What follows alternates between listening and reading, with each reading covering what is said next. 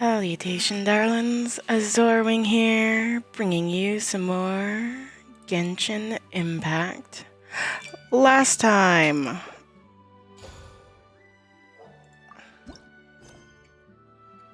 after the piece.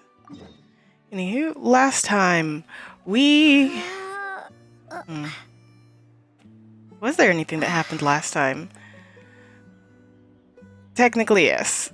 Last time we saved Natlan. Holy hell, was that that was a lot. It was so much. Heroes were recognized, Natlan saved, Muvika still has her, her little chess piece thing, connection to the gods. Where the hell is it? Where is it? I don't see it. I'm like looking up into the skies if I can see it. And like there were actual changes to the world, like like we had a little party afterwards. I mean, it gets cut off a little right there, but that's okay. You don't normally see it if you're looking at it head on. And like we were recognized as a hero of Natlan, and our ancient name means hope. And it was really meaningful. Now, why did I ask if anything happened last time? If I had a nickel for every time after a really meaningful quest I discovered that I completely lost the recording, I would have 2 nickels. And it's horrible that it happened twice. Like, I remember after Farina's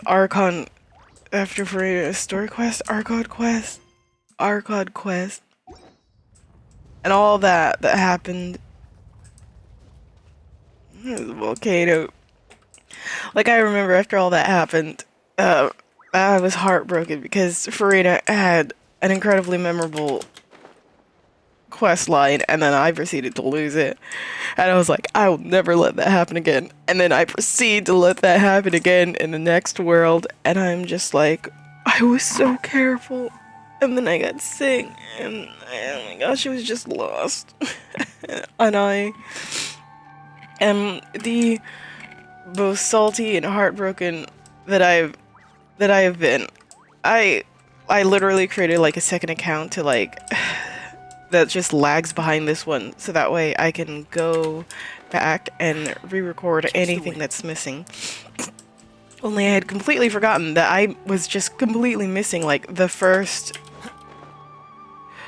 that I didn't start out streaming this game. Like I was just playing the game just to play it, and so like I don't have any of the first, and so that's the whole thing.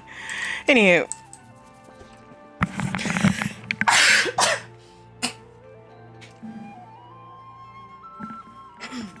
goodness gracious.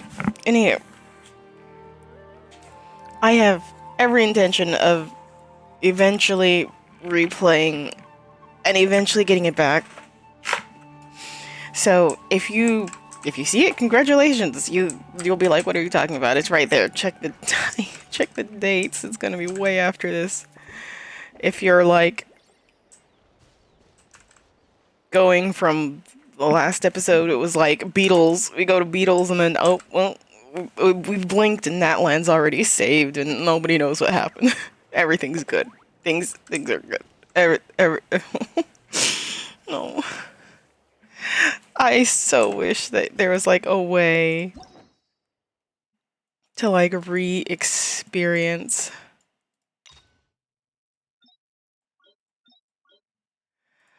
like the things, like the quests, but you can't. And I'm like, and I mean, like you can, or can you? Nope, you can. Though our homeland has become a distant memory, Yeah, that's the best we can do. Which is far from being. Genshin's a game that you can experience once as you play it, unless you create a second account, in which case, then you can experience it twice. I was so many levels of like tearful and salty and just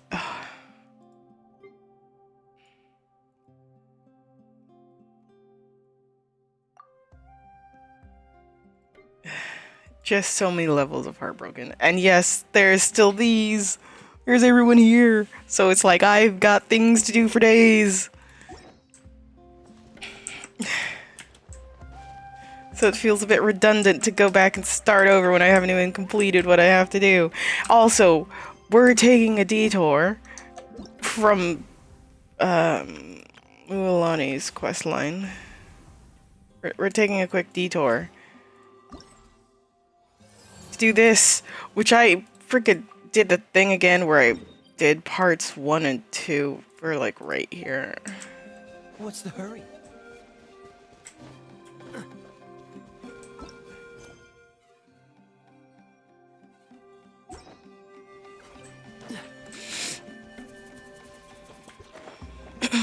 You know, either way, both are story quests just for different characters. One's a bit more built in than the other.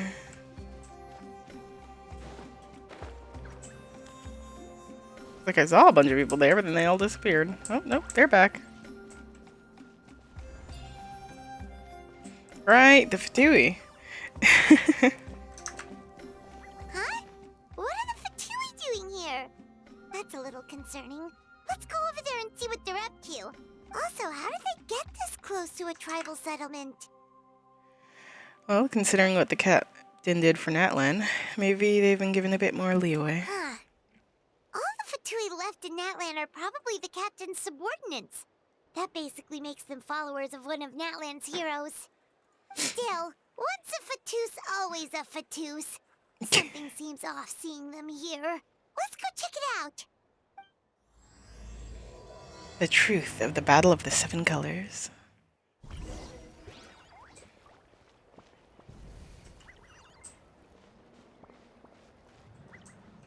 Hello there. Ahem!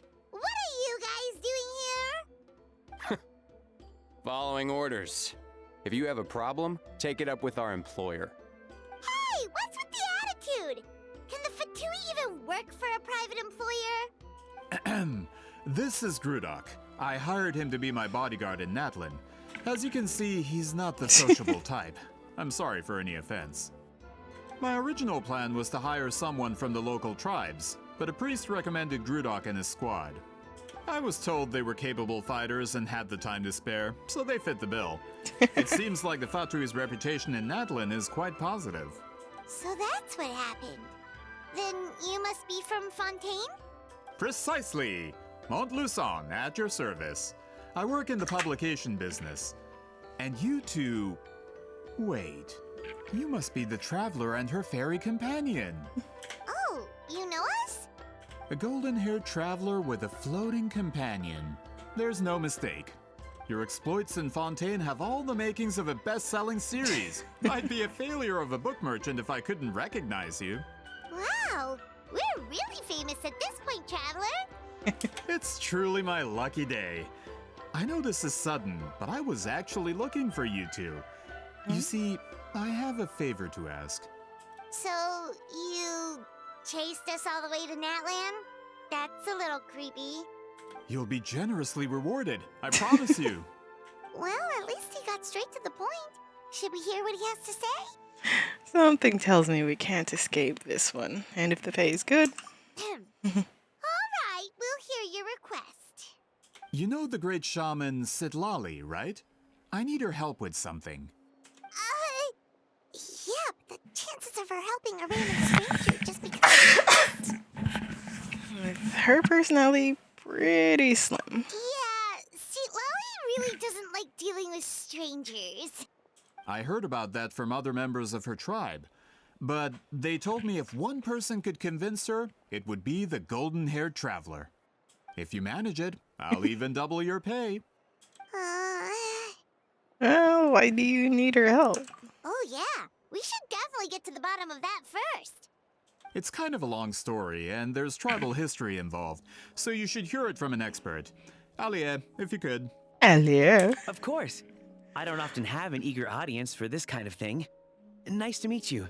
The name's Allier. I'm a researcher from the Fontaine Research Institute. Hello, hello.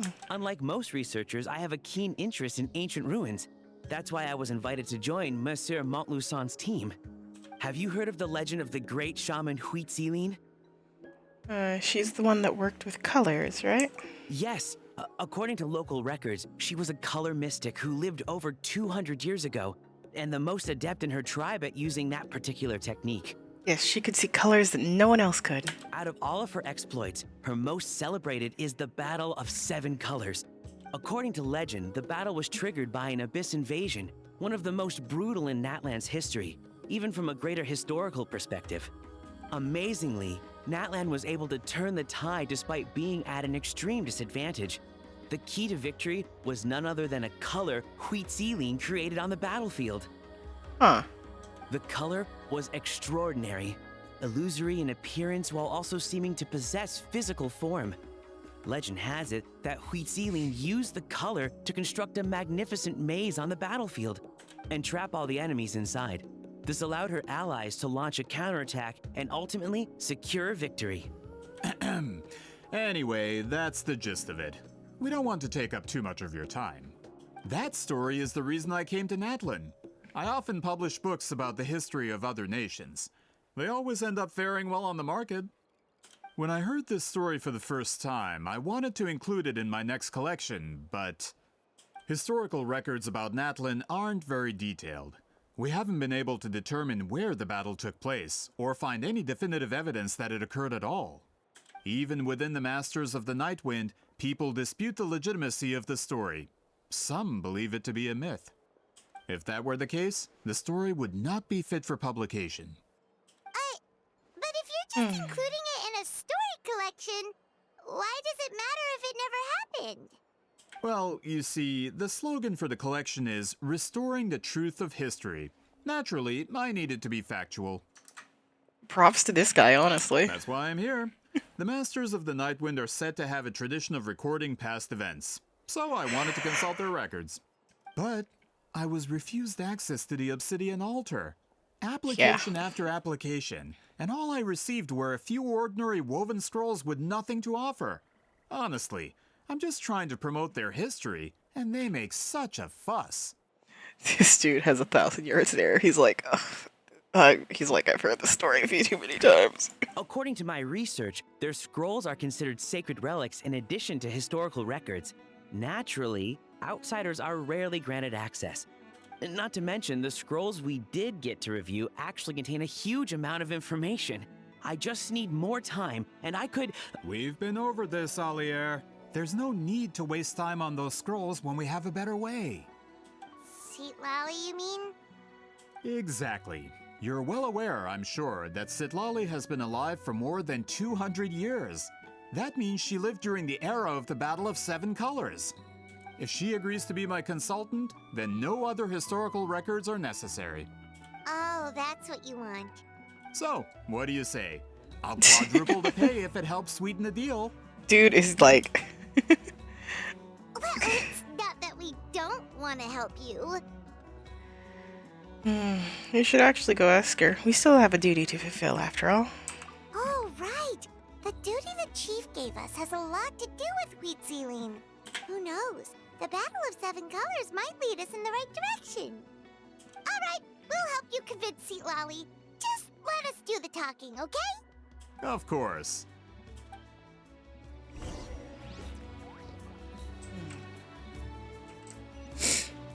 And we're heading off.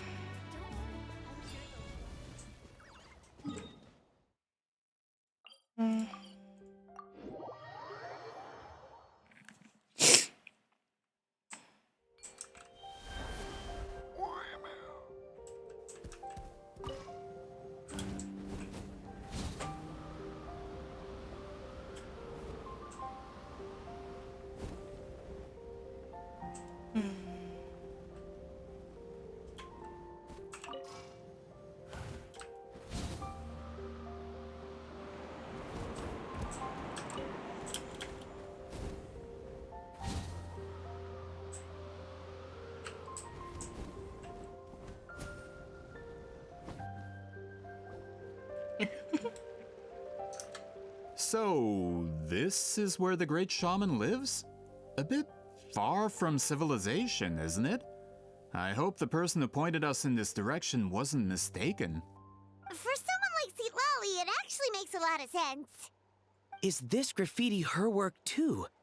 I wonder if it's a cultural practice. If I could just copy it down, We're here for a reason, Alier. As agreed, you two can do the talking, and we'll wait for you here. Okay. Okay, we'll go knock on the door. Hopefully she's not hungover.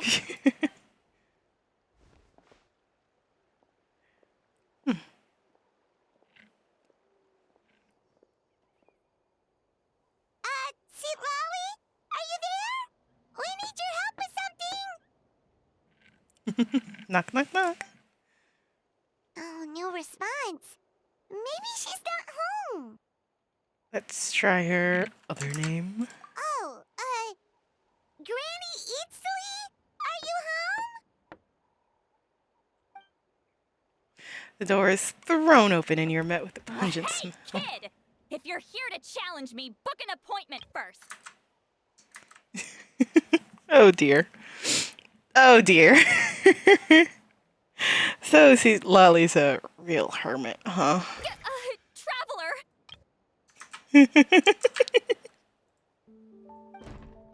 The door closes abruptly.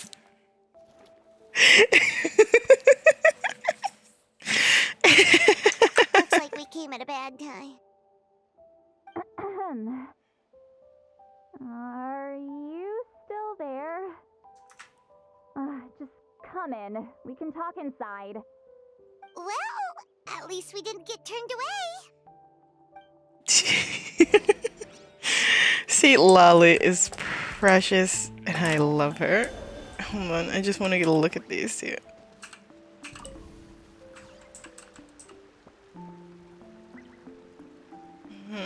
No, normal eyes. I mean, well, yeah, no normal eyes.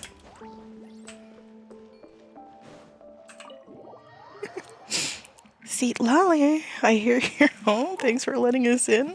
Hi, friend.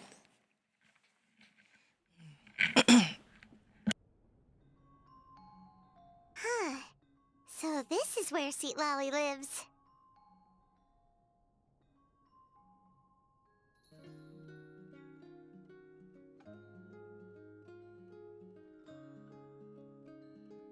Sorry, I had to stop for a moment. It looks very cozy. I didn't have time to fully clean up the place. Complain if you want. Menial housework means nothing to a great shaman like myself. Besides, in light novels, people who keep everything neat and tidy are always too boring to be the protagonists. Also, I'm not a hermit. I'm just above superficial rules of societal etiquette. She's like looking, she's like, I didn't leave anything too concerning out.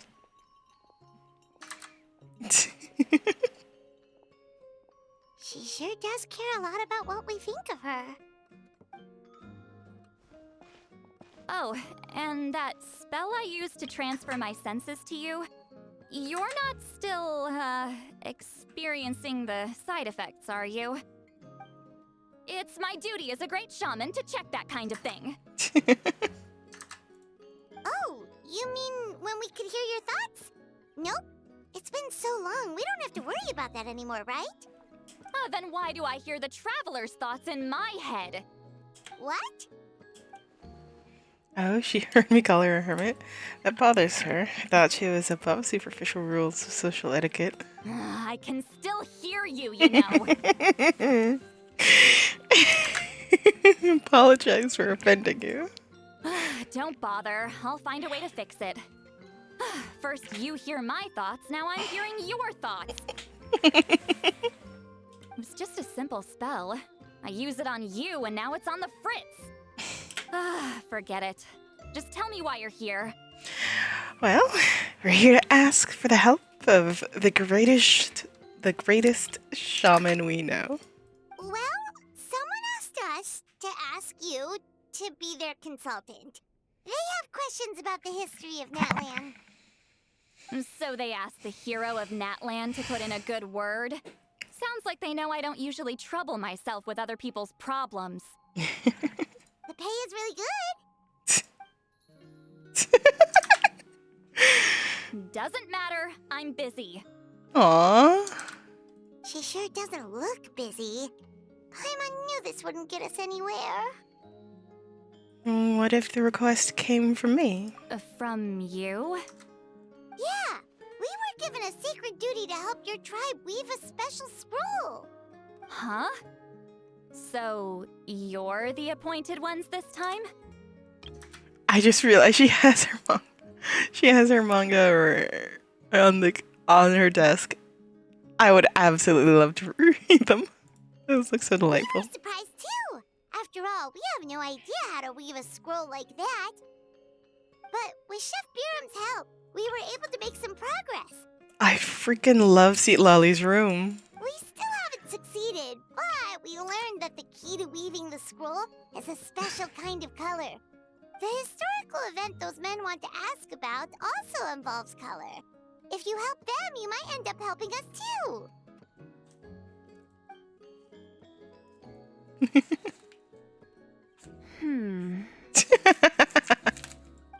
She's giving us that face again. Did Paimon not explain things clearly? I can't decide whether this twist is completely out of the blue or if it was foreshadowed all along. Does that mean you won't help us? I need to think about it. Then there's still hope. Hey, what's the holdup? Just give us an answer already. You agreed to let us do the talking.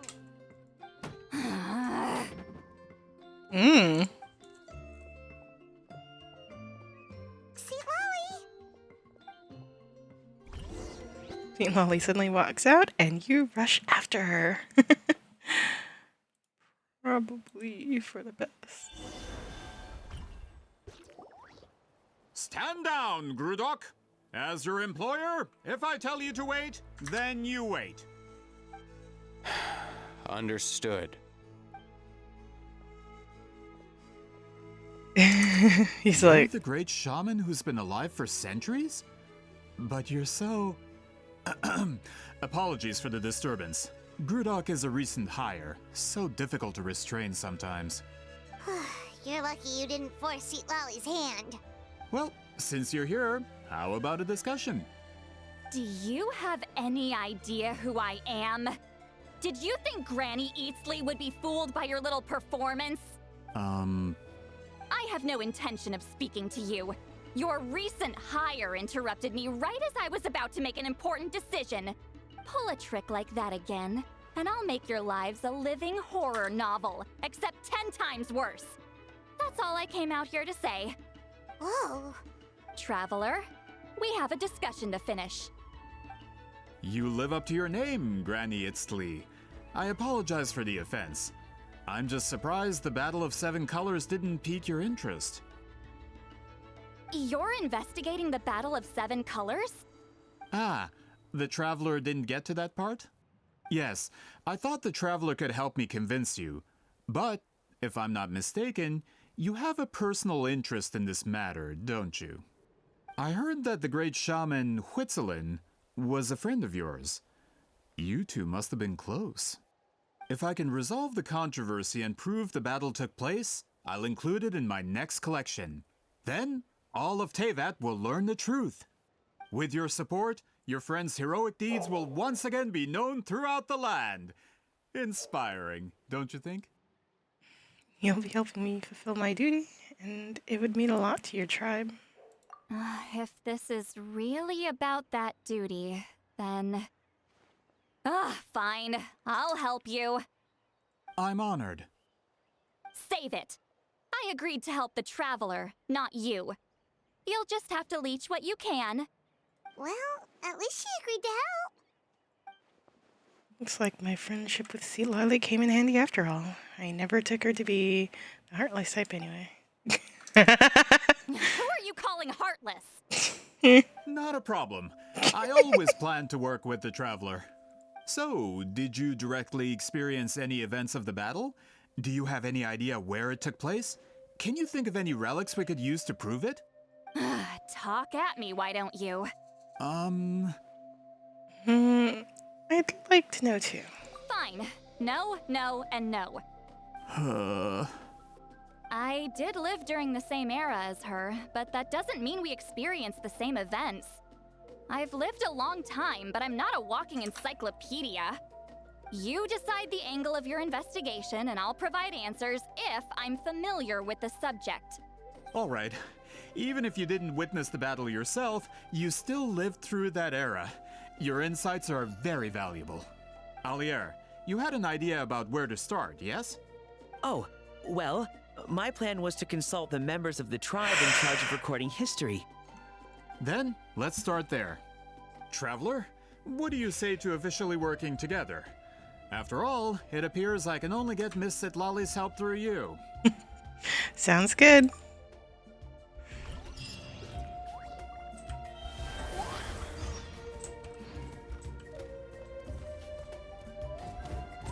See, Lolly gives off the air of someone who is just...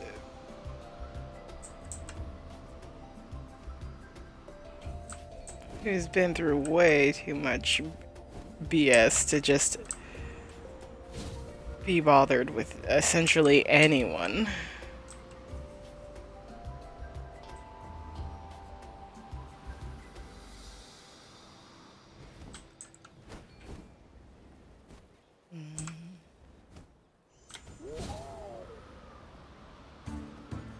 Definitely gotta get a lot of height because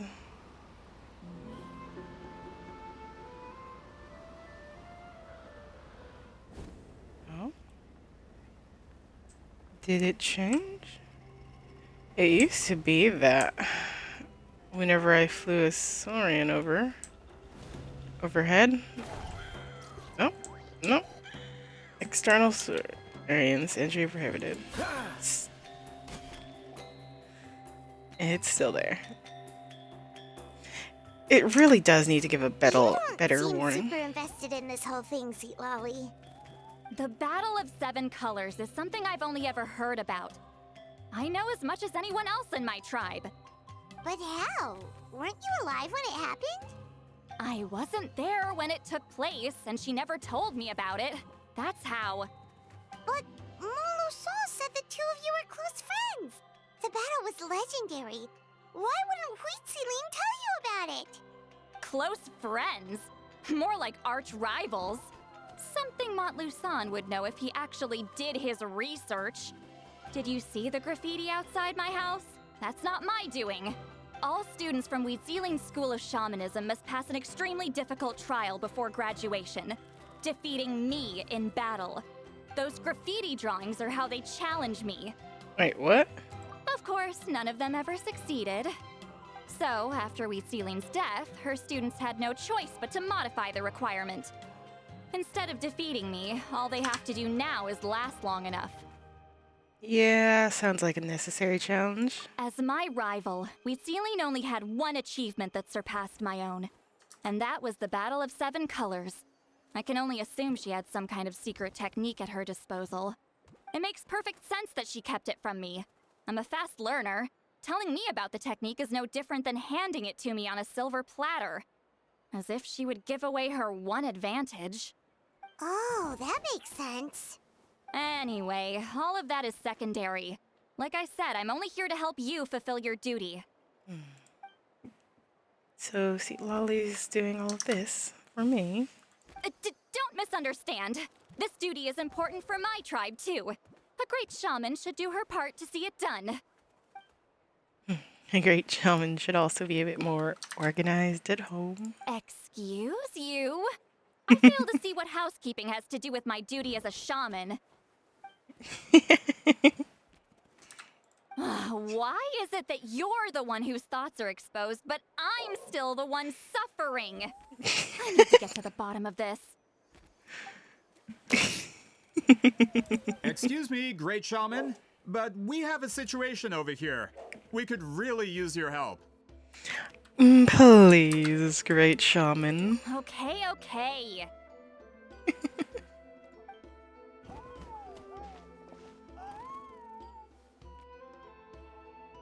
Of course the Battle of Seven Colors happened. The woven scroll proves it. Wheat Ceiling used a mysterious color to construct a maze and trap the enemies inside. That's just your interpretation. There's more than one way to understand that scroll. Besides, constructing a maze out of color is ridiculous. Wheat Ceiling was one of the most powerful shamans of her time. She definitely could have pulled it off. That's the biggest problem. She had students. Why not pass it down? A technique that powerful? And no shaman since has ever used it? Her students are keeping it a secret, of course. If you knew a technique like that, you'd be a fool to show it to just anyone. Oh, I didn't mean to cause an argument. I just wanted to ask, is there anything we can use to prove the battle took place? Of course it took place. Why would you need to prove it? You'll have to excuse him. Some people in our tribe insist on clinging to outdated views of history. I'd give up now if I were you. It only gets more ridiculous from here. Please don't fight. Wow, so the battle really is controversial. Am I the outdated one? Kids these days can't find anything better to argue about? These arguments are precisely why I hesitate to include this story in my collection. Neither side was able to offer anything useful. What should we do?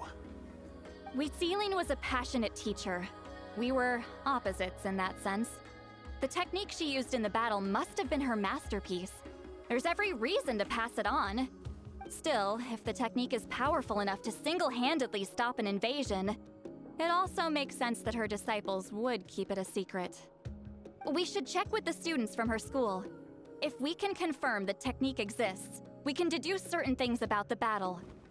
But as far as I know, most of the shamans from her school occupy high positions in the tribe. Not the type of people outsiders like us can speak to on a whim. Right. The obsidian altar is off limits to you. But, if I go... Will you go, Sweet Lolly? Is there a problem?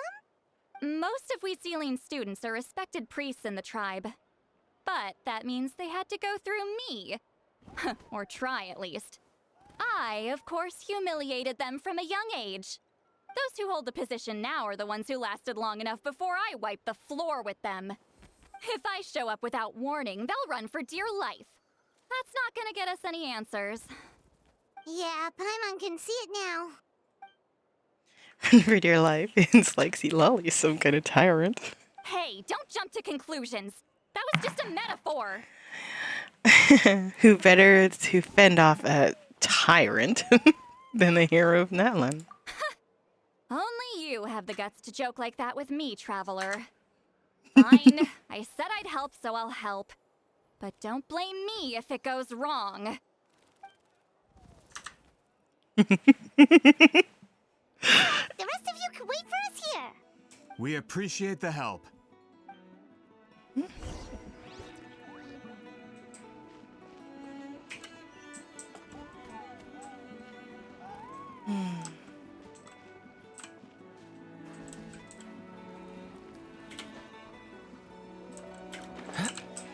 Oh, right. God damn it. I should have gone through the door, shouldn't I? Yeah, you could literally... It's right underneath here. My brain is telling... that there is an exit right around here somewhere.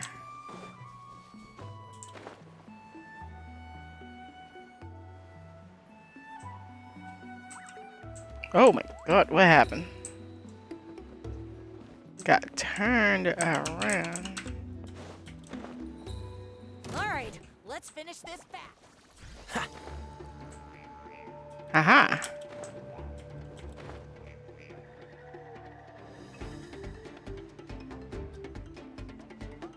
Sacrificial altar.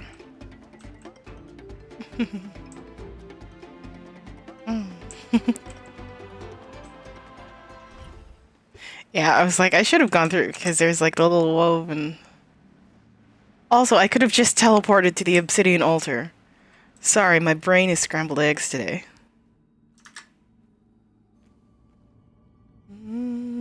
Oh, are you in the middle of a ceremony? Granny Eatsley? What is she doing here? Did some coward not show up after challenging her to a fight? Or is she here to officially take over the tribe? Oh, it's like they really do see her as some kind of tyrant. No matter what, we'll defend our dignity as priests to the end. Ugh, you talk a big game for someone who lost to me the most out of the entire priesthood. What? All I want is to ask some questions. So, you're here to interrogate us? Someone didn't sit pretty for their beating? Is that it? You want their name, don't you? We should just run! Don't be afraid. Yeah, with the hero of Natlan here, Granny Eatsley will be on her best behavior. Sure, whatever you say. Oh, it's the Traveler and her companion. That does make me feel better. How can we help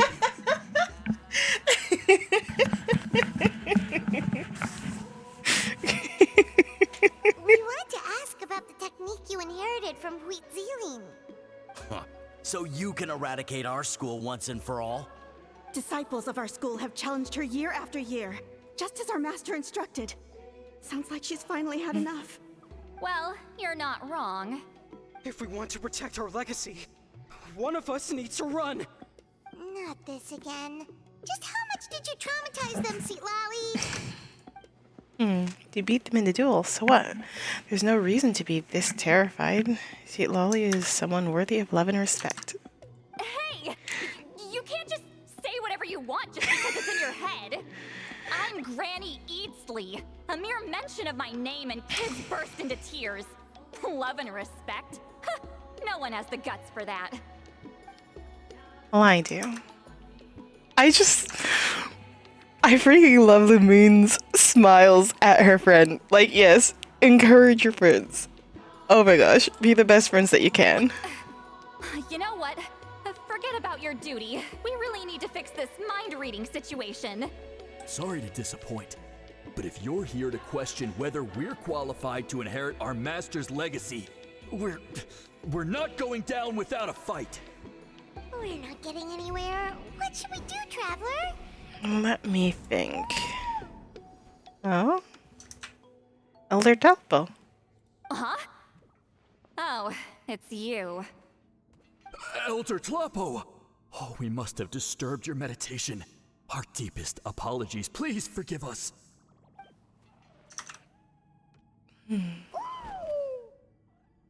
Did Elder Tlapo just issue a declaration? From what I can tell, in a single word, the message was... friend? Is Elder Tlapo telling us to treat Granny Eatsley as a friend? That's not possible, is it? You forget yourselves, my friends. You are esteemed priests of our tribe. Where are your manners? But Chief... I didn't expect to see you here, great shaman. My sincere apologies for the lack of hospitality. Also, this dude who's just so freaking tall. Well, I wasn't exactly planning to come to this crowded place. So you can save the pleasantries, Chief. I'd rather get this over with. Understood.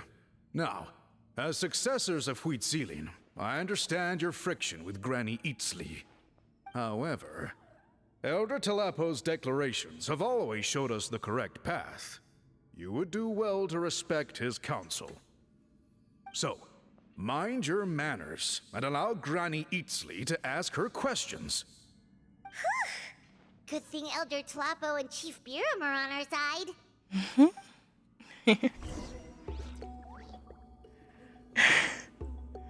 Talk to Sweet Lolly. Why does Granny Eatsley want to question us all of a sudden?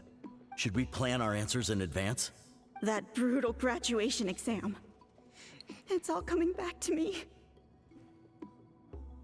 God damn, Sweet Lolly. You heard the chief. There's no running away. They all look so devastated. Like, goddamn, Sweet Lolly, what is their graduation exam? Hi there, Elder Clubbo! It's been a while. Hey, he seems pretty happy to see us. He's the one who put you in charge of the scroll, right? Yep, yep. Yeah, Elder Tloppo appointed us to the task. Elder Tolapo, huh? He's still Claw to me.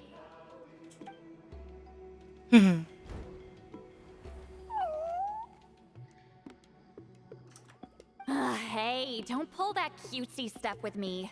You're an Iktomisaur Elder now. You occupy an eminent and important position within the tribe. So, you already know each other? Claw was only this big when we first met. He was Witzelin's Saurian companion back then. She kept dragging him to my place, so over time, we got to know each other. Sounds like you and Heatseline were close. She only came to my place to fight me. But at the same time, she always claimed to be my friend. She was the only one who dared to try, at least. Well, you've lived a long time. You've probably made a bunch of friends over the years, right? The more time you have, the more friends you lose. Oh, Anyway, let's get back to business. I hate talking about the past. No. 200 years and you still haven't given up, Claw? I still haven't made up my mind, so you should head back. Traveler, Paimon, let's go.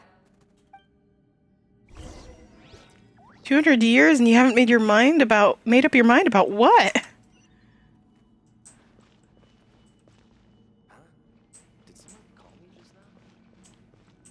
Why does Granny Eatsley want to... Should we plan our... That brutal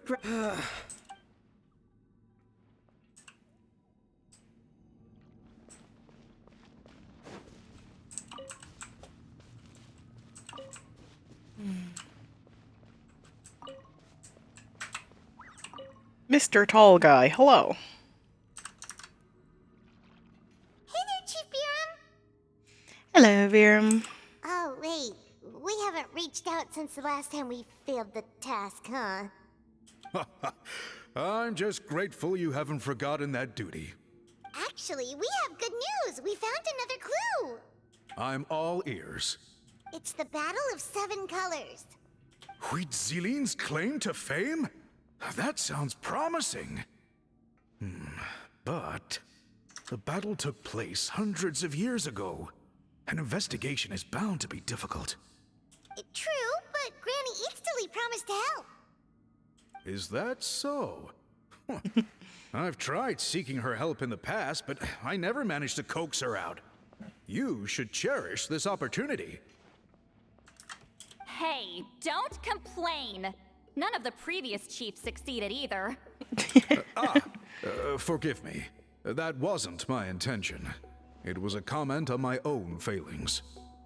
Paimon said you've been trying to figure out how to weave the special scroll. It is my duty, great shaman. Why bother? The scrolls always end up completed on time. So what's the point of figuring it out for yourself? If I may, this task concerns the history of Natlan as a whole. And in many ways, history is the memory of a people. Memory is sacred to our tribe. I'm sure a great shaman understands that better than a humble junior like myself. Something this important cannot be left to baseless rumors. I know you don't concern yourself with the daily affairs of the tribe, Granny Eatsley. Even so, as a priestess, I trust you wouldn't leave something like that to chance. I get your point. Something on your mind, Sea Lolly? Of course, the one time I wish you could read my mind, it doesn't work. Chief referred to himself as a humble junior. Maybe Lolly's worried she looks old. No, that's not it. Huh? It's not important. Rest assured, Biram, with my help, the Traveler and Paimon will definitely be able to complete the task. You have my thanks then.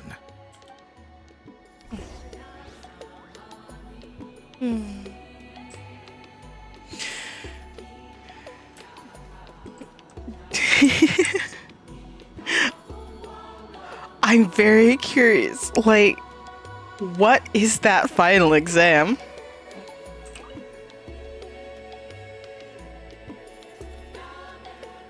Huh.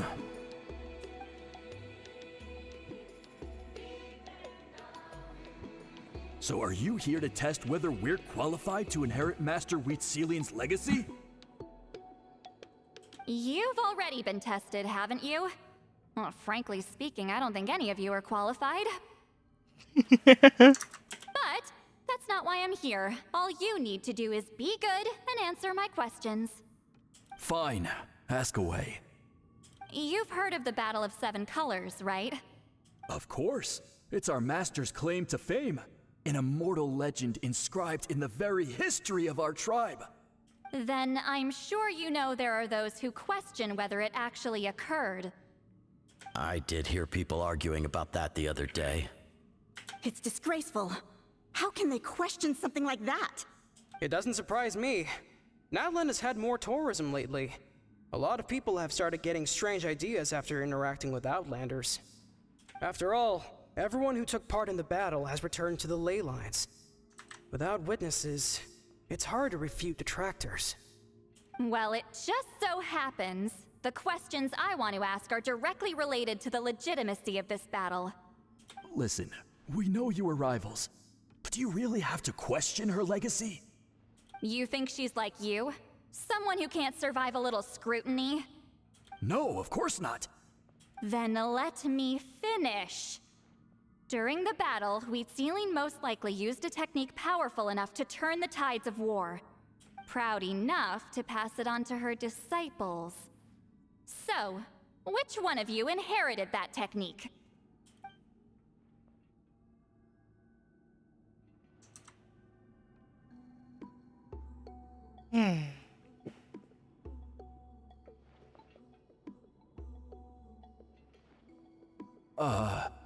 I don't think any of us have heard of it. Listen, I'm not trying to take it for myself, so be honest. With or without it, I can wipe the floor with any of you. Yeah, no objections there. But I'm telling the truth. None of us have ever heard of that technique. What's wrong with her? Why would she let it go extinct? Master's body of work is massive. No one student could hope to learn all her techniques. Mastering just a few already takes a lot of effort. Master had no choice but to recruit many students, split up what she knew into different portions, and pass it down through various individuals. So even though we see ourselves as representatives of Wheatselian's school of shamanism, what we know isn't the sum of her legacy. Actually, I know of a shaman family that inherited some of Master's techniques. The family fell on hard times and lost the right to the priesthood. Still could be worth a shot. But if they inherited Wheatsealing's secret technique, shouldn't the family be thriving? Well, it's the only thing I can think of. All right, give me their address. I'll mark it out on your map. To be honest, I'm not optimistic about the future of this investigation. You're really giving it your all, though. That's because the request came from you. You don't know the power of your own words, do you?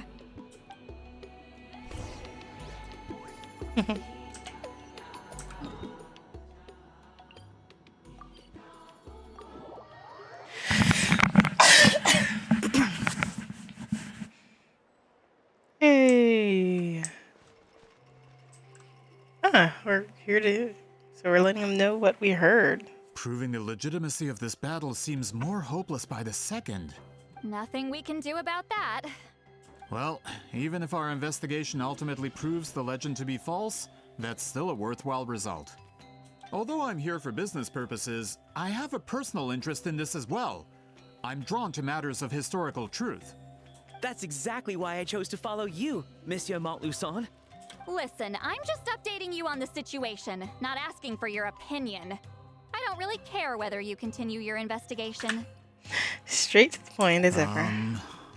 And Traveler, you came to me for help with your scroll weaving duty, right? You thought looking into the Battle of Seven Colors could give you answers. That's understandable. But based on our progress, I'd say this is a dead end. Instead of wasting time, you might consider taking a different approach. I'll try to think of another way to help you. Respected traveler, let's not forget about the compensation I promised. You shall have it in full. Extra, if that's what it takes. I think this investigation could help you too, Lolly. What makes you say that? Because it has to do with Hutsilini's past. Yeah, based on what you've told us so far, it kinda seems like there's unresolved tension between you two. You think so? She claimed to be your friend, but picked fights with you non-stop, and never told you about her biggest accomplishment. By figuring out the truth behind the battle, maybe we can finally help you get closure. Closure? I'd say we're 200 years too late. But fine, if you want to keep investigating, be my guest. Ah, that's wonderful news. Alright, let's go visit the shaman family!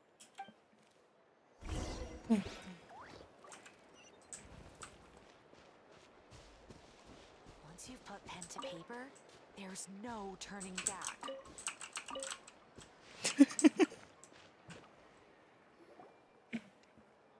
Hello, are you Aishaman?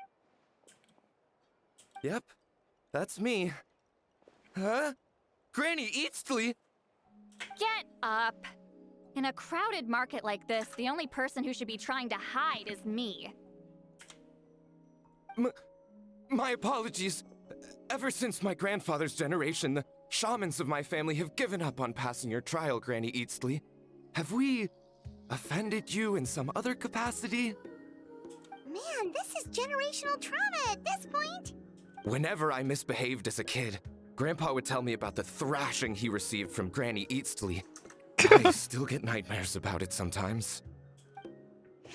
Wonder what Lolly looks like in those nightmares. Hey, don't get any funny ideas. This was your idea, remember? Keep asking your questions. I'm going to find somewhere quiet to wait. Oh, Lolly. Okay, so your family studied under Hutsilin, right?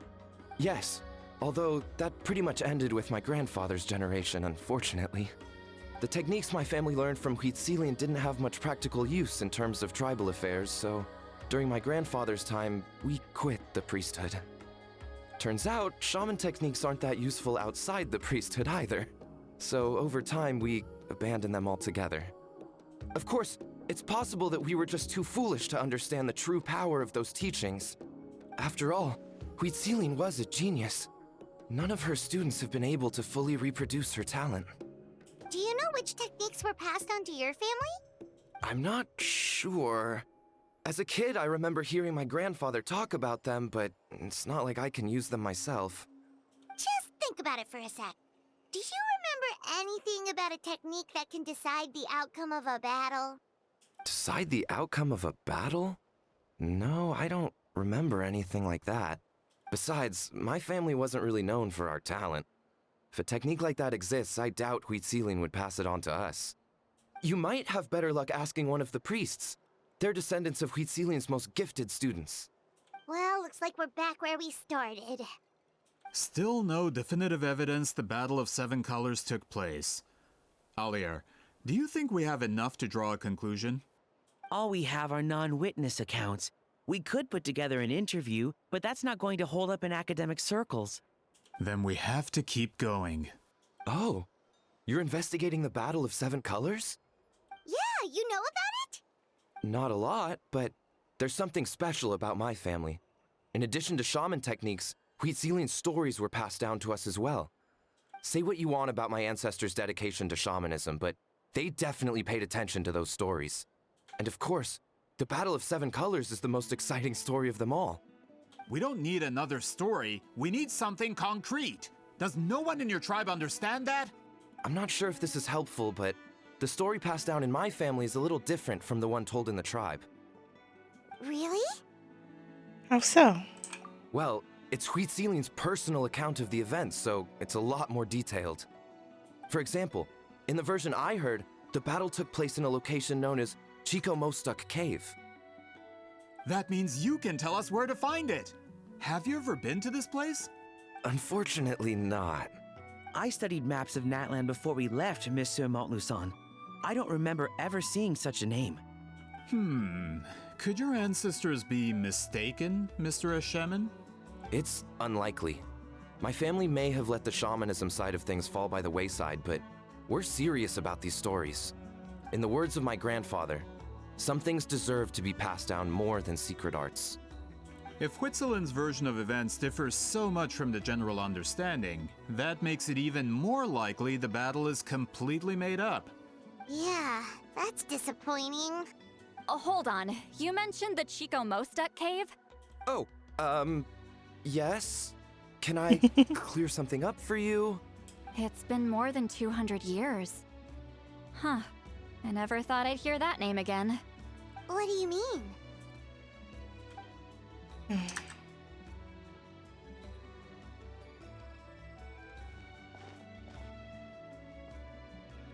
He's like, what? He's like, did I just dodge a Location bullshit? is now known as the Valley of Fog. The Chico Mostek cave is what it was called 200 years ago. Precisely when Huitziling was alive. That means, Monsieur Montluçon, we can confirm the original site of the battle. Once we get there, the evidence we need should be at our fingertips. Just when we thought all hope was lost. I never doubted you, great shaman. Allow me to present you with a gift as thanks. Save it. Flattery won't get you anywhere with me. Just accept the gift, Seat Lally. You've earned it. Wait, Mr. Montluçon works in publishing. You're a huge fan of light novels, right, Seat Lally? Maybe he could get you some that are out of print. Really? Out of print, huh? Sure. Do you have any in mind? Well, if we're talking collectibles, then the first edition of Shogun Almighty reborn as Raiden with unlimited power is a must. It's the first major hit of the isekai genre. Several editions have gone to print, but copies of the first edition are exceedingly rare and valuable. I see. There's also its sister work, Pretty Please Kitsune Guji. It was Yai Publishing House's attempt at gauging the new market trends. It's opened the door to a new genre after readers grew tired of isekais. The sales speak for themselves. Actually, Yai Publishing House released a limited edition not too long ago, but it's almost impossible to get. Anyway, I'll take those two. Sorry, I'm not sure I caught all that. What were the titles again? Reborn as Kitsune Guji? These two titles are among the most successful and well-known works in the entire industry. You're telling me, as someone who works in publishing, you've never heard of them? I'm a merchant from Fontaine, after all. Regarding this particular genre from Inazuma, I'm afraid I lack your level of expertise. Amateur. Just leave the books to me. Of course. Sounds like a perfect arrangement. Now, there's no time to waste. We should head to the site of the battle right away. Once we get there, it'll take a bit more work to determine the actual location. Right now, all we have is a general idea. Well, I'm sure Miss Sitlali can help us with that. Have you even looked at the time?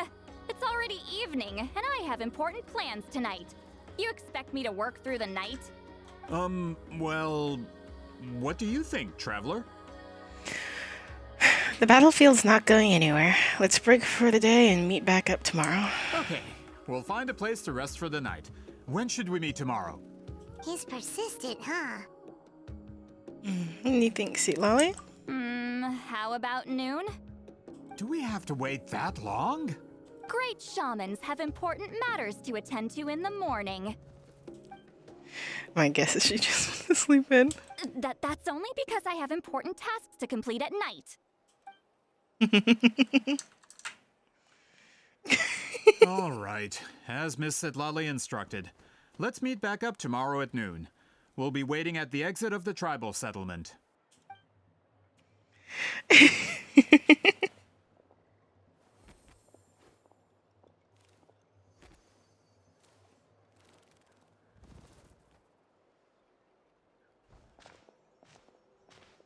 Sorry, I just wanted to ask, is Granny Eatsley satisfied with my answer?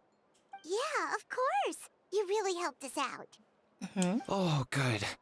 I'm glad I didn't offend her somehow. You're really that scared of her? She's actually really nice, just awkward in social situations. To be honest, Granny Eatsley almost never interacts with ordinary tribespeople like us. Everything we know about her comes from rumors. She's a powerful shaman who's lived for over 200 years. As a great hero, you're probably the only one who isn't intimidated by her. Hmm. It's like, just, yeah. Thanks for today, Sweet Lolly. Want to grab a meal? My treat. Think of it as a thank you for today. That's quite considerate of you. All right, let's grab a few drinks. Just like last time. Wait, didn't you say you had important plans tonight? What did you think I meant? Does that mean you've gone drinking every night for the past 200 years? Now Paimon's worried about your health. Same place? No, I've had enough socializing for one day. I know somewhere quiet. We can just buy some drinks and head over.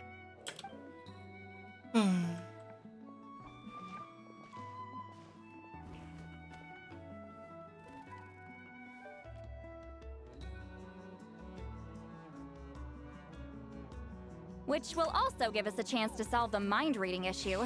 Considering the necessary spell work, I'd rather do it in private.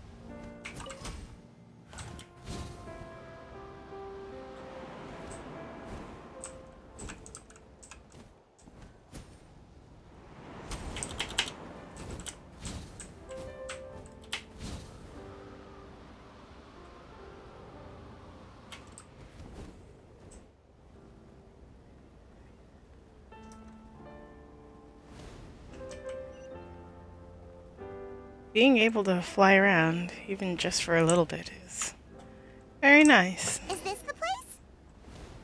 No, further up. Further up? See, Lolly leads you to a hot air balloon. Whoa, this is like a secret base. It's absolutely lovely.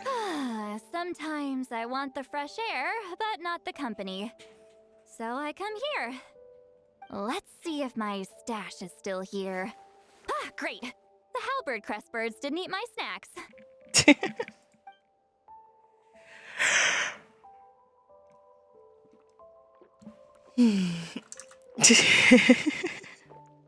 Now for the mind reading issue. Give me your hand. Just like last time? It might take a little longer, actually. I just need to share my senses, make a clean break.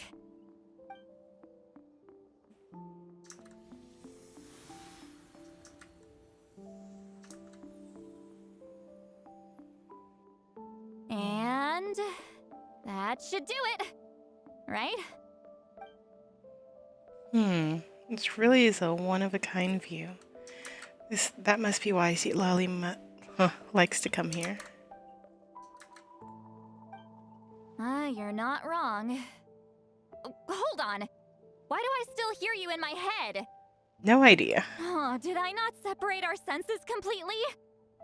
Maybe using my palm isn't enough? Close your eyes. Aww. Oh, please work, please work. A great shaman should be able to handle this. Okay, what about now? Sounded like your thoughts. Huh? And now? It's gone. Huh. Whenever I try to remove the effect, it just flips direction and gets worse. Was that Sweet Lolly's forehead this now? It was really warm. That was just to help with the spell. Ah, shoot. I still hear you.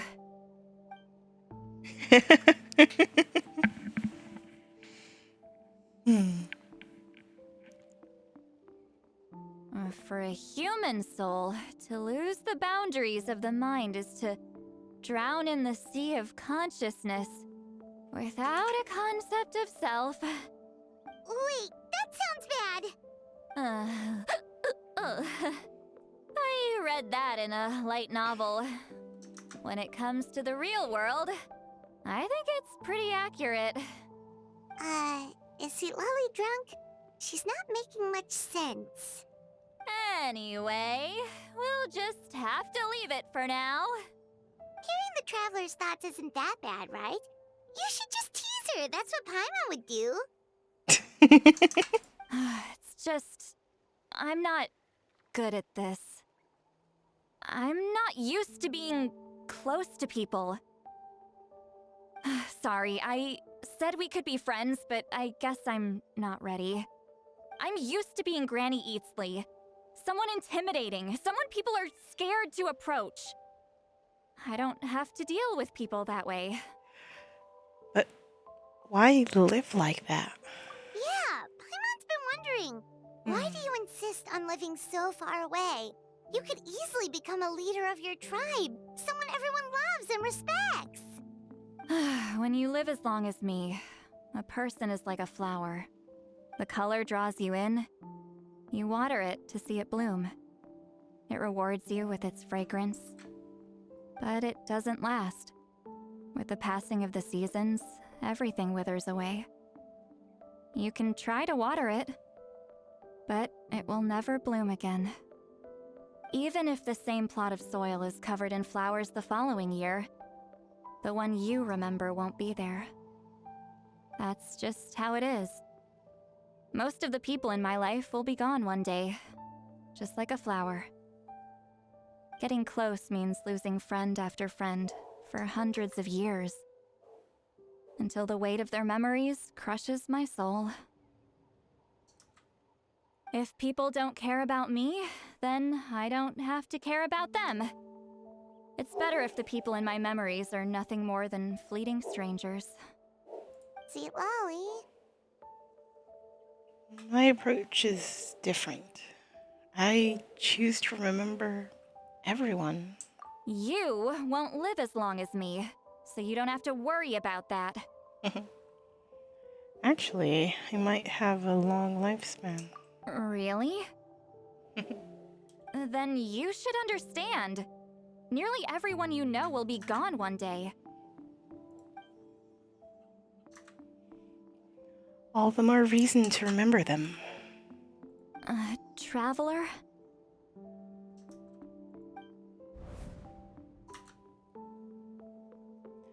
I have a friend who only lives in my memories now. In fact, you could say my memories are the sole proof that she existed in this world. So sometimes I tell myself, as long as I remember every single friend, they will never truly die. Instead, they will live on in the world of my memories. When friends create memories together, there's always something to hold on to. So, if you still need time, let me choose to remember you first.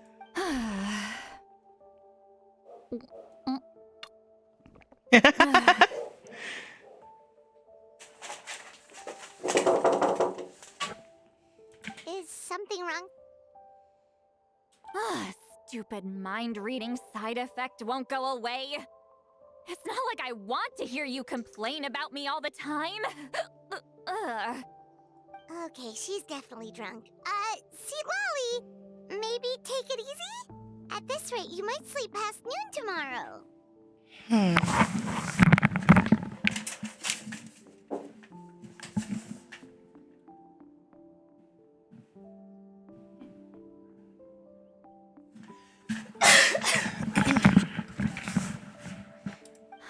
I'm not drunk. I remember everything the traveler said. Just gotta think of a response. I'll think of something. Uh-oh, not this again. Is she asleep? I'm fine. can get home by myself. Is she talking in her sleep or talking to us? She seems kind of out of it. Bye. Gonna walk back alone. Need some time to think. She doesn't need us to worry about her. She's always been like this. Alright.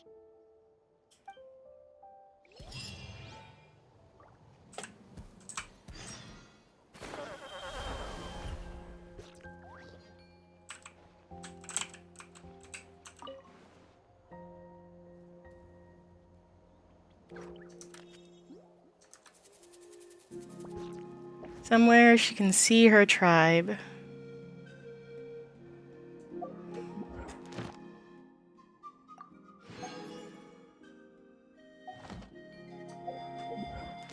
Perhaps feel like it's not so far away. Yeah, wait.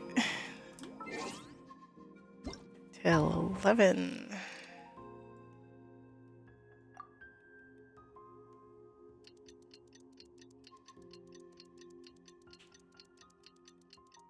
Girly, I don't think you need 12 hours to sleep off a hangover. Although I'm basically immune to the effects of alcohol, so who knows.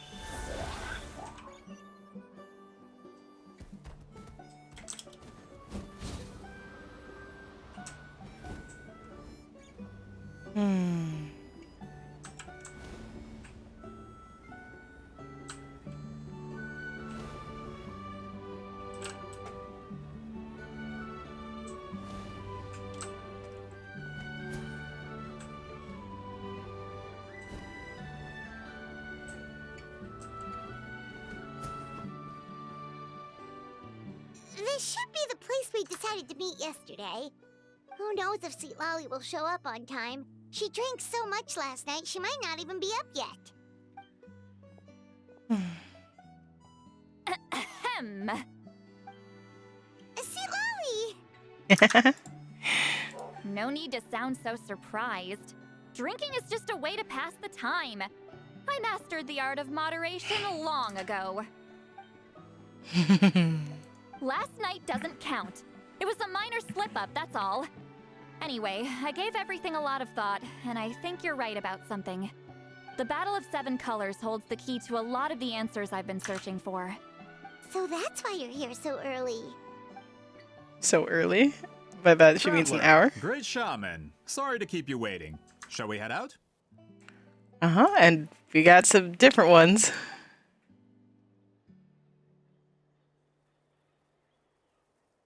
Just follow me. I'll confirm the location myself. Of course.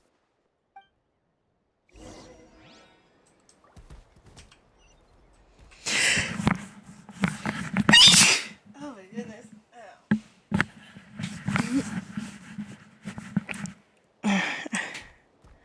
I would try to stop the sneeze, but that's not exactly a sneeze that can be stopped.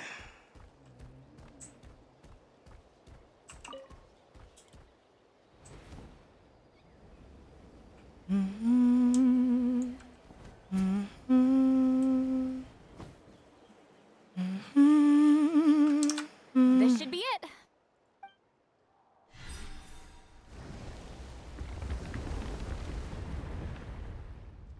So the battlefield is inside this place. That could explain a lot of our academic questions. Don't lose focus. Once we get to the actual site of the battle, all the evidence needed for publication will be at our fingertips. Everyone ready? Let's go.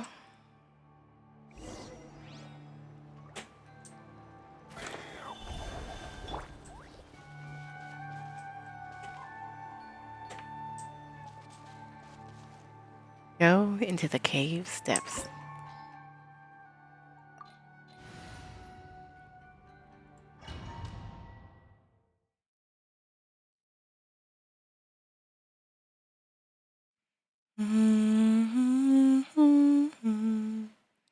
Also, recommended animo. Is it recommended because of puzzles? So the Abyss invaded through a cave like this? When the Abyss first began to corrode the ley lines, they took every opening they could get. All the items here should be useful for our research. You're not to touch a single one without my nod of approval. I don't support invasive excavation techniques either. Ah, of course. I'll defer to the experts on this matter. Well, shall we continue?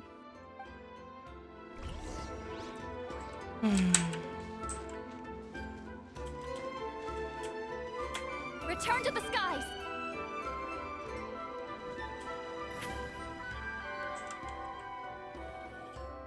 There are weapons here from every tribe in Natlan. The battle must have encompassed the entire nation. Sounds like we're getting closer to what the legend describes. But all we can really say is that a battle took place here. There's still no evidence of any colors or some elaborate maze. Wow, you're really invested in the Battle of Seven Colors. Well, it's the reason I came to Natlan in the first place. Grudok, send some of your men to search the area. We might miss something all grouped together like this. I'd like to cover all our bases. All the bases. You got it. Don't jump to conclusions. Of course this isn't the site of the actual battle. We have to keep going.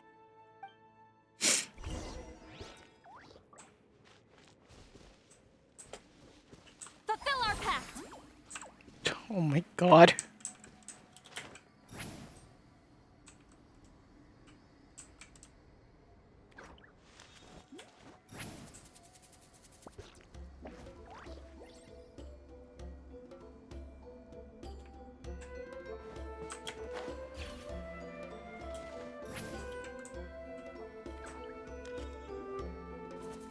Return to the skies!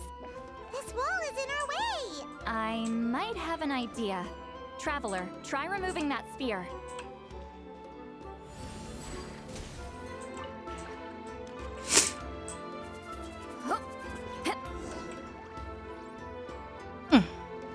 Whoa, we passed straight through! What was that? Some kind of color magic?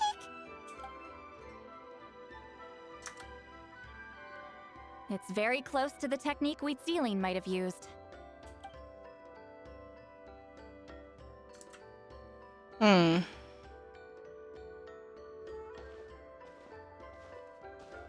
That's it?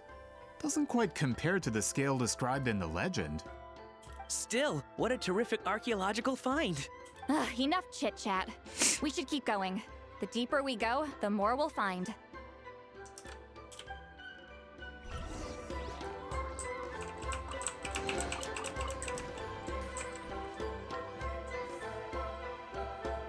Return to the skies!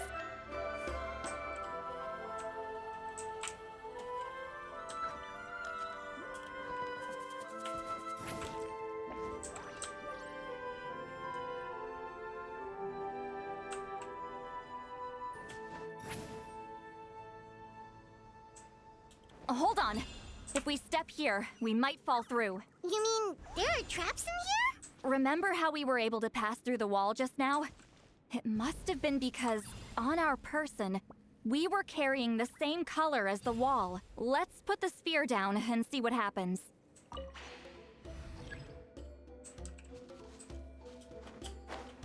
Whoa, you're right. We can keep going now.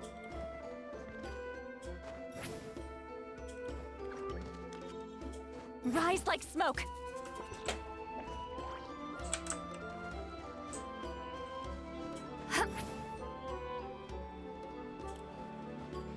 Okay, it's not only to open up doorways.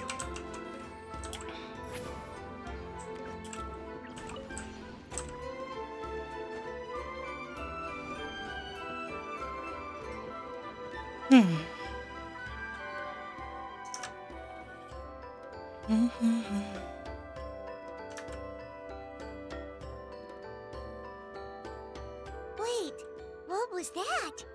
What is this place? Look! A maze made of colors. It's real. I can't believe it. Hold on. The quality of this space. This isn't reality. It's a realm of memory. Huh? Is this the Night Kingdom? No. This is a space constructed using memories as a medium. The principle is similar, but the two are not the same. Correct? Wheat ceiling? What? No. It's just a trace of her consciousness left behind after creating this space. Friends, this is my question to you. What is our strongest weapon against the Abyss? In my opinion, it's memory. After all, is it not after losing the capacity for memory, love, and compassion that our enemies fell to the Abyss? That is why, with our memories, we possess a power the Abyss cannot hope to match. I have discovered the perfect medium for us to wield that weapon. You know it as color. The more cherished the memory, the more vivid its color. As memories disappear, their color fades first. That is why color is the best vehicle to wield the power of memory. Guided by vibrant colors, your capacity for memory is what will allow you to navigate this maze. Without that capacity, enemies will fail to cross the barrier in front of them and be trapped here for eternity. So, be brave, my friends, and march forward. Any ideas, Sweet Lolly? Sounds like she left a tutorial. Not surprising. She always did have to handhold her talentless students.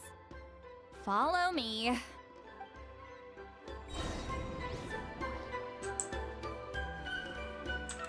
Oh, I can't go that way.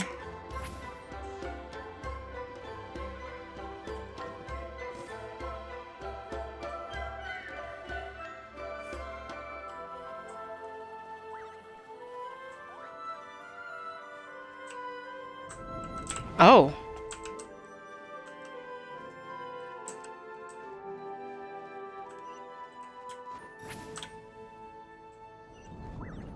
Take me up.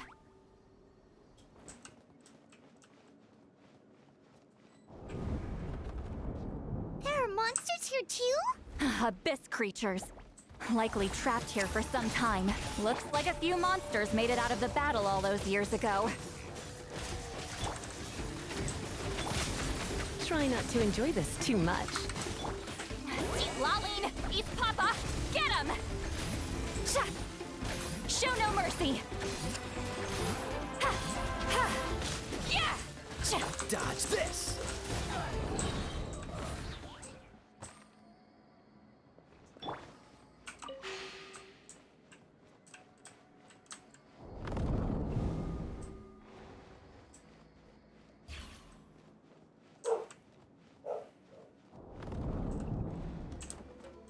What's with these color-changing blocks? You and Sweet Lolly fell through all of a sudden.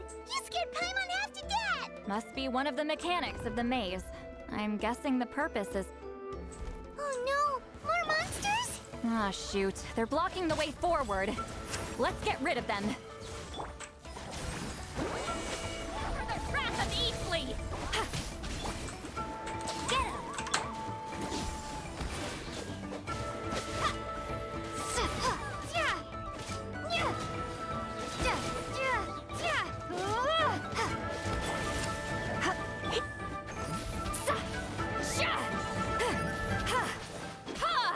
Show no mercy! Cool it! Freeze!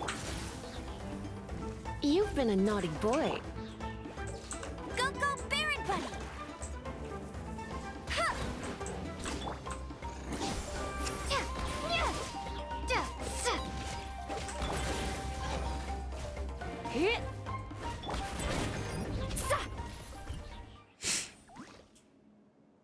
Rise like smoke!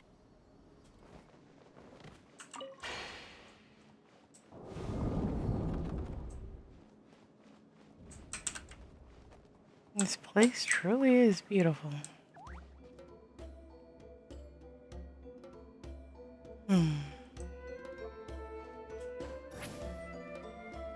This place is so pretty. If not for those monsters, Paimon would have never guessed this was a battlefield. The showmanship's not bad, I'll give her that. Is this a bridge made of colors? Don't sound so surprised. We just need to cross and we should reach the end.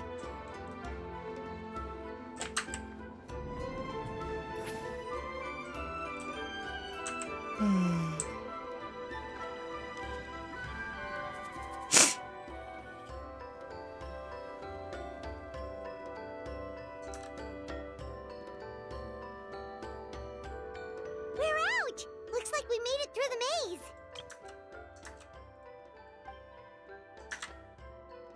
Hold on. This is...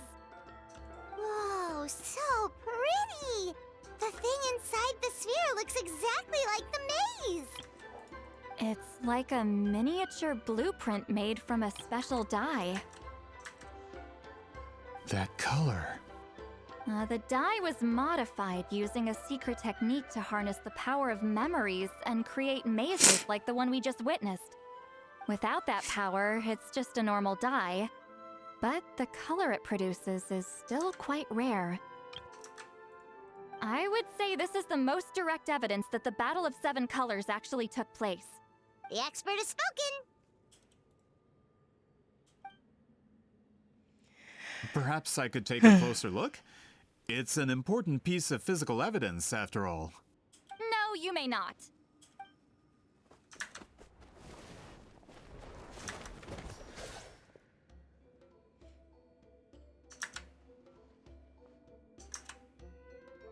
What are you doing? He barely moved like 6 feet. Ah, you noticed my signal. Not bad, Traveler. We make a good team. Huh. So, you've been watching me. This guy, yeah, no, dude, you were so suspicious, and this dude is just like, what? But academic, but the history. Meanwhile, this dude is like, A secret. self-proclaimed book merchant who's never heard of Shogun Almighty reborn as Raiden with unlimited power? Please, that work was a commercial success across Tevat. I knew you were fishy, but I didn't expect you to pull something like this. Monsieur Montluçon, we just need a few pictures for our research, not the artifact itself. What if it gets damaged or destroyed? Shut it! I couldn't care less about preserving this piece of trash. I would destroy it right now if I could. But then there would be no evidence to prove the battle took place! What if that was my goal all along? What? Pretending to be a book merchant? Pretending to promote the history of Natlan and its heroes was the only way to get information out of the people in this tribe. But make no mistake, I'm no lowly merchant. I am the future owner of the largest printing company in all of Tevat. But the dye in that sphere ruined all my plans before they could even get off the ground. Bruh. We've received a report that your advertisement in the paper makes false claims. Fontaine Law demands it be taken down immediately. False claims? The dye I advertised is an unprecedented innovation. It produces colors of unmatched radiance. Unfortunately, its qualities are neither unprecedented nor unmatched. According to the lady who made the report, she saw a woven scroll in Natlan made with a similar dye. Even more miraculous, that substance dates back hundreds of years. How? Creating this dye is the culmination of my entire life's work. You're telling me I'm hundreds of years too late? Calm down, sir. Sorry, it's just... I know this product will be a hit. The economic boost to Fontaine will be huge. We just need to advertise it as written. Fontaine's publishing industry is one of the best in the world. All we need to do is publish something in the paper, and all of Tevat will think it was our invention first. We don't need to worry about more reports. Fontaine is far more advanced than Natlan. No one will believe such an innovative product could come from a place like that. That goes against all of Fontaine's advertisement regulations. We can't do that. What if I give you a portion of the profits? All you have to do is let the advertisement stay. You're trying to bribe me? Careful. I'm dangerously close to reporting this to Monsieur Novelette. I knew if I was just allowed to market my product, it would be a hit. A bestseller even. I would be a giant in the printing industry. But now, no one will see it as anything more than a poor imitation marketed centuries too late. No matter how good the product actually is, not a single one will sell. Market it as bringing back history. I will never accept that someone from this backwoods, ignorant nation could come up with that dye. Not 200 years before me! Even when the truth is right in front of you? Ha! Truth is in the eye of the beholder. I'm already in the printing industry. I can go into publishing, no problem. All I have to do is destroy the sphere, write a detailed report about my findings, and publish it around the world. Then, the so-called truth becomes your word against mine. I'm pretty sure they'll take our word for it. Once my report is accepted as fact, no one can accuse me of making false claims. That's awful. What happened to restoring the truth of history? That plan hasn't changed. I will continue to spread my truth for all of Teyvat to see. You talk a big game, but did you forget who you're talking to? Ah, you mean a hero of Natlin who's not actually from Natlin? And a great shaman who, according to rumor, abandoned her tribe long ago? From a practical perspective, there's no reason for either of you to stand against me. Shows what you know. Oh, since you like rumors so much, have you heard the one about what happens to people who get on my bad side? Ah, the wrath of Granny Itzley. Like I said, our interests aren't at odds. I knew from the beginning that you would accept my invitation, considering Huitzilin was your rival. You've lived longer than her, you're far stronger than her, and yet, she has always been more revered than you. Now, that can change. With the backing of the printing industry, I can take any book and send it to all four corners of Teyvat. This part of Natlin's history will be mine to tell. And in my version, I can erase the Battle of Seven Colors. You can be the one to have all the glory. That's not real history. And I don't think they were that big of enemies. That's a no then? Your history means nothing to me. But it's not allowed to stand in the way of my Mora. Done running your mouth? Good. Before handing you over to the tribe, I think I'll have my way with you first. Teach him a lesson and make it stick. If this comes to a fight, per my contract, you're gonna have to go through me. He's just running away. That's right. I didn't pay all that Mora for nothing. Wait, aren't you subordinates of the captain? Why are you helping someone who wants to erase Natlan's history? The captain. You actually bought that? United in the pursuit of Mora, we travel the land to collect debts. Our loyalty is to Regrader, his interests, and his wealth. Regrader? The captain means nothing to them.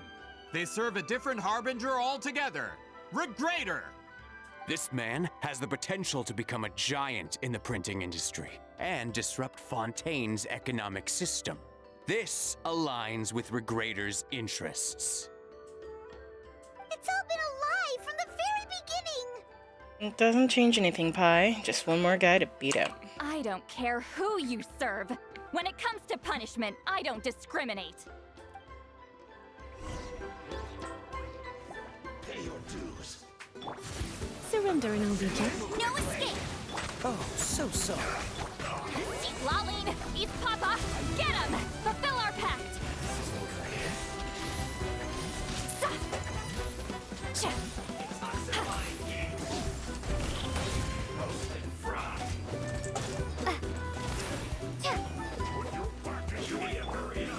You two! Time to end them!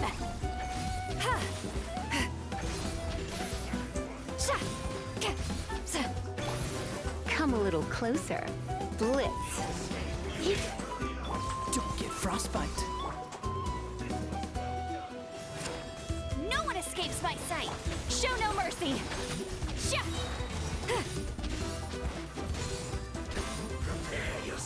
Isn't time for a break yet. Watch out!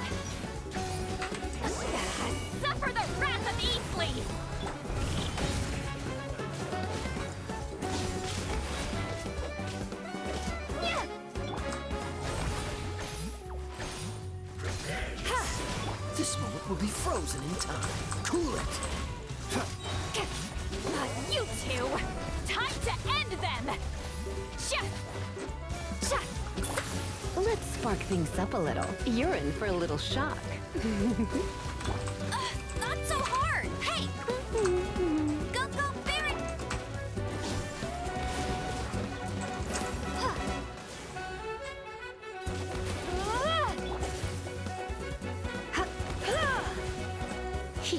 Come a little closer. Oh no. Fulfill our pact! Watch out! Suffer the wrath of Easley!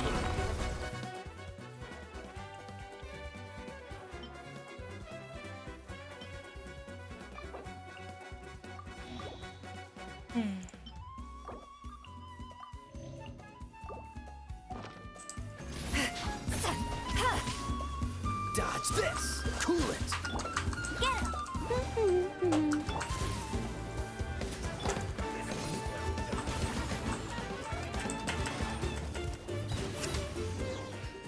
Awesome. That's what you get for messing with the hero of Natlan and Granny Eatsley. They could give Regrader a run for his Mora. When did this person get so strong? Looks like the men following the captain failed to update us on the latest intelligence. Not good. This is becoming more trouble than it's worth. You're on your own! Hey, what about our contract? Your boss signed it himself. Our boss never signs a contract without loopholes. Even a veteran businessman like yourself fell into his trap. That's what makes him the best. Go home and read the fine print. All I did was trigger the exculpatory clause. You! The other stipulations have been fulfilled. I set up explosives around the cave, strong enough to destroy this place, as instructed. Oh, and for security purposes, all explosives have been rigged to blow at a specific time. Shouldn't be too long now.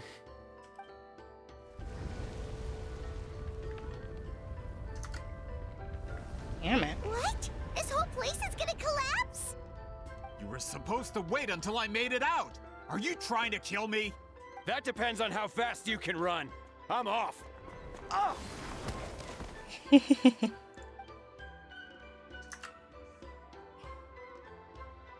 You think you can just waltz out of here? Traveler, stop them, and then we'll make a break for it. Can do.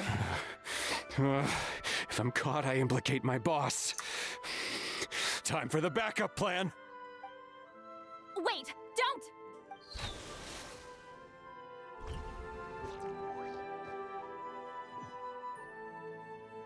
Oh dear.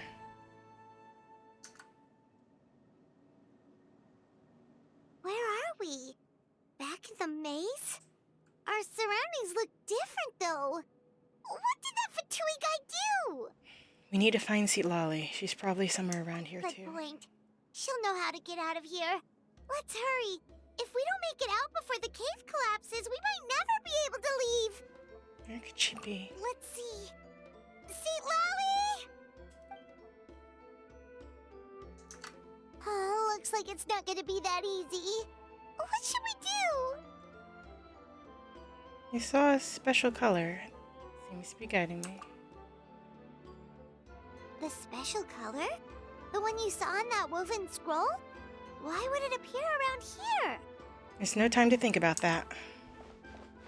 You're right. Lead the way, traveler.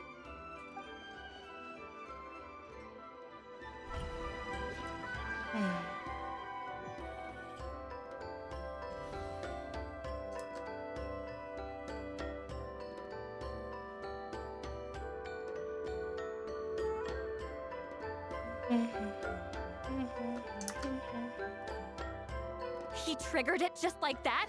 If the technique isn't activated correctly... Instead of a realm of memory, the subjects in question will be trapped in a temporary space like this. If you cannot escape in time, it's mutually assured destruction. But I can't fault someone for using it as a last resort. I knew it! Someone of your skill wouldn't leave behind memory fragments just to parrot instructions. You must have the capacity for conscious thought.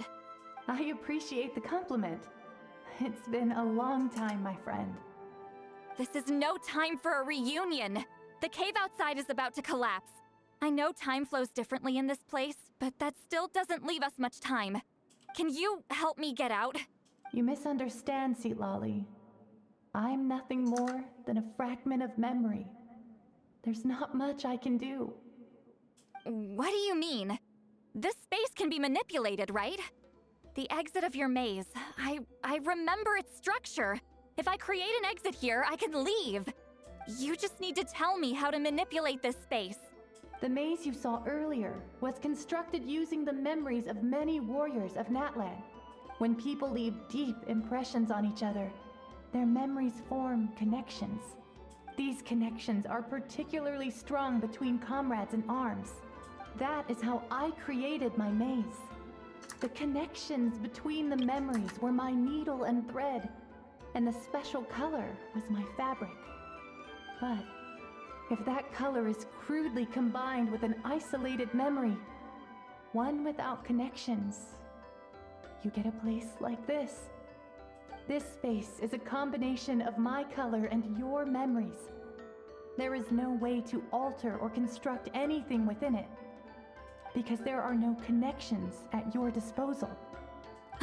Over 200 years, and not a single lasting connection. This is my punishment, huh? Well, at the very least, you have a connection to me. Otherwise, I wouldn't be able to appear in this space. That's only because you never gave me a moment's peace. Still, it's a shame you're not around. You said it yourself. A memory fragment can't be used to create the connections I need. Seatlali. But now that I have the chance to talk to you again, I need you to give me an answer. Your special technique. You didn't pass it on to your students. You passed it on to the rival you could never beat. Me. What I want to know is, why? So you figured it out. After what I saw in the maze and everything you just told me, I'm certain the technique at the center of all this is the same one you taught me all those years ago. But you never brought up the fact that you used it to win a battle. From your description, it might as well have been a simple color trick. I'm getting the feeling you always meant for me to come here. But if this is a foreshadowed event, I'm not happy with the narrative setup. Seatlali, ever since you learned that technique, you've been able to see a special color, haven't you? You mean... That color is the core of the technique. But it isn't my invention. It's something I discovered in the work of our ancestors. More specifically, you could call it the color of memories. In truth, passing on the technique is a process of using that color to tint another person's memories. Yes, the technique has the power to decide victory. But in my opinion, the capacity to add color to someone's memories is where the true value lies. Huh. You are fated to live a far longer life than me, Seatlali. I couldn't bear the thought of all those years existing as a blank canvas in your memory. So I wanted to leave a little color behind. Your color, you mean? One day, you too will want to leave behind your color in someone else's memory. When that day comes, you will understand my decision. So if you still need time, let me choose to remember you first. I have to get out of here. That's the only way to rescue them.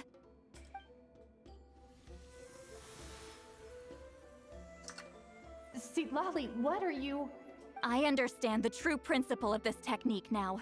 If I can't construct an exit, then I will separate this color from my memories by force. But you could lose a portion of your memories that way. I know, but my memory is just a blank canvas I've neglected for 200 years. My friends are worth the risk. I have to find her. Traveler? When you entered the realm of memory I constructed, I used your memories to learn about your recent experiences. I have a feeling you're the one who will be saved this time. After 200 years, someone has appeared by your side. The kind of person I could have never anticipated. The Night Kingdom harbors Natlan's memories, and the Traveler's connection to that realm is incredibly strong, surpassing even the shamans who worship the Lord of the Night. This means that even without your tutelage, she can see the color of memories. What did you say? Although she doesn't know how to wield it, she unknowingly left behind a trace of color in your memories. That was enough to guide her to this space. You now have a connection at your disposal. Well, Silali, it looks like part of this was foreshadowed, but the rest is a surprise. Traveler? Traveler! That's Lolly's voice! She's just up ahead! This is goodbye, my friend. Your memories over the past 200 years are much more than a blank canvas. Cherish them. Wheatsealing. Lolly! Paimon! Traveler! We just faded out of nothing. We finally found you. Hold my hand.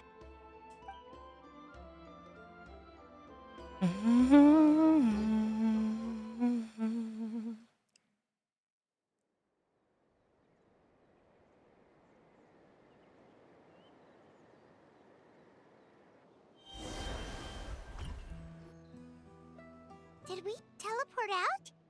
Man, that place was so... Whoa! We made it out just in time!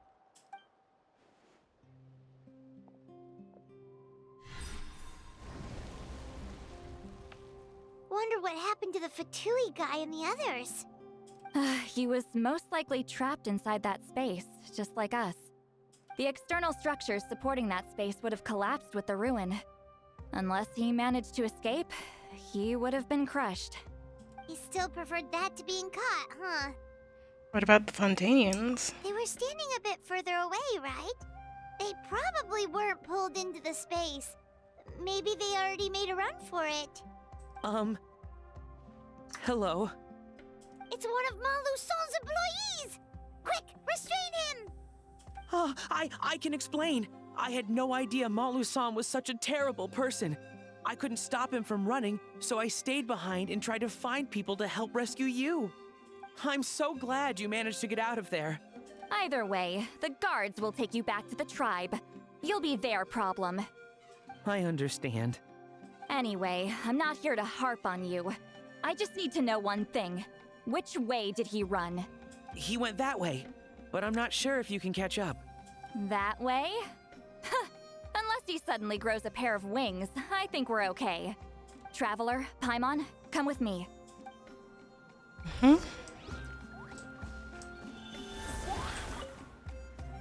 I'll wait here for the tribal guards. I'm so sorry the ruin was destroyed.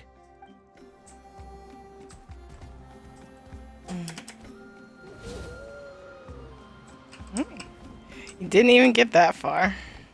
Hey, it's Elder Tlapo and a group of Victomisaurs! They caught Moluson!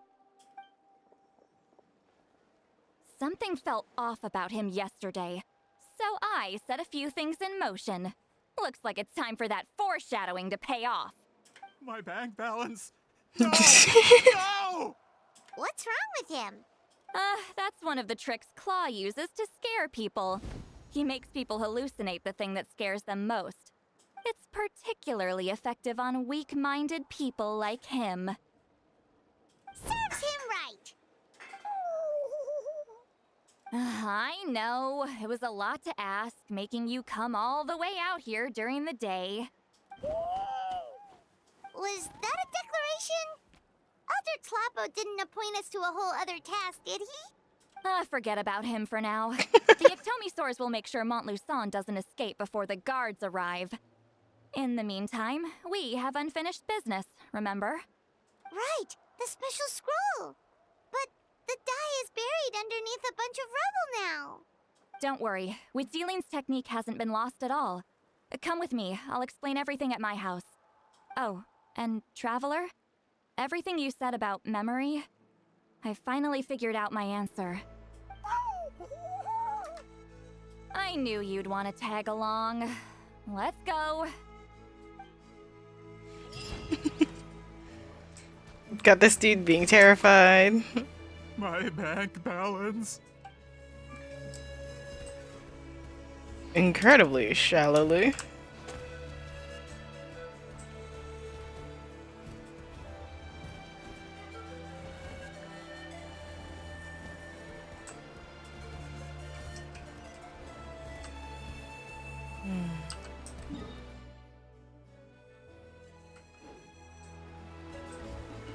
Yeah, this is one of those instances where it's just like there's not enough logistics to get there without teleporting. Not a problem though, we just hitch a new ride.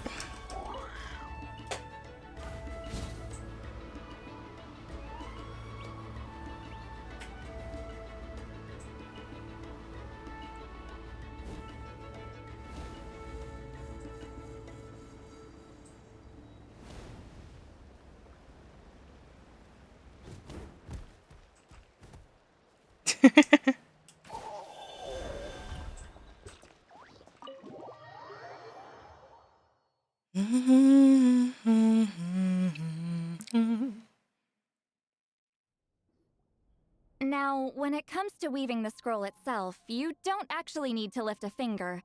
But if we're going to pass on Witzeline's technique, your participation is critical. What are you saying, Sweet Lolly? Follow me.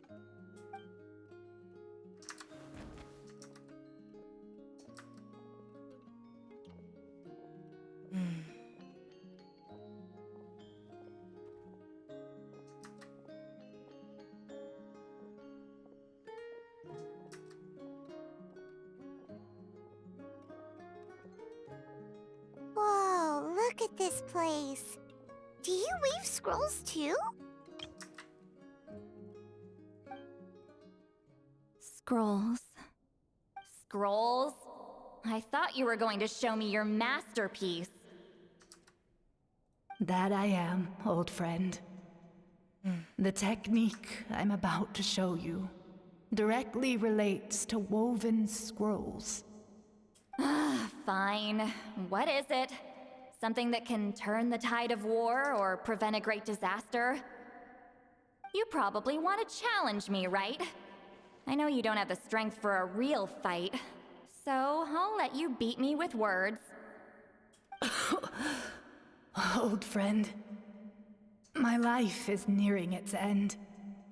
I'm afraid I don't have time for another match. Hey.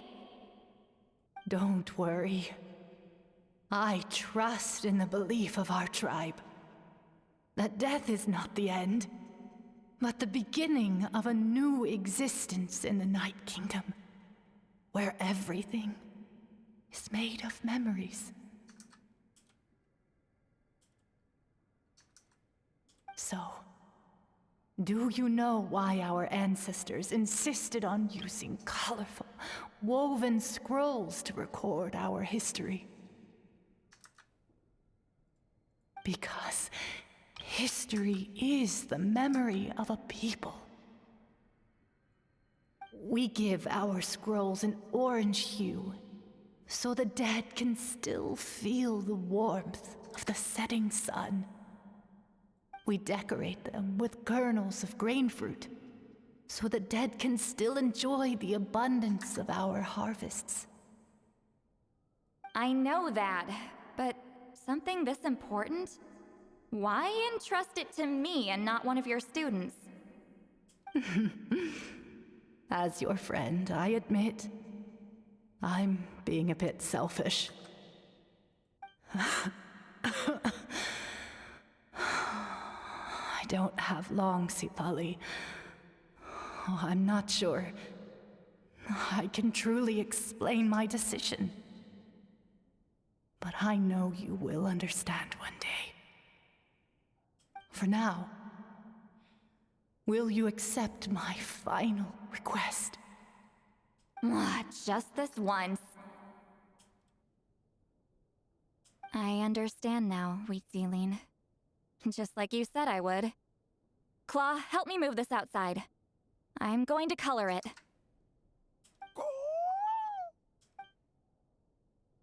Traveler, Paimon, come with me. Well, helps you breathe the woven scroll outside.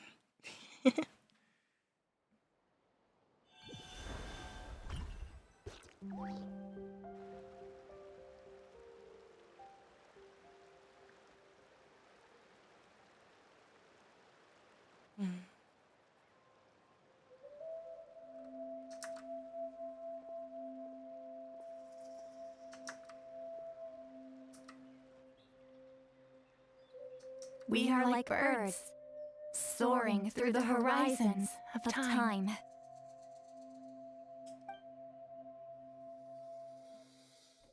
I linger between brushes of memory, seeking the color of my final journey.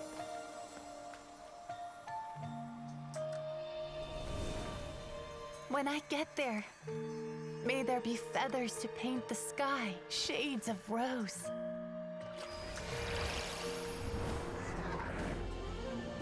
And fields of green to beckon adventurous souls. And azure oceans with which to sail into the unknown. And volcanoes too, where, despite the danger, hidden treasure waits to be found. And graffiti art, of course. Without that color, just imagine the dullness of night. Anything else? In the end, I hope everyone remembers my color too.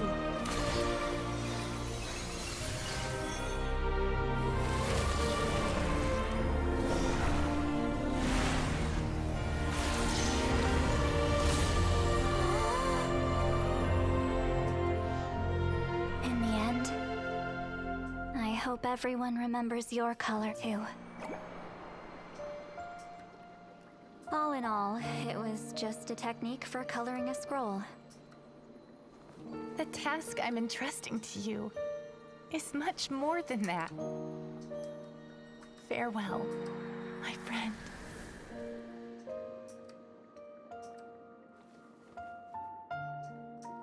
Preserving these colors in memory is truly the duty of the appointed. That way, they're not lost to piles of black and white text.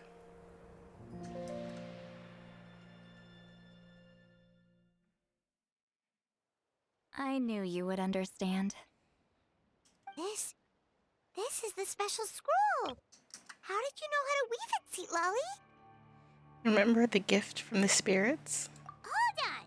You've lived for more than 200 years. You know how to weave the special scroll. That must mean you're the one behind the gifts from the spirits. Oh, well, it's not like I wanted to interact with the appointed. So whenever I delivered the scroll, I used illusions to confuse them. The fact that it turned into some kind of divine intervention is because no one was skilled enough to see through my tricks. Why not just tell them? You've carried the duty alone for all these years? Even if you don't like interacting with people, why not teach someone else how to do it? Traveler, you can see the special color, right? Yes? The essence of that color is memory. That means completing the special scroll is a process of searching for color within your memories. Passing the technique on to someone means sharing your memories with them. You need to leave traces of your color in their memory, and they must do the same. Even though I only confirmed that today, I've had suspicions for a long time. And, well, ever since Sweet Celine died, I haven't wanted to form that kind of connection with people. Oh, yeah. It was her final wish, so I kind of resigned myself to taking on the burden forever. After all, I have all the time in the world. But Claw never stopped appointing new candidates to weave the scroll, despite knowing exactly how I felt about the situation. You mean he never stopped trying to find new friends for you? I knew exactly what he was doing. And yeah, if I ever did share my memories with someone, I guess that person would be a friend. But it never got to that point. This time, though, you win, Claw. Take this. I guess it's my response to what you told me the other night. What is it? If I had to choose my color, it would be the color of this handkerchief.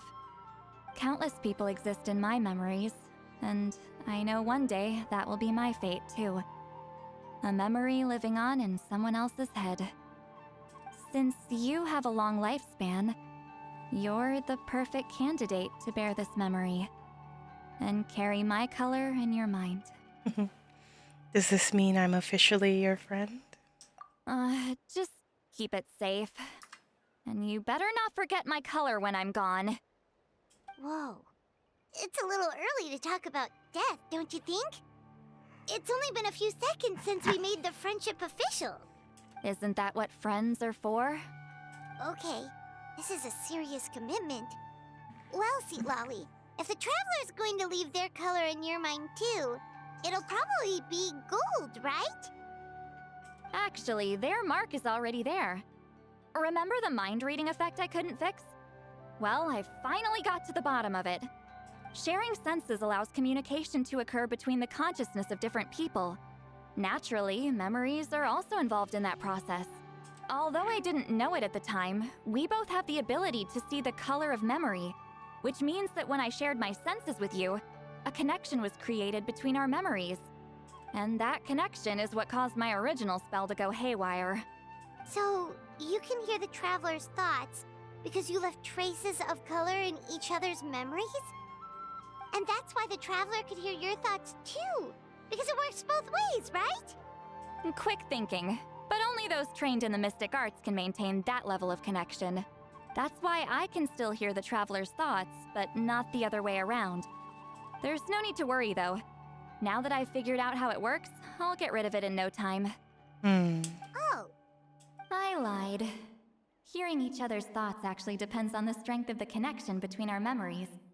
So, after everything we just went through, I bet you can hear me again. I knew it. So, is there a way to stop it? Since the connection between our memories is already there, the only way to get rid of the effect is for one of us to forget about the other. Just messing with you. I'm a legendary shaman of my tribe. Now that I know the cause, of course I can figure out how to fix it. It'll probably take some time, though, so bear with me for now. Besides, I'm an open book. It's not like you're gonna hear anything embarrassing. Oh, unless I've had a few drinks. Oh, so you can turn it off? That's a shame. A shame? I mean, if you ever miss this whole telepathy mess, I could always share my senses with you again. No promises, though. Some thoughts are better kept to yourself. Huh?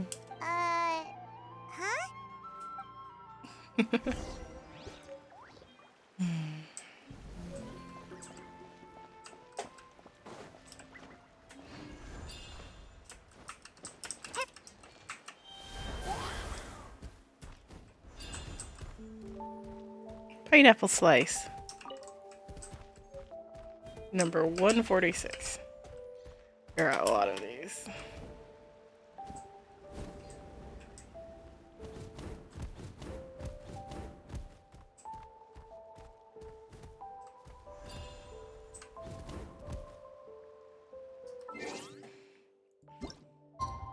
Eight, right?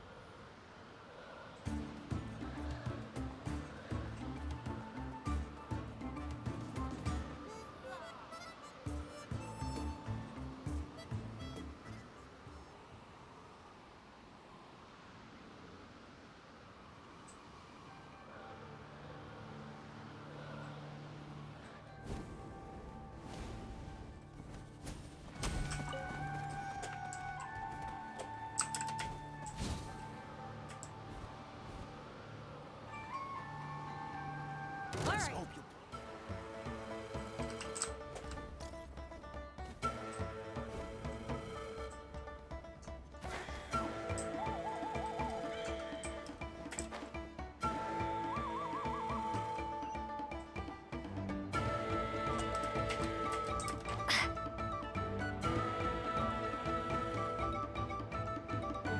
Yes, I could have teleported, but where's the fun in that?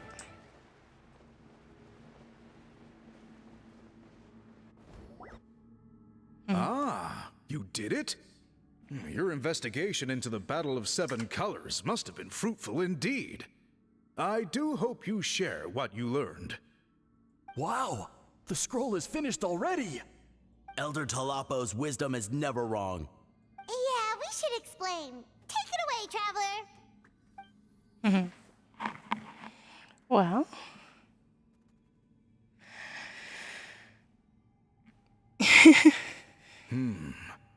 I see. You don't look surprised at all. It makes perfect sense. History is the memory of a people. If we want to depict it, a dye derived from people's memories is, of course, the best choice. Now, it's just a matter of preserving this secret technique.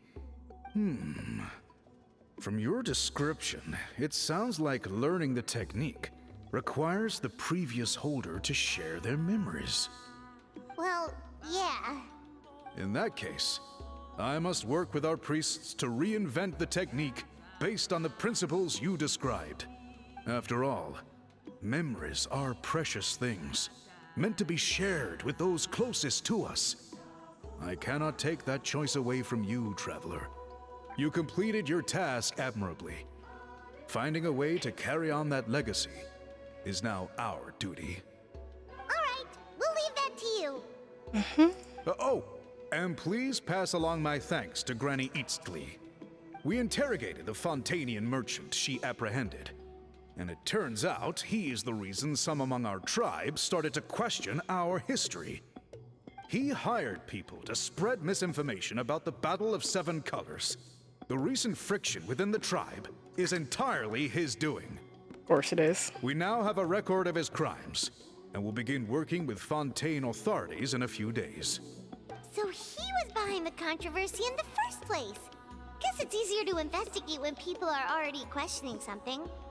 Anyway, that clears it up. People don't just question their history out of nowhere. Thank you, Bream. We'll be on our way. Until we meet again.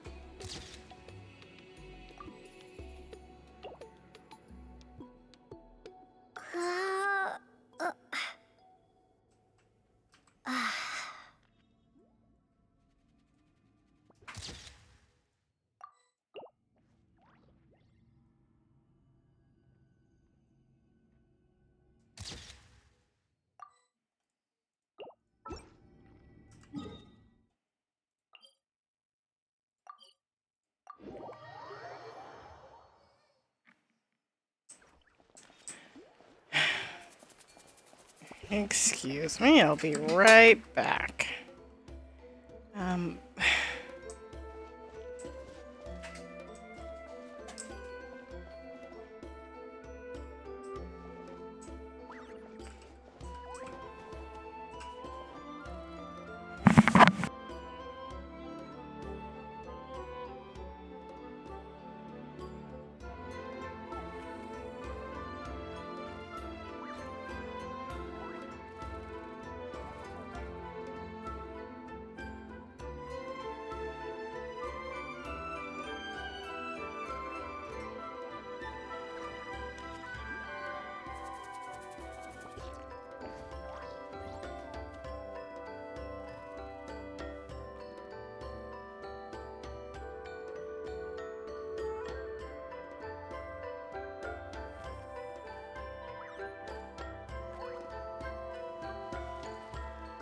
Uh, uh,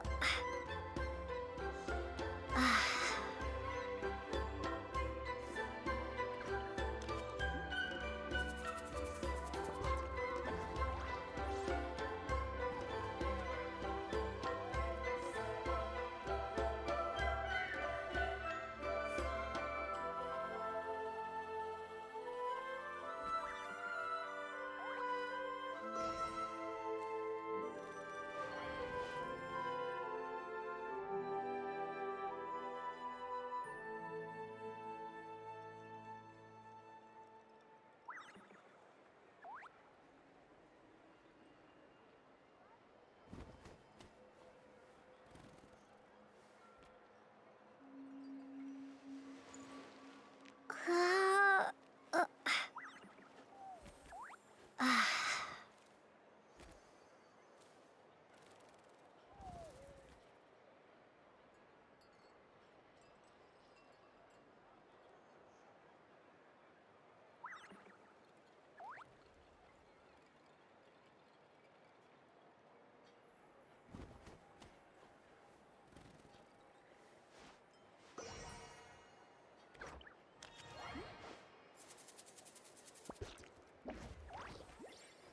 Ding ding 2, 3. Alright. Hey, Sweet Lolly. You told him everything, right? Yep, we left out the part about your contribution, but it kinda seemed like Chief Biram saw through us. You could have just said it was a gift from the spirits. Yeah, but Chief Biram deserves something in return for his hard work. I guess he is different from the previous chiefs. But if he figures out it was me all these years, I'm in for a world of trouble. There you are. I've been looking everywhere for you. Oh, it's the other Fontanian researcher. He wasn't taken away with his boss? Please, call me Allier. After questioning, the tribe absolved me of any serious wrongdoing, so here I am. I'll be heading back to Fontaine soon. No employer means no funding, after all. But I wanted to finish my investigation first. I'd like to ask some questions about Huitziline. I want people outside of Natland to hear her story, but my understanding still has some holes. Questions? Huh! Why should I let an Outlander tell our stories? Don't misunderstand. I have no intention of twisting your history or using it to make a profit. It's just honest curiosity, I assure you. I believe amazing stories deserve to be shared with the world. Culture thrives through dialogue and exchange. He has a point. All right, you can ask your questions, but be quick. I have important plans after this. Important plans? Oh, thank you very much. Oh my gosh, cat. Allier conducts a thorough interview, only leaving when Sweet Lolly finally runs out of patience. Another day, another drained social battery. An introvert at heart. You should probably get going then. Hold on. You owe me a pair of books. Oh, that! When it comes to light novels, your memory is like a steel trap, huh? Books that rare will take some time to find. You're telling me. Yeah, it's not gonna be easy. You might need to go to Yai Publishing House in person. But I don't need them right away. Just don't forget, okay? Of course! We'll get them sent to you as soon as we can! Sent to me? Nuh-uh. I don't want a stranger knocking on my door when I'm hungover. Here, just take this. Oh my god. And this is? The key to my house. Don't bother knocking next time. You'll disturb my sleep. Sweet Lolly.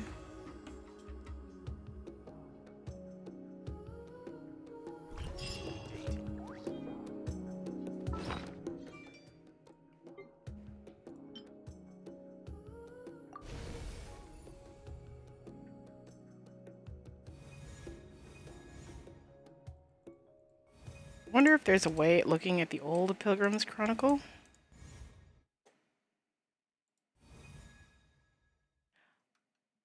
She's here.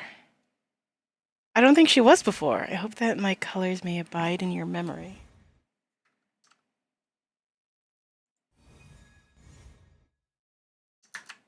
Huh. The key given to you by Seat Lally so that you won't wake me up by beating on my door when I'm drunk. You carefully place it alongside the handkerchief she gave you. After all, you've collected so many keys in the past, so this one needs to have a special mark to stand out.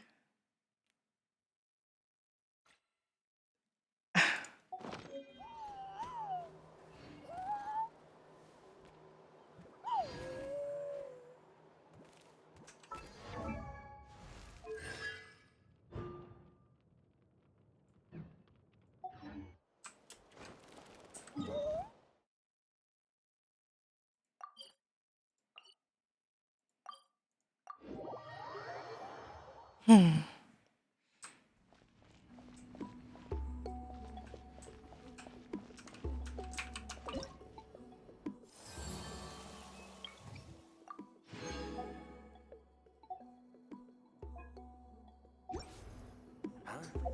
Did someone call?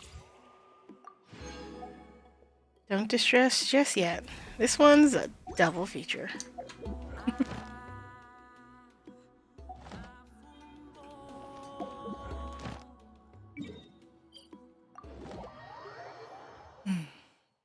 So we're not done just yet.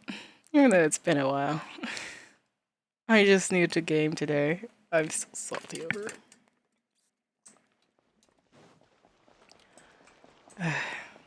Add Ast. Thank you for.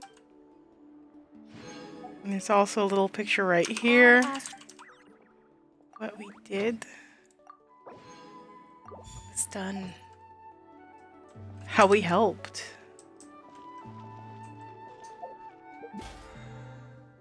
Alright, 20 days. Why does this not have an extra 60 or 70 or 80 even? Like, goddamn.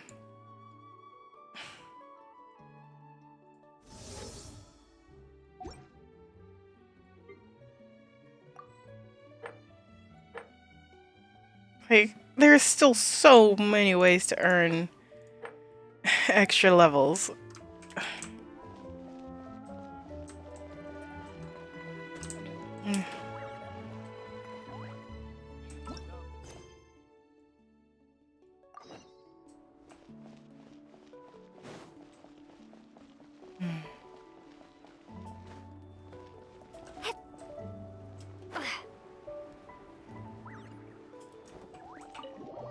Let's rest. That was a wild adventure. It's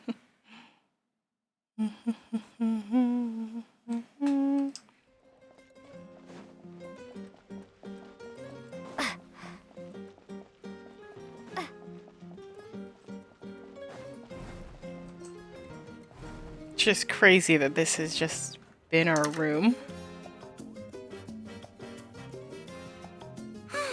Lately, we've been sleeping well and eating even better.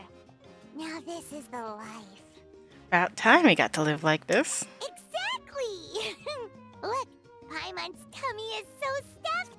It's all round and plump now. And now it's time for some rest.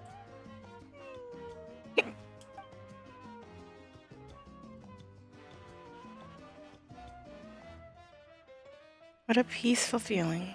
We're normally so busy. It's nice to have some downtime like this every once in a while between adventures. We've got trouble. Hmm? That voice. See, Lolly?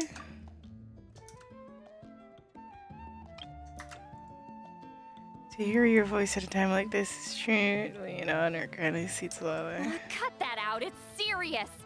What are you doing sleeping this late? Who are you, me? Come see us in the speaker's chamber once you've cleaned yourselves up. We're waiting for you here.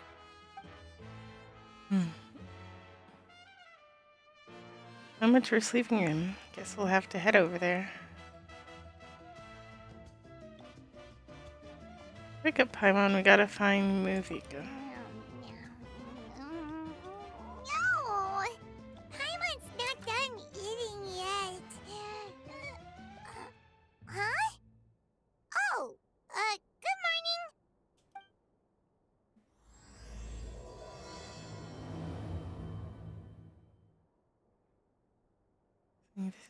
you quickly wash up and head to the speaker's chamber.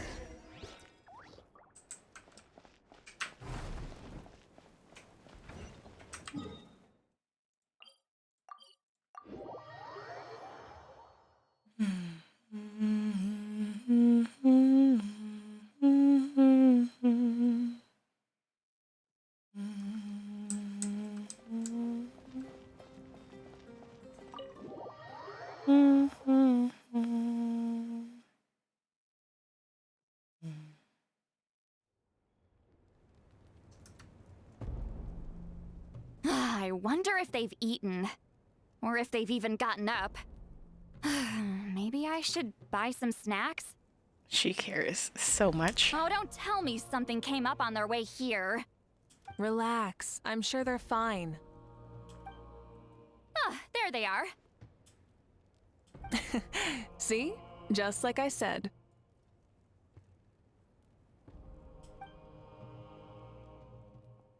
Moika, see Lolly! We came running as soon as we got your message.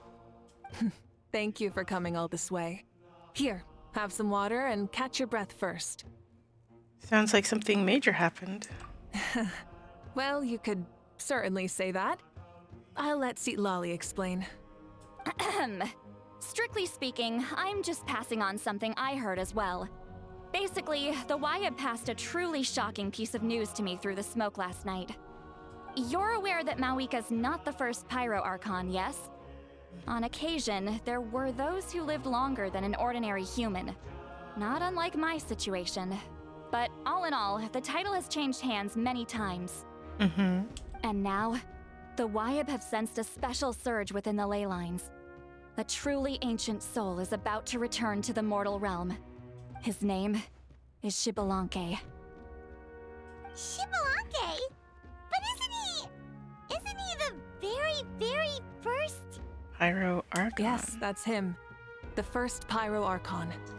According to legend, he was the greatest of heroes and leaders, and the one who made a deal with the ruler of death, thereby creating the rules that saved Natlan's ley lines. Hasn't he been dead like a really long time? How can he be resurrected? Even in Natlan, it's impossible for someone as ancient as him to ever return. Still, nothing's off the table when Xbalanque is concerned. Hence why this really is something major. Let me be clear about this. I did not mishear, nor is the Wyab mistaken. We would never jest about something like this. Don't worry. Both the Traveler and I have complete faith in your abilities. Whose interpretation of the Wyab's will could we trust if not yours? Yeah, that's the one thing I'll never be modest about. But the fact I'm not wrong about this only further begs the question. Just why is Lord Xbalanque suddenly about to be resurrected now? As you can see, Lolly's even more concerned about this than I am. Still, it's understandable. Waiting to find out the whole truth must be torture for a great shaman who can only peep at the outcomes without knowing the causes. Mawika, I hope you'll approach this with a measure of caution. Depending on how things go, everything could change or nothing at all. Yeah. Well, I think you know what I mean. Onyx? I do. Xbalanque's arrival will shake our nation. After all, we still don't know if he's satisfied with the outcome of this war. Wait, do you think he'll come and find you? Huh! Well, you can't just up and say things like that. You scared me half to death. That's actually pretty likely. Think about it. People in the same line of work tend to have some similarities, right? Maybe all Pyro Archons share my disposition. I don't want to meet him. I haven't really mentally prepared myself yet for such a grand occasion. Anyway, my job was just to pass on the message and bring the Traveler over. Now that that's dealt with, you can discuss the pilgrimage. I'm done here.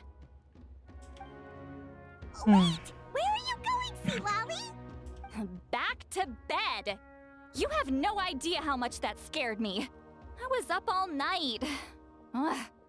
Can barely keep my eyes open. Nighty night. Alright then. What's this about a pilgrimage? It's like I said before. Our cultural legacy shouldn't end with our triumph over our suffering. Instead, it'll burn brighter than ever. So, the pilgrimage of the return of the sacred flame has been given new meaning. We have chosen to turn it into a pure athletic competition, promoting fair play and encouraging the personal growth of contestants. Mm-hmm. And this grand tournament will begin soon. Ooh, that sounds awesome! I'm itching to sign up. Heroes are drawn to tournaments like this, and naturally, you're no exception. The news of Lord Xbalanque's impending resurrection may be a bombshell, but I believe that we should keep our focus on the pilgrimage. Huh. Okay. So, not in a hurry to find him, huh? That's right. I've already informed the tribes that we'll be hosting the next tournament right away. It'll help sweep away the shadows cast by the war. Preparing supplies, cleaning up and remodeling the competition venues, recruiting staff for logistics, moral support, and pre-tournament weather forecasting, all of that's been assigned. We need to make sure everything is completed well and on schedule first. Traveler, Paimon, you are our cherished friends and a part of our nation. I'd like to invite you to serve as special supervisors for this event. It'd be my honor. Paimon can do it too? Of course. On that note, my two new supervisors, would you come with me to check on the progress of each of the tribes? Sure!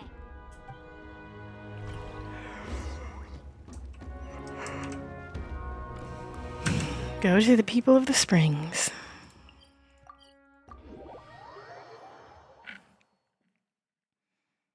We're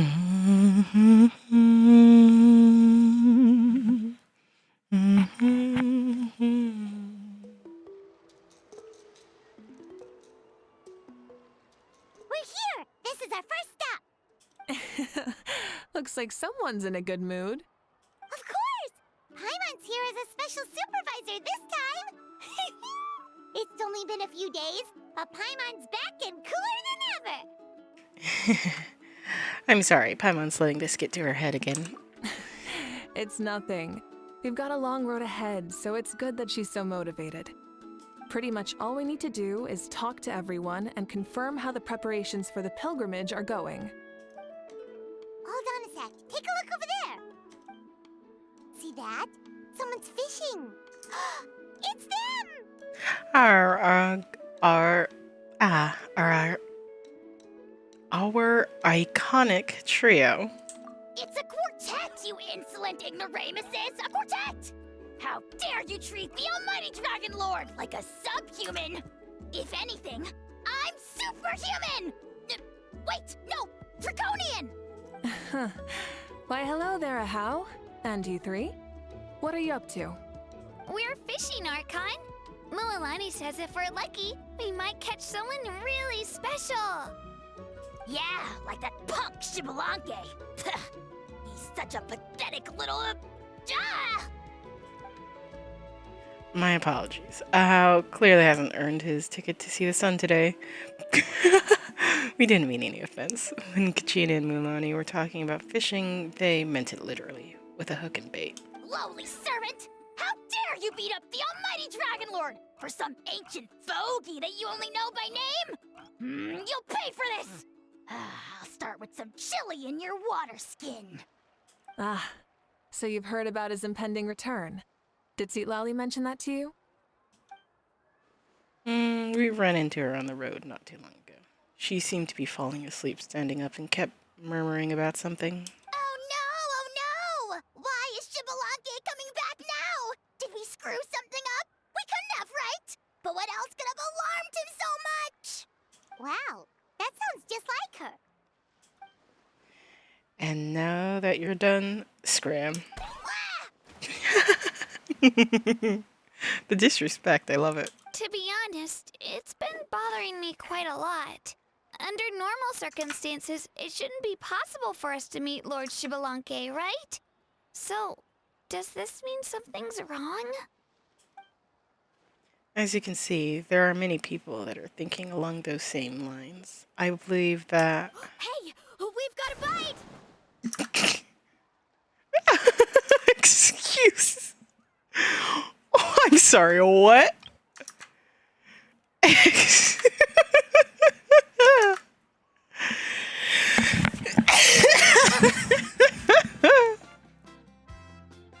What? Help! Help! Something's pulling on me! It's what's going to save your life. Are you having leg cramps? Help! Hold your breath for now. We'll get you out right away.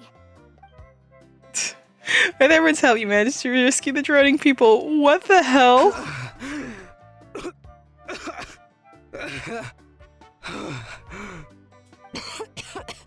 Thank you so much, everyone.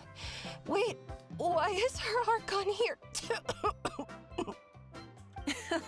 Well, would you look at that? You actually caught some people after all. Thanks for your help. Otherwise, that sudden bout of leg cramps might have ended our entire surfing squad. The two of us are in charge of transporting supplies. After safely delivering some of the equipment, medicine, and a few other things for the tournament, we had some time to spare, so...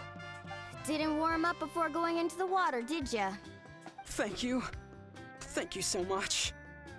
We'll, leave you to it then. We'll never forget how you saved us. We know you're busy though, so no need to worry about us. We'll see you around. Well, you gotta give it to Mualani. When she wants something to happen, then it just happens. Then it won't be long before she reels in Xbalanque himself. Now that'll be a wonder of wonders. I was just thinking, what if he enjoyed swimming like the rest of us? It's easy enough for anyone who loves the water to end up here, so might as well give it a try. It'd be a great chance to say hi to him. I used some commemorative badges for the stadium as a special bait. He's never been to present-day Natland, so it'll all be new to him. I'm sure he'll be thrilled. And before you say anything, anything's possible. On the off chance this'll work, it's worth a try no matter how unlikely it is. Just like playing the lottery. As you can see, the power of friendship sustains their faith in the theory. Well, what about you then? Given your personality, isn't your continued presence a testament to the power of friendship too? Haha! She saw right through you, my foolish lackey. Silly, naive child. Now, witness the scorn of Kahula Hat! Ow! Picking up where we left off before, Lolly never makes mistakes with their messages, so I believe that it would be best for you to meet with the Lord Xbalanque. That should quell any unnecessary speculation. Thanks. I'll keep that in mind. But for now, what I need to do is check on the status of the preparations for the upcoming pilgrimage.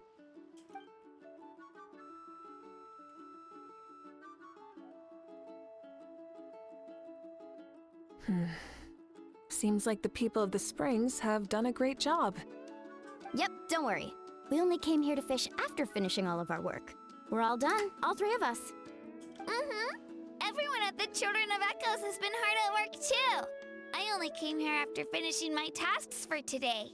It looked like everyone else was about finished too. Same for the Sickens of the Canopy. We're all wrapped up. Now that's efficiency. I trust you. Well, looks like we won't have to make the trip to your tribes then. Everyone, this iteration of the pilgrimage holds great importance to Natlan as it is now. We must pull together and work as one, creating the best atmosphere possible for all our participants. Uh-huh, sure. Don't know why you'd worry about this stuff. You're always so ready to pounce on and fight just about anything. Why, you even dare to disrespect the almighty Dragon Lord! Remind me again, has Ahau done anything besides talk?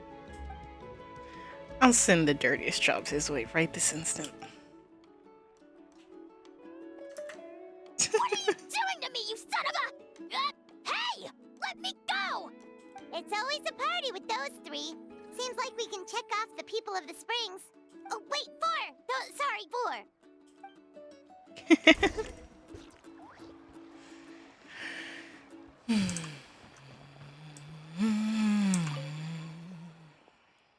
Everyone's been very efficient these last few days. Seems like lots of people are looking forward to participating in the tournament. Why don't you sign up then? Maybe someone will manage to knock some sense through your thick skull. Why don't we all join? It'd be a great chance to kick back and relax. Relax? You find the idea of a tournament relaxing? This girl is crazy. Ugh. Mulan is right. Let's all sign up together. Huh? Even you? Children, think you're all grown up, don't you? In the eyes of the great Kahula, you're still... Nobody asked. We'll go, you stay. What? You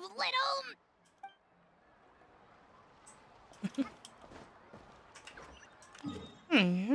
That's the springs, the canopy, and echoes all taken care of. Just the Night Wind and Flower Feather clan, also technically this mysterious sixth clan that we haven't been to yet.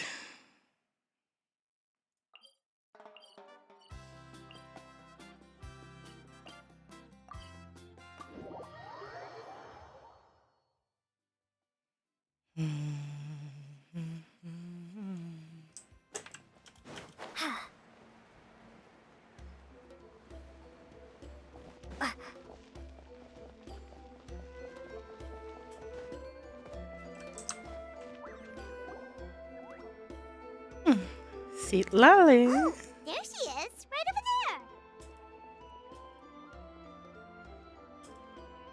Seat Lolly, didn't you say you were going to get some more sleep? Why are you still here? The chief came to me for help just now. Not like I can just ignore someone in need and go back to bed, now can I? What? You didn't tell him that you stayed up all night? I just told him about Shibalanke's imminent return, and told him to be prepared. There was no need to mention anything else. Right, you've still got a reputation to maintain, huh? Can't have people thinking Granny Eatsley would lose sleep over something like this. Ugh, now you're making fun of me too, huh? So even children are ridiculing me now. This cannot stand. And you! Do you also think I'm just trying to keep up appearances? Nope, not me. Would never think that. And you too. What about you, Mawika? No, of course not. Relax, Seat Lolly. Shibalanke was no ordinary person. He loved this land as much as we do and managed to forge a miracle through the ruler of death. I don't think he'll give us too hard a time. Even though I've never met him, never known him, I feel the same way. If that's what even the two of you think, then my worrying seems even more unnecessary.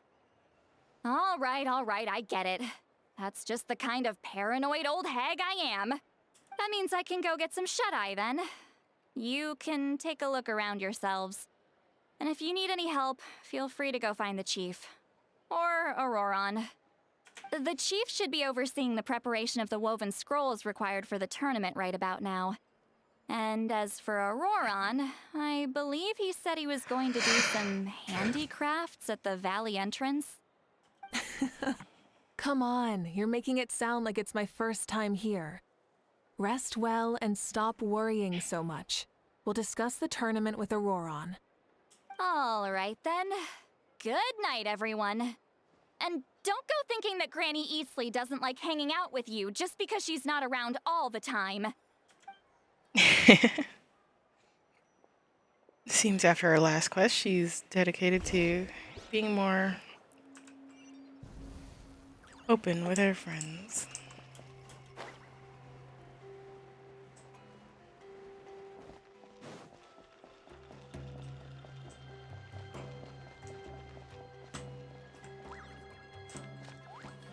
You okay, dude? You've been so sad. And then it's the work to come along with me.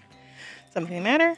You could say that this letter heard her assuming it's driving doctor, so we've got to deliver it where all these here at the tribe. I don't know why, but it almost says this letter's curse always seems to miss him by a hair. So curry business and more experience college all assured me that beginner's luck was a thing, so they persuaded me to give it a go. Even admitted bet. You think they're just messing with me? Maybe there really was no other way. True. They've all tried delivering it themselves, and you saw what happened. Goodness, I just started with this job too. Do you think I can handle it with my limited experience?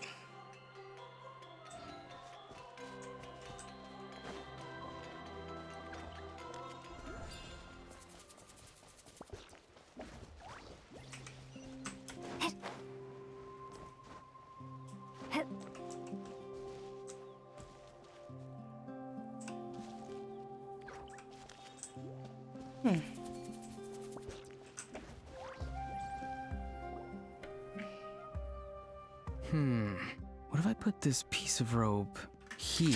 What is that and this little living domino. puffball? The hell is? What is this thing? It's so adorable. Nuh-uh. No? Then what about this? Uh, That voice. Sounds like Auroron's talking to someone. Let's go see what he's up to.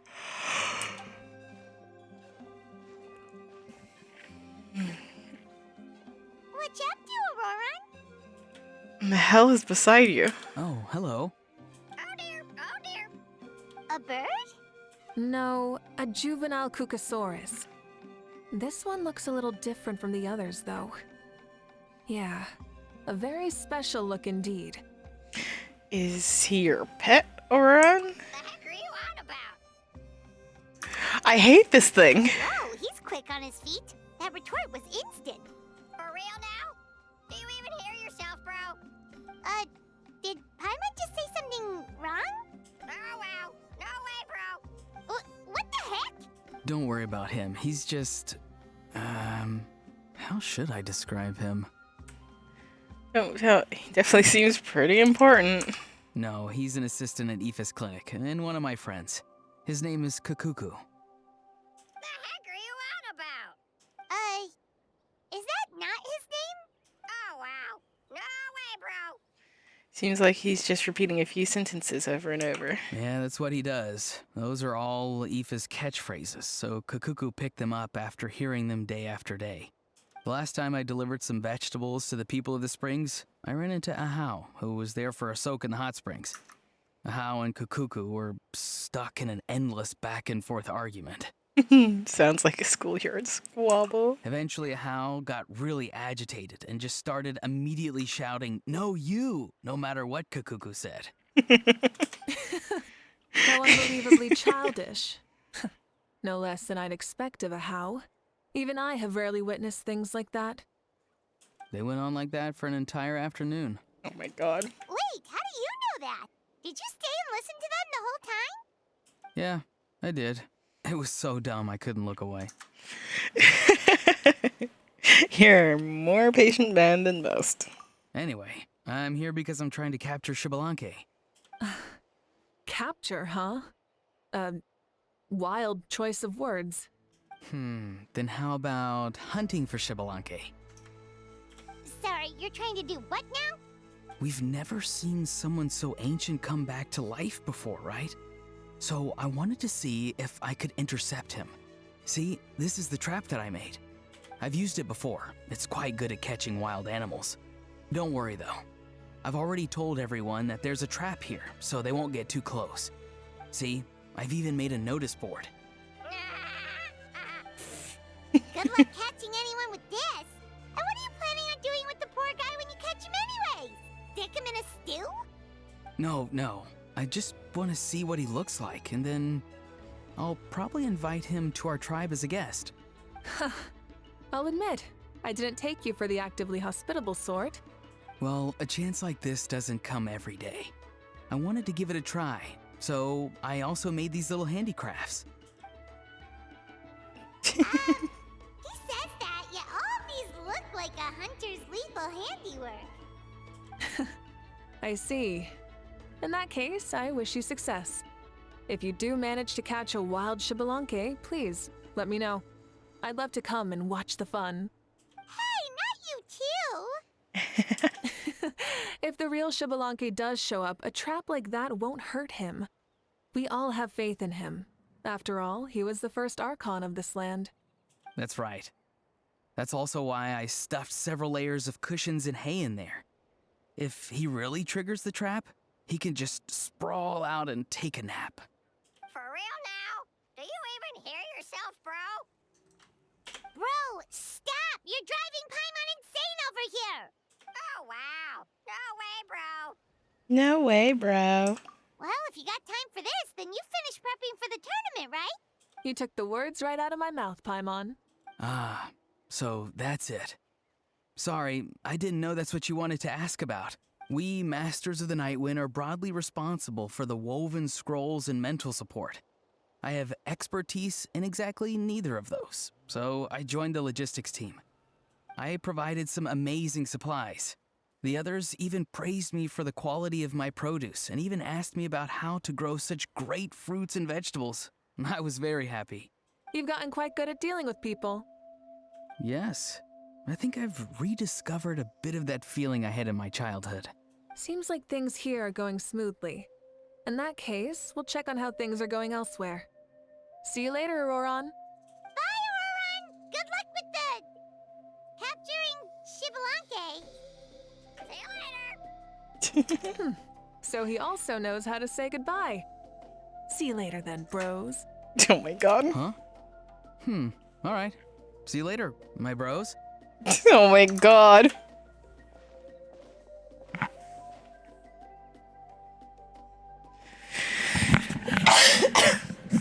Oh, Moika.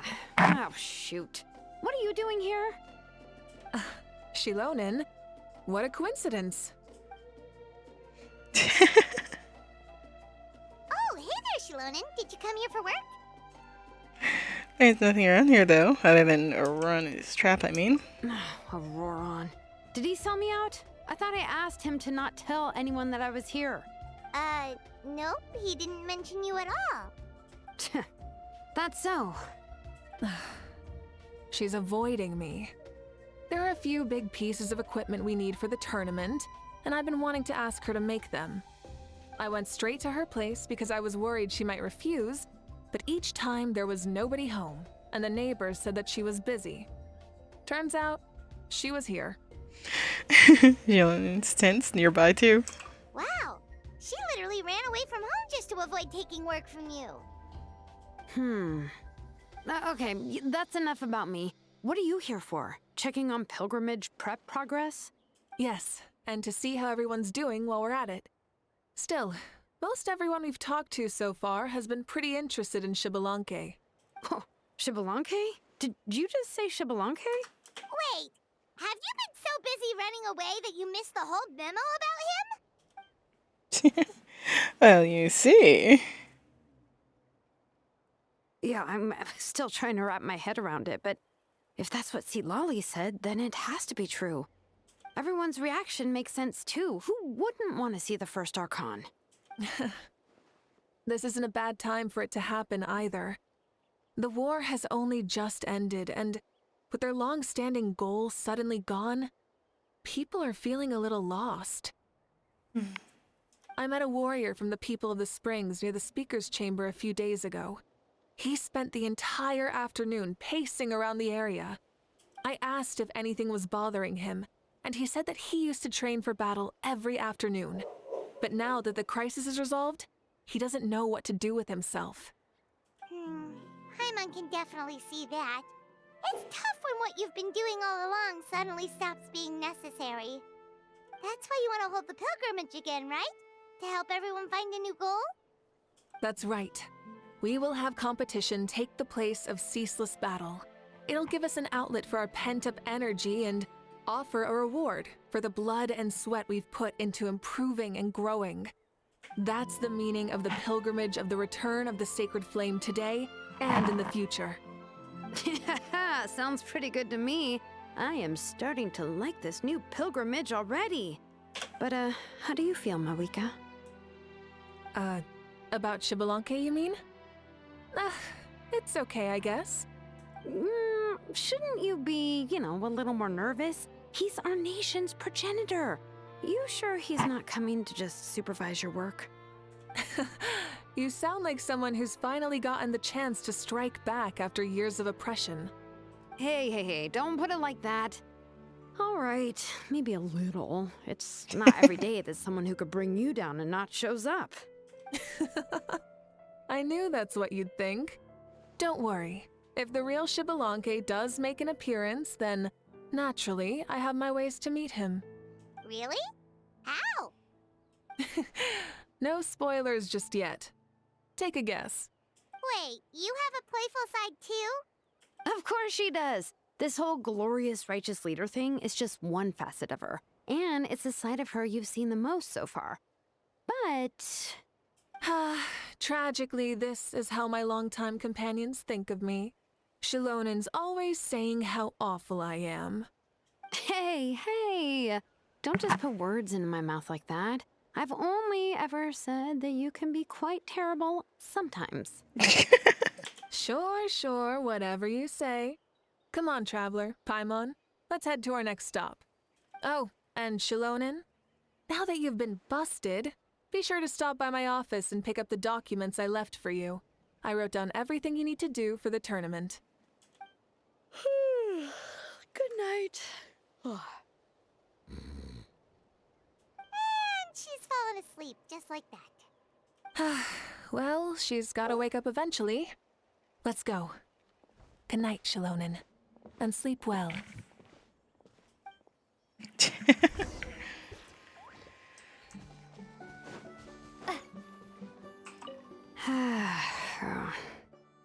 Stop looking. I'm genuinely asleep now.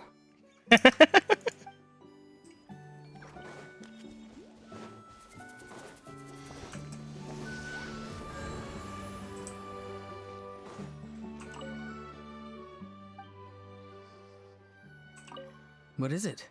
Do you want to talk about something else? You gotta find someone who understands Saurian tongue to translate for you then. No way, bro. Or transform into a Saurian so they can talk to you. On that note, I'd love to try that one day, bro.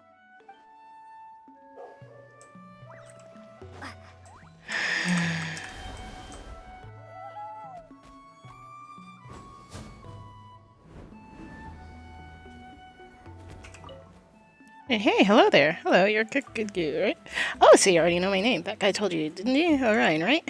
Haha, he spoke the truth. My name is indeed Kakuku. I did pick up those words from hearing Ifta repeat them. Have you met Ifta before? Next time for sure. What? Even with all this running around and being everywhere all at once all the time, you've never met him? Guess he must be in tip-top shape, so you've never needed his service. He's out to see some patients, and I had nothing to do, so I came to hang out with Orion and watch him make his booby trap. Absurd, right? He's so crazy. I love him. Aoife. Right. Speaking of Aoife, I need to correct you on one thing. Judging from how you reacted before, do you think I couldn't really understand the human language? Come on, bro. Of course it's not true. As Saurians go, I already understand more than enough. And not just their words, no, but their body language, too.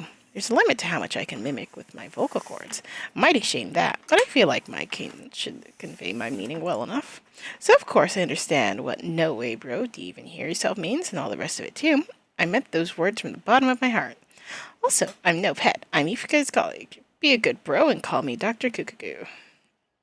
You got it, Kuku. Yeah, I like you. Choose the bro part over the doc part, eh? Well, if you'll be my bro, then I'll gladly be yours too. If Aoife and Orion are both my bros, and now I found a third bro. You look like a real fighter too, just what the doctor ordered. I guess how counts for like half a bro. You know, that useless guy who works for Kenichi from the Sycoms of the Canopy? Haha, he's funny. He's a funny one. Often chokes half to death in his anger after just a few words. He even calls himself the Almighty Dragon Lord. Sorry, what? Almighty Dragon Lord? Oh, bro, don't believe a single word he says. He's just an idiot. He'd have gotten himself killed long ago if Kenichi wasn't looking out for him. Still, don't you think that's what gives life its spice? No matter how much a Hal whines, he can't leave Kenichi. If he can complain all he wants, but Orion's still his friend. And me too. Ifta often says I'm too familiar with everyone and that I instantly fly off and tell all my Saurian friends whenever he does something dumb. But that's just how we live, man. We torment and depend on each other in turns. Once Once we Saurians know, the humans will know too. And whatever humans know, the humans from further away will know real soon. Still, I know you love Ifta, bro. He's a good guy after all. Have you ever met a bad guy who's like resigned all the time? Anyway, if you ever need a doc or just someone to help you translate our tongue, come and find me anytime. I'll send my boy Ifta to get help right away. Oops, I meant my bro Ifta. Of course, I'd slip up. He's not a boy here. He's my bro. What was? It's in my boy. Oh, I said that so fast I didn't even notice. What is it? Do you want? You gotta. No way, bro. Or transform into a Saurian.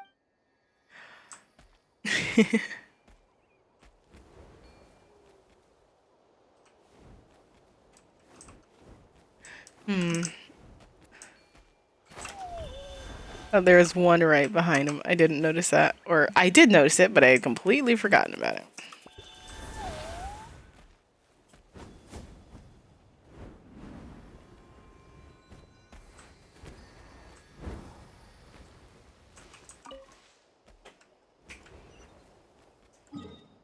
Our next destination. The Flower Feather Canyon. We're over here.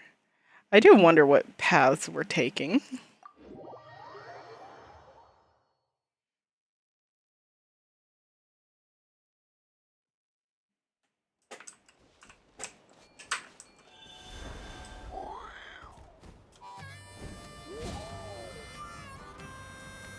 Country road, take me home to the place I'm alone.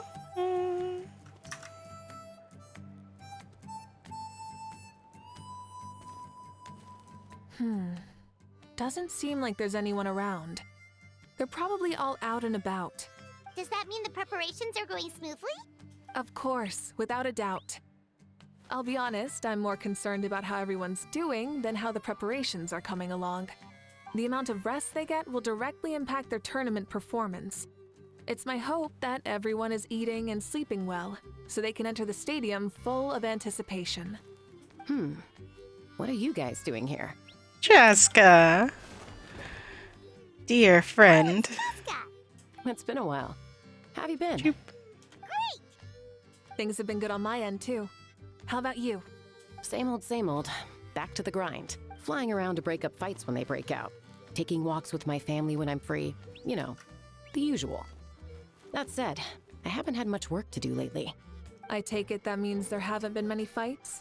Yeah, the war just ended and the bonds between people have grown a lot stronger in the process. Hard to start fights like that. I don't mind though. More time for me to zone out. I just sit at a lookout point and tend to my weapons. The fresh air is also great for my mood. Sounds like you've been doing well then. Glad to hear that. What are you talking about? You should know the ups and downs I've been through better than anyone. So, how have preparations been going here at the Flower Feather Clan? Ah, so that's why you're here. In that case, I'll take you someplace where you can see the situation clearly. Follow me.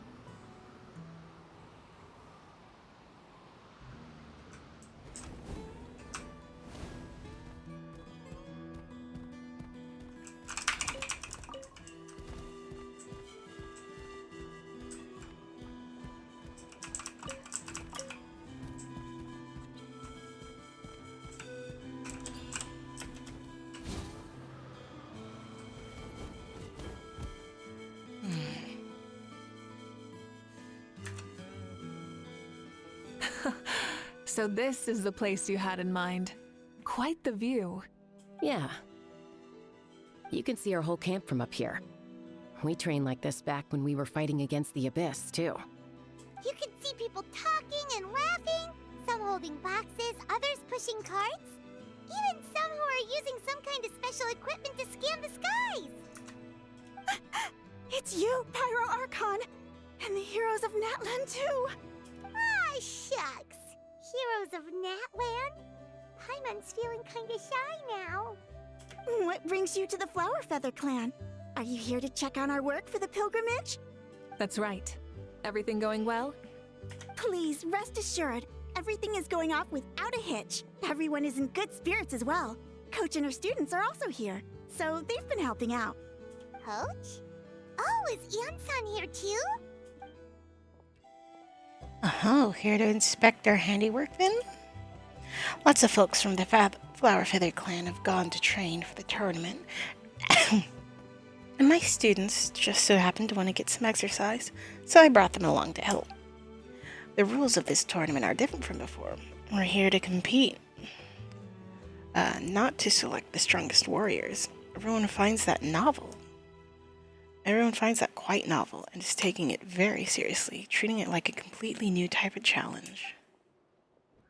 Look, they're all over there. Hey! Please rest completely and totally assured that with us here, we'll get all the tasks done on time. No problem and no questions asked. Whoa, they're all so reliable. Like coach like student, huh, Ian-san? Haha, you flatter me. We're just here to help. These exercises are high frequency but low intensity, which is perfect for our training. I helped Ifka bring a whole stack of medical supplies from his clinic to the stadium yesterday. Didn't even break a sweat. Easy peasy. Didn't even break a sweat, you say? Yeah, Ifo is sure sweating a lot, though. Not that I blame him. Doctors don't need to be that physically strong. Not even vets. Especially not compared to the toughest coach in all Natlan. Tough, you say? Stuff like this isn't even intermediate level. And that's why they call you tough. I respect it, though. I doubt I can think of anything that you can't do. Paimon agrees! In fact, after staying in Natlan for so long, even we've begun to feel like there's nothing we can't do. So you think it's something about this place? Yeah, exactly! Now Paimon often finds herself thinking, compared to those super tough battles we fought and won, this is nothing at all! I'm glad you feel that way. It's not often that people can focus on the silver lining after everything that's happened. Being optimistic also tends to make people grow happier the longer they live. Keep up that attitude and you'll go from strength to strength. The wind is rising. I think I hear something on the air. I'll head out on patrol. Have a nice chat and just let me know if you need anything. Sounds good. See you later. And she's off. She really comes and goes like the wind. I'd say that it's effortlessly cool moments like this that make her so endearing. Well, what's next for you? You three look relaxed, so I'm pretty sure you're done with all the important stuff. We've already checked up on each of the tribe's progress, and everything is going smoothly. Well, we didn't quite get around to the Children of Echoes, but from what Kachina says and seeing how Shilonen's doing, it seems they're fine. No need to check up on them. Such a shame. I would love to go see and visit the Children of Echoes. Don't worry, things have been progressing over at the Collective of Plenty too. So, that's it for the day. Excuse me, The only thing the left Collective to do of for the Plenty. next couple of days is persuade Shilonen to finish her part of the work. I would love to check up on the children. Excuse me, who the hell? People of Echoes. I'd love to visit the People of Echoes. You know, that would be very nice. Oh, I'd love to see the face she'd make if she heard you say that. Since you have time, why don't you give me a hand? As you already know, Mivika, I'm responsible for designing the tournament's course. Well, it's almost complete and I've built a mock course. Want to do a trial run? Wait, so you mean we can get a sneak peek at what the competition would be like? Indeed. You know that Mivika can't personally participate in the tournament, right? As the Archon, she must serve as both the host and judge. And as special supervisors, you can't sign up either, so this is your best chance to experience the course. Say no more, or my hair might spontaneously combust. Come on, just show us the course already. All right, follow me.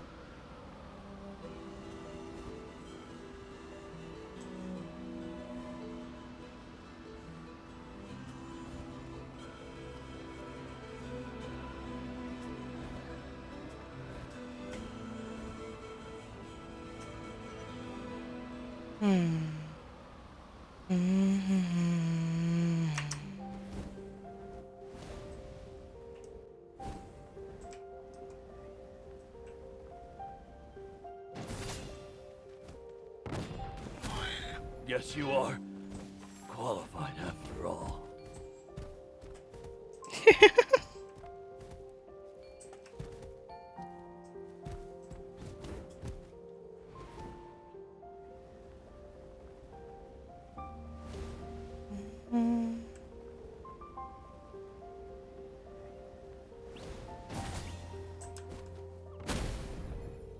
Oh, I took massive damage.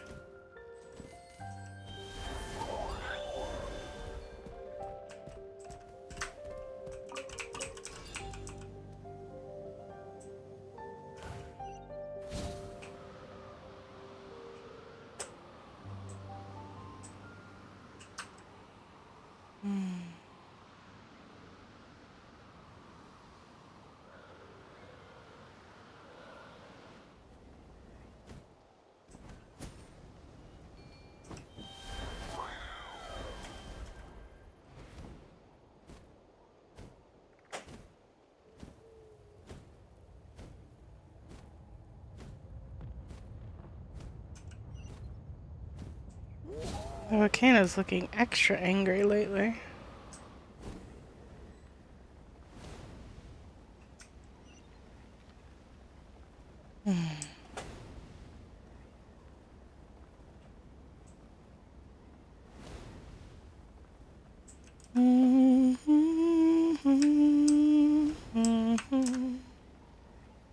And that cloud over there is a very specific cloud. It's hiding this very fascinating thing. I'm not sure how to describe it. Well, beyond if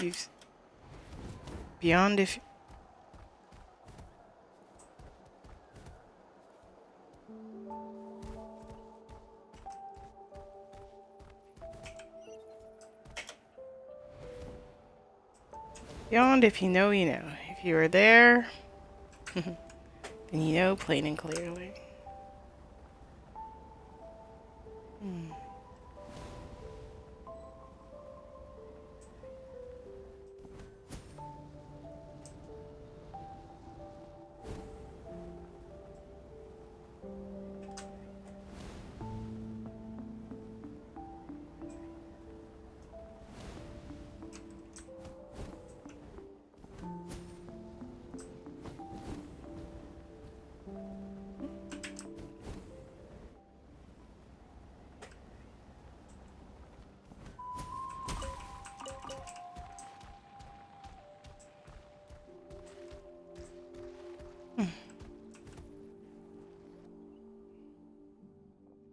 Here you go.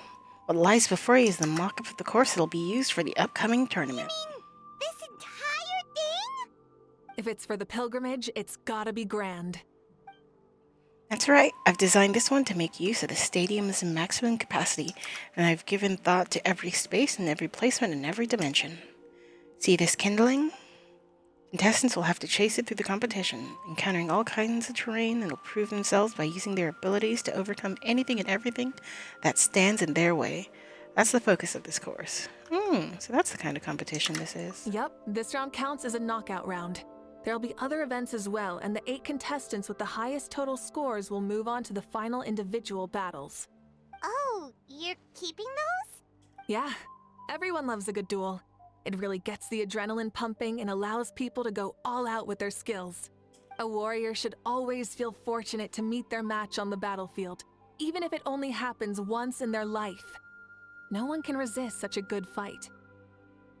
That's the most Natland thing Paimon's ever heard. This tournament, too. It's just so... you. Oh, why do you say that? Well, the competition's all about chasing the kindling, and you're all chasing something too, right? Oh, that's a good metaphor. That'll come in handy when I'm explaining my ideation process later. Well, I'm glad you found this helpful. The benefits of having Paimon and Azorwing as friends and teachers. All right, well, judging by your faces, well, you look like you're raring to go. Muvika, why don't you try it first? No problem. I'll go get ready. Whoa, Malika looks so excited. She must really be looking forward to this. She might be a little too excited about the competition. Do you think that she seems a little bit different after the war and all? Well, she doesn't have to be so serious all the time. Like, you know, maybe in her sense of playfulness? She seems less serious than before. More willing to just loosen up and have fun. Mm-hmm. Nope, you're not hallucinating. I agree. Whoa, you heard too? So, Paimon's right. First time for everything. Yeah, the side of her that she hid during the war has now come out. Makes sense, though. Everyone wants to unwind a bit after accomplishing an important goal. She's earned it. Oh, so that's why you called us over. It's all part of your grand plan, huh? Not exactly. I did expect Malika to take this one, though, so I also planned some other events for you. You're so considerate, Coach. Spare the flattery. It'll be awkward if you end up complaining that you're tired later. Wait, Coach, what about Paimon? Does she not even get to be a substitute?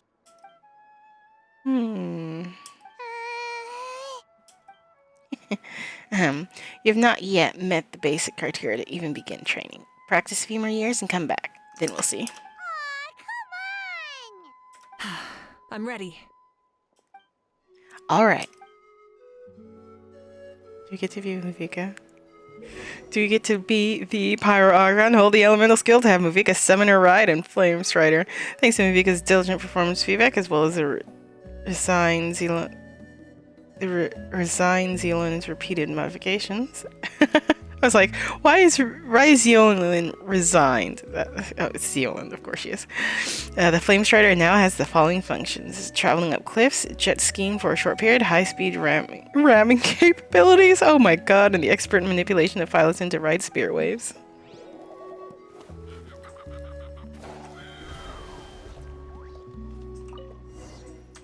Try and stop me!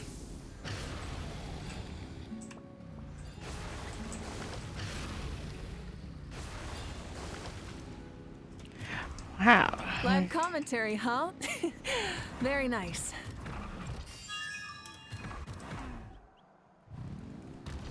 Oh. Oh my god. It's a piece of cake. Huh? Did you hear that? Ah! Enemies incoming! Be careful!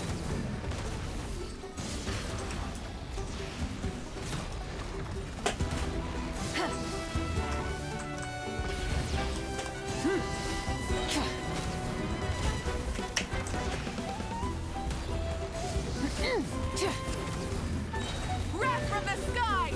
You look some kind of device. Still should have been wrong for you. I gotta say, this is pretty interesting. If interesting to you, does that mean... You said you wanted to challenge people, so let them rise to the challenge! Course complete. Good job, contestant! Here, have some water! That was exciting. You're too kind. Thank you, my dear audience. And thank you, Coach.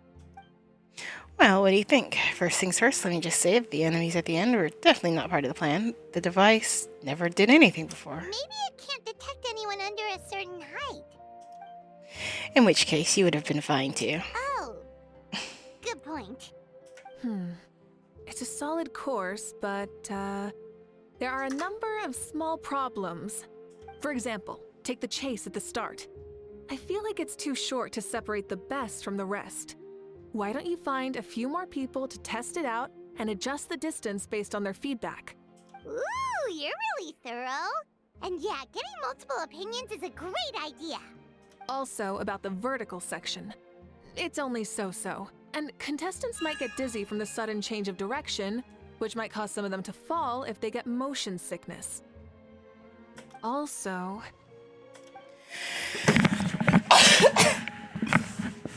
Got it all down. couldn't have spotted any of those issues without actually running the course. Thanks for your help, Mavika. I'll keep making improvement based on these suggestions.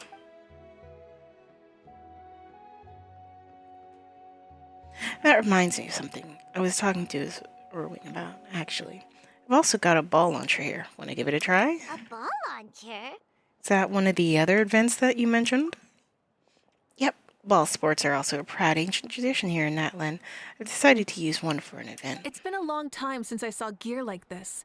This game can be played by 2, 3, or 4 people, and it's a fun one. Want to give it a try? I'm game. Happy to play with you. Thank you for agreeing to be my opponent. In that case, get into position, you two. I'll start the clock. Whoever has the higher score when the clock runs out wins. If you're ready, begin. Come on, Traveler! You can beat her! Mm-hmm.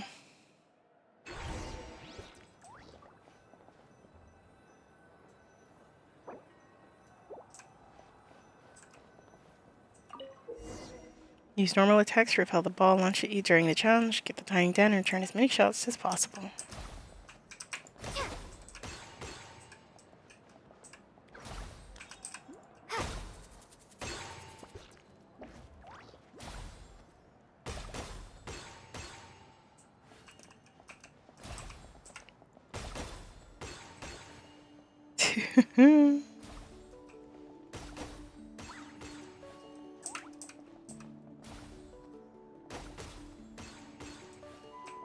Gotta stand closer to the front, because I don't think Mavika... Oh!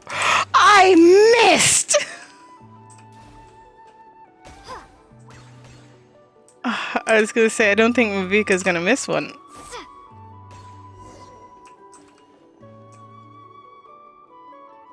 That was a thrilling game! Paimon was on the edge of her seat! As expected, you're a pro, Mavika. I concede. You played well. We can play a few more rounds when we have the time. I was like, that should be enough data and feedback on my end now. Thanks for all the help, everyone. No, we should be thanking you. Both the mock course and the ball launcher were fantastic. I didn't know you were so good at making things like this.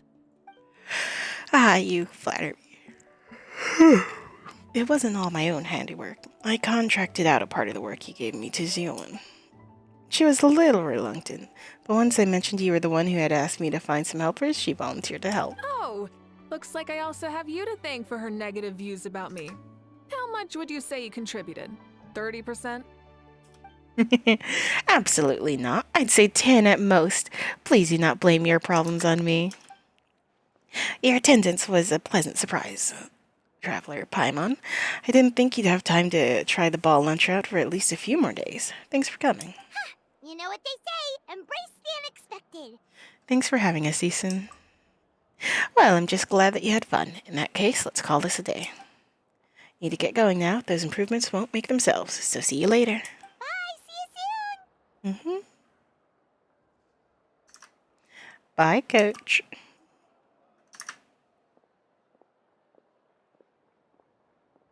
See you soon, Coach. She's like, you don't need to call me that. It's not every day I get to call Yansan that. Did you see the look on her face? She almost jumped out of her own skin. You kinda enjoy messing with people, don't you? Really? I never noticed. Anyway, we've been out and about for so long. You must be hungry. Come on, let's go get some grub. My treat. What? Okay, Paimon takes it all back. You're the best person ever.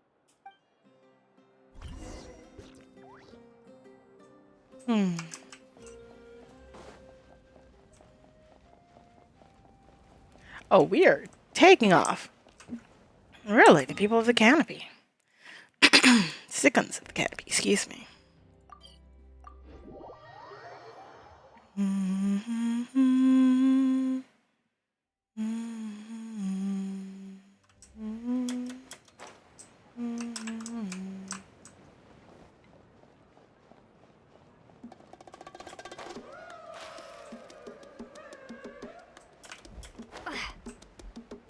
Is this table always here? Hey there, boss. I'm here with some guests. I'll have the usual. Ah, Pyro Archon. Welcome, welcome. It's been a while. Glad to see you with our new heroes, too. Boss, this is the Traveler, and this is Paimon. Nice to meet you. Hi there. Greetings to you both as well.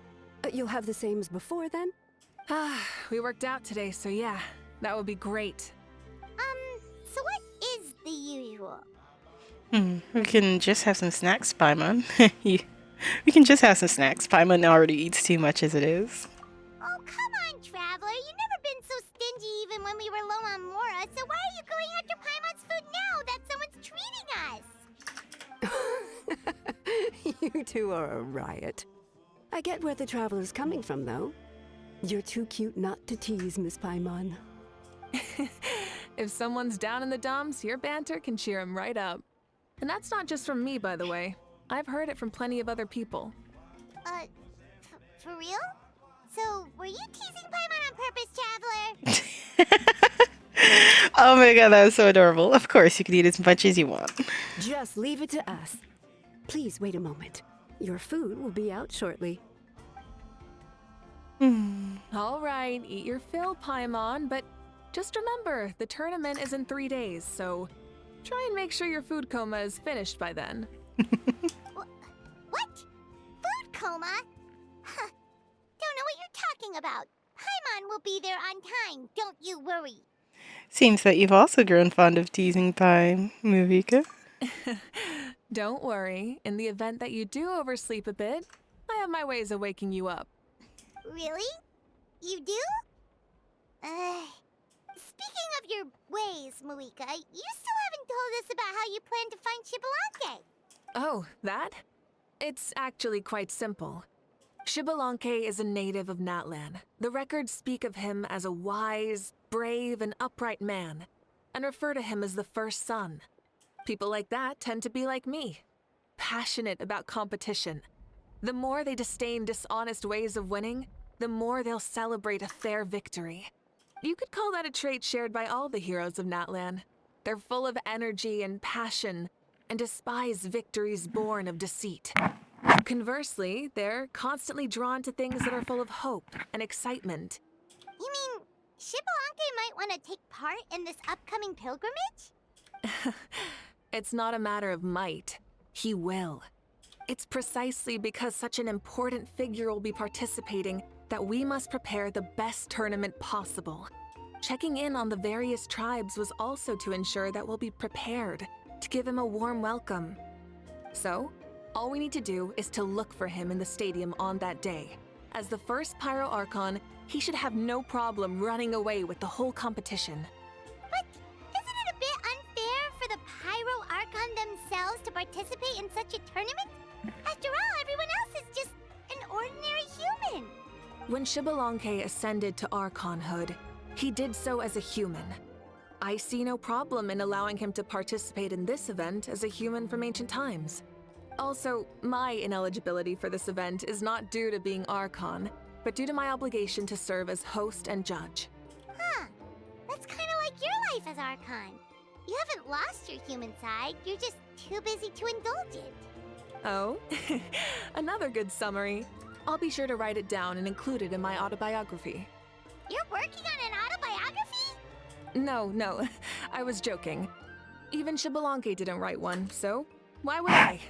Still, if on the off chance I ever did write one, you two definitely be in it. Then, can Paimon have a super long title? Sure, as long as you want. The restaurant owner walks towards you with a massive spread. So many dishes and such huge portions too! Paimon spies mountains of meat as well! Wowee!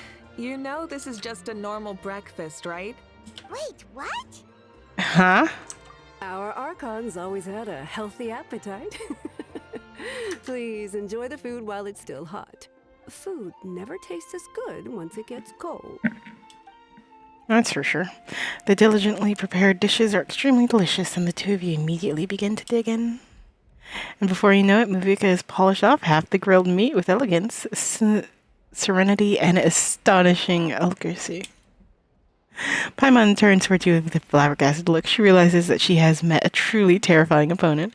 From this day forth, Paimon can no longer claim the crown of greatest meat eater. Judging the state Paimon ate herself into, I assume you'll be staying someplace close by.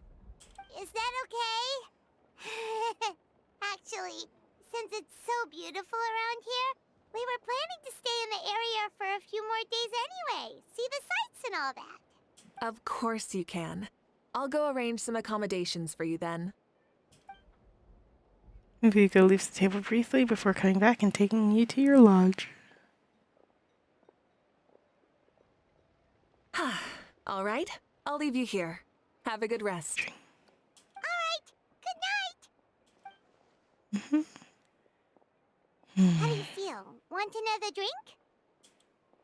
I'm good. I'm full. Then how about some dessert? Paimon still wants something sweet. Why are you looking at Paimon like that? There's always room for dessert.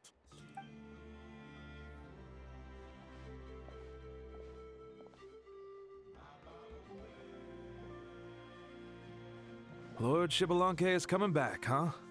Well, I didn't see that coming. Wait, what's that look on your face? Don't tell me you don't even know who Xbalanque is! What kind of idiot do you take me for? I was just thinking about it. I mean, we just managed to defeat the Abyss for good and fulfill the wish of all the citizens of Natlan, past and present, so why is he coming back now of all times? Yeah, if he's here to help, the war's already over. And if he isn't, I just had a terrifying thought. What if he's actually some kind of villain who's come to steal our victory? Isn't that how the novels usually go? What? No, don't be ridiculous. Novels are just fiction. Don't you dare slander our great hero. You're talking about Lord Xbalanque here, the one everyone calls the first son.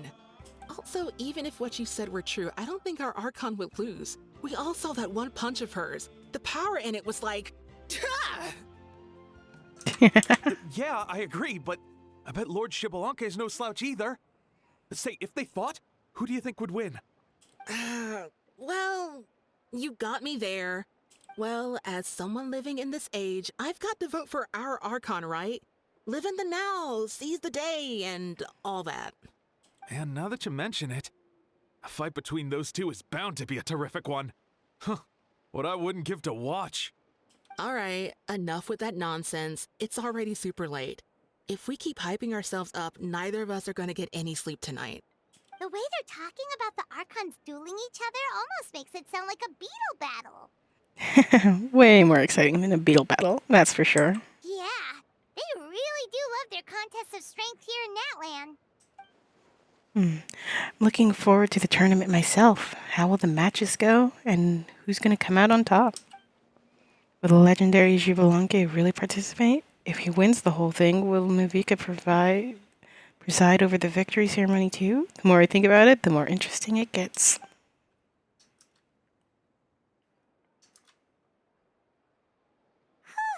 Alright, Paimon's done eating. Let's head back and get some sleep. You and Pai spend the next 3 days strolling around, eating and drinking. Last day of the tournament arrives. At last of the day. The tournament's taking place tomorrow morning, so let's get some sleep while we can.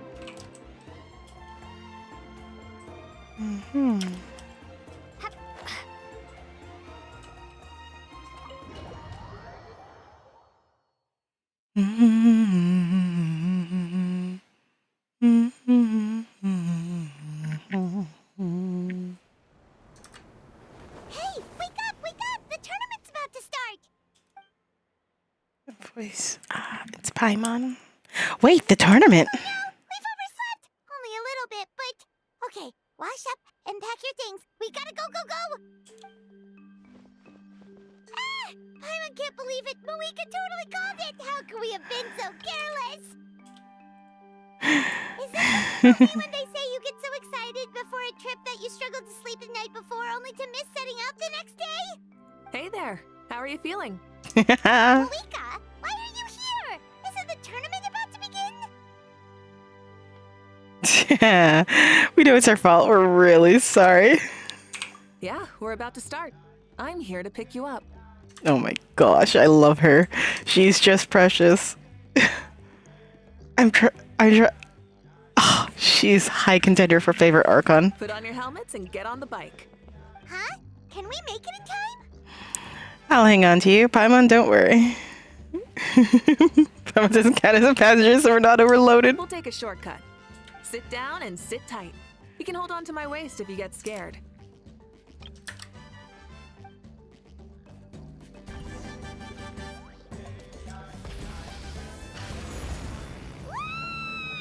We're speeding, right? We have to be speeding. Oh, come on! If this counts as speeding, Mualani would have been arrested a long time ago. Her life to you for so long, but only today has she realized just how unhinged the two of you are. Oh my god, freaking love Moeka. So much air and Paimon's stomach.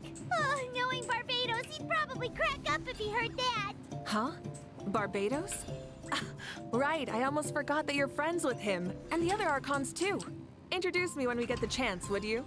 Never hurts to make some new friends. Sure! Our friends are yours too! Don't open your mouth so wide. The venue is just up ahead. Sit tight.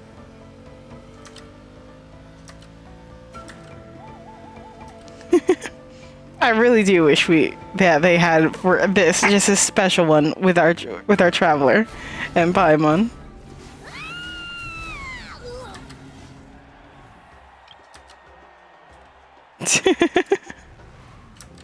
Oh my god. And safe! Just in time, too. We won the bet! We won the bet! That's right. Pay up a how. Yeah! Pay up a how! Darn it! How do you like that? A short Flame Strider show to start us off, and to introduce and welcome Natlan's great friend Tumaini. Tumaini. Sure pulled off that stunt pretty neatly. How can you call that a stunt? Wait, what do you mean, pulled it off?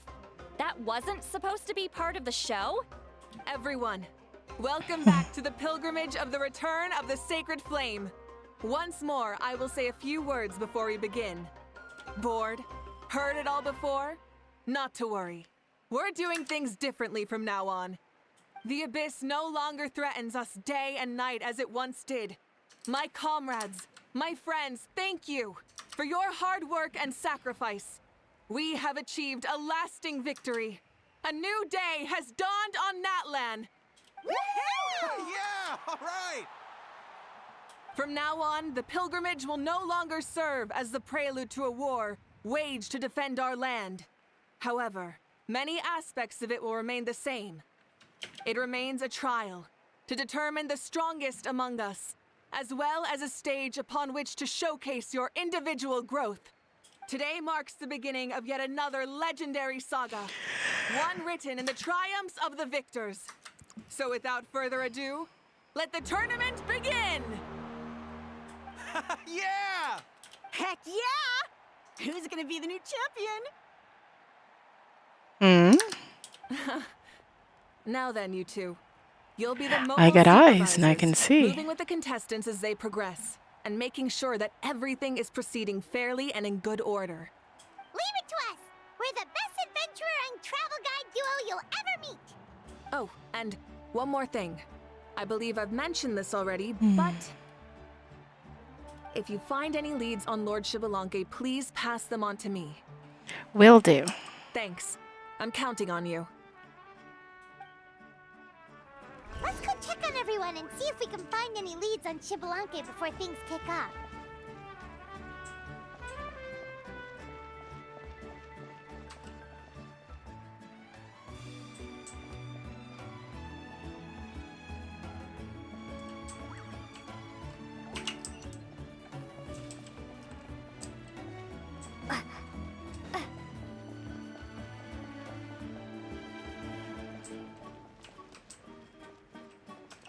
Loli-san. Oh, hi there, Eon-san. Now, as the designer of the course, that's out of the question.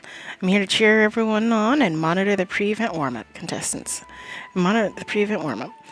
will deliver properly if they don't want to get injured. That's fair. Can we ask you something then? You know about Lord Shibalanke's resurrection, right? Have you seen anyone with that kind of aura over here? Yeah, but the others told me about it. I've kept an eye out, but I haven't noticed anything unusual. At least I haven't seen any contestants whose strength or skill is clearly cut above the rest. Got it. Thank you. We'll keep asking around then. You're welcome. Wait, one moment. Huh? You warm it as well. You'll be running alongside of them in the stadium, so you've got to go and prepared. Stretch. Lower. Again. Good. Sun concerns you and coerces you to warm up. Alright, you're good to go. You're good. You may go. Thank you, Coach. Paimon feels like even her blood is boiling. Paimon just sank. Warm up before a competition is extremely important. Don't forget.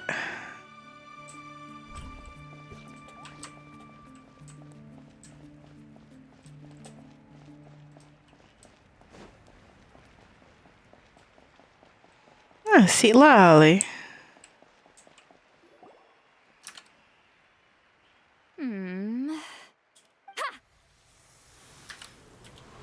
Oh. Woo! Very cool. Oh? Well, hey there, Traveler and Paimon. What brings you here? To see the lovely Miss Itzali. You... I'm not buying what you're selling. The Traveler means it. Still, Paimon didn't think you'd be taking part, Sweet Lolly. Given who you are you sure it isn't against the rules? Though not a violation per se, what it will be is an unpleasant surprise for the youngsters. Normally I stay out of this kind of event. Don't want to put too much pressure on everyone else. But we're celebrating the end of the war here, so I'll give the occasion the respect it deserves. Good luck then! Make sure you show off your super majestic side, alright? Well, aren't you the sweet talker today? Too much syrup on your pancakes this morning? Anyway, thank you both. Delicious I'll remember pancakes. your words of encouragement and do my best. So, what was that? Ha! Thing all about? Some kind of strange ritual? Of course not. I was using my power to search for Lord Shibalanke. To be more precise, I was trying to look for him in the world of souls. After all, I also have no idea what he might look like. Still, nothing so far. But why? He is the first Pyro Archon after all. Isn't it a given that he'll be revived with an unimaginably large amount of power? Seems like we'll have to keep looking. Yeah, we don't have any leads yet. Check for leads somewhere else. Good luck, Granny, and take care. Be on your way now. Oh, and take care of yourselves too. Granny Eatsley will display her dashing self on the competition grounds soon enough.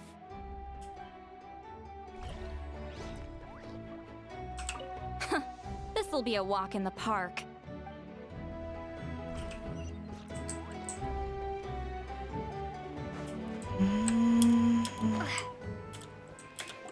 Hey, Peach, gonna take part in the tournament? Of course, I wouldn't dare missing such a rare opportunity. Best of luck. You can do it. Where's the how, though? I locked him in chess. I'm going to win the tournament solely on my own merit, so he's not needed during the competition. On a different note, have you heard anything about Lord Shibalanke? I've looked all over, but I haven't seen anyone that struck me as being on his level. Let's touch base again later then. Sure. You're reliable as always, Kanich. We should go check with the others now, so we'll see you later. Good luck, and make sure you don't get injured. Appreciate it. Wish you guys every success as well. Without him around, it's so peaceful and quiet. Yeah, not bad.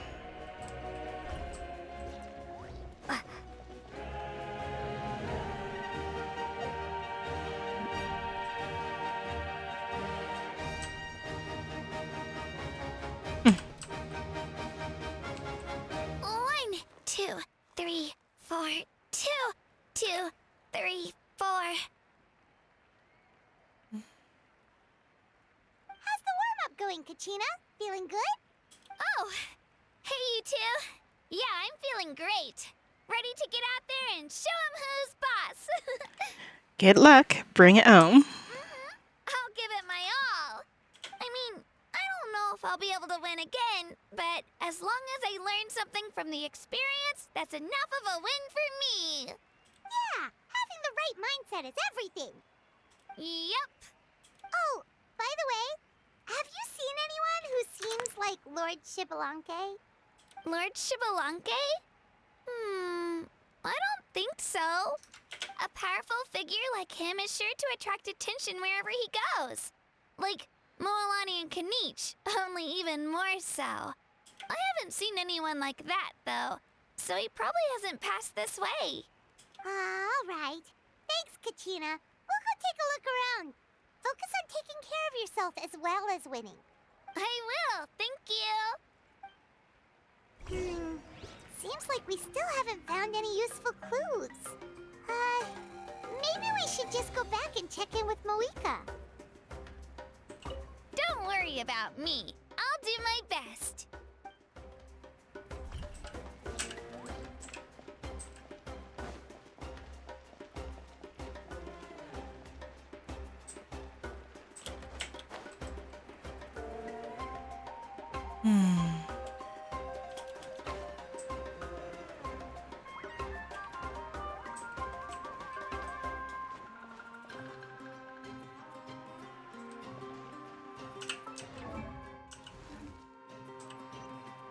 Oh, I just realized I'm dressed as myself. No one else.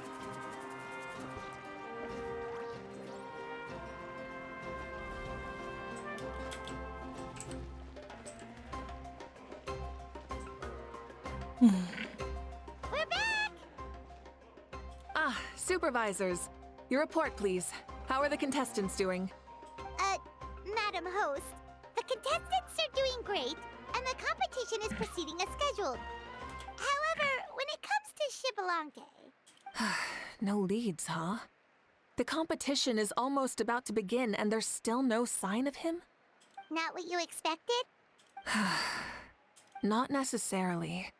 Still, let's go give everyone a warm welcome before we kick off.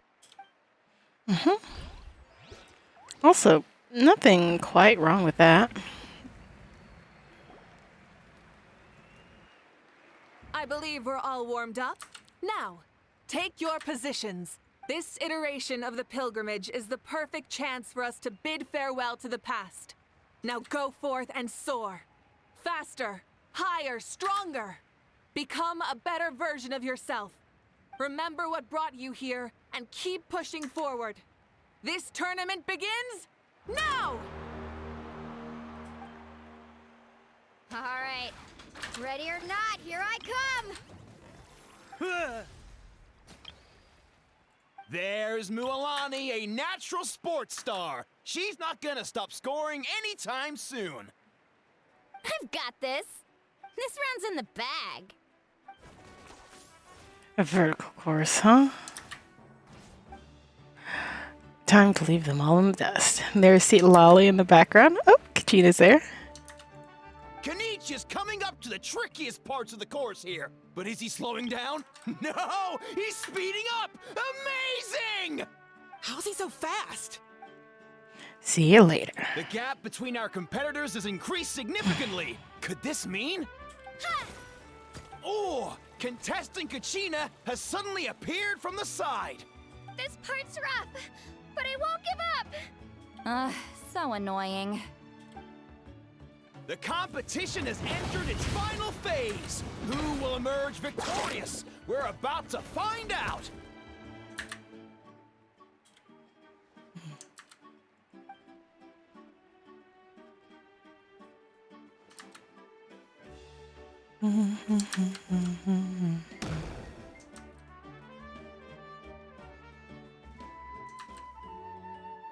Gotcha. Well, do you yield?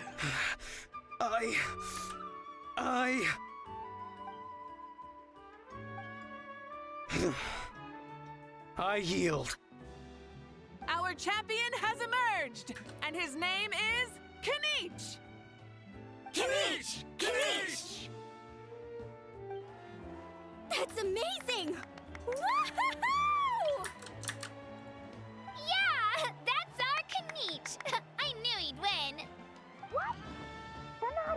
just a little punk hard to kill, but he's good at fighting too? He does have skill. You beat me fair and square, Kenichi. People always talk about how tough you are, and now I can say for sure, they're not exaggerating. It's funny. I was thinking to myself earlier that I might have a shot at winning this. Unless I have to face Kenichi in the final. Come on, dude. What are you talking about? Losing to Kenichi isn't really a loss at all. You've more than proven yourself, too. You could beat me up 30 times over. Hear that? They're recognizing your strength as well. Keep up the good work. Let's have a rematch sometime. Yeah. You're both so good. But wait, if that's the end, where's Shibalanke? Wait, aren't we missing someone? Lord Shibalanke. Now that you mention it, where is he? Don't tell me.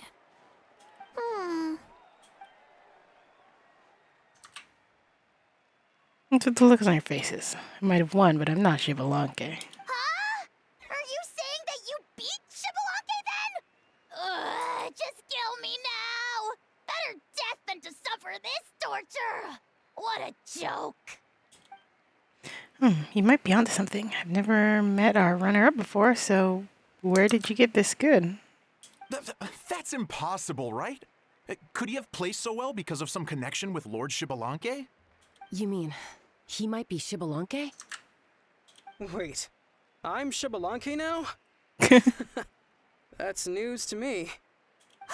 I've got it! Lord Shibalanke didn't want to steal anyone's thunder, so he must have lost the tournament on purpose. Wait, that doesn't make any sense. This is the most holy pilgrimage of the return of the sacred flame. How could anyone throw a match? Whoa, did Paimon say something wrong? Now everyone's talking about Shibalanke. Still, that guy was almost too good, wasn't he? We've never heard of him before, but he was still going toe-to-toe with Kenichi. Could he really be? I don't think so.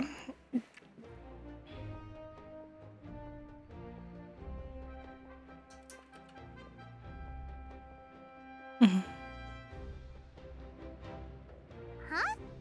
What are you looking at, Moika? I felt that something was off since the tournament began. Reflecting back on it, it wasn't because I could sense Shibalanke's power, but rather that I could not. She means Shibalanke is not present. Or does she mean that he wasn't resurrected in his original form? Please, excuse me. Wait, she's going straight in the direction of the other contestants.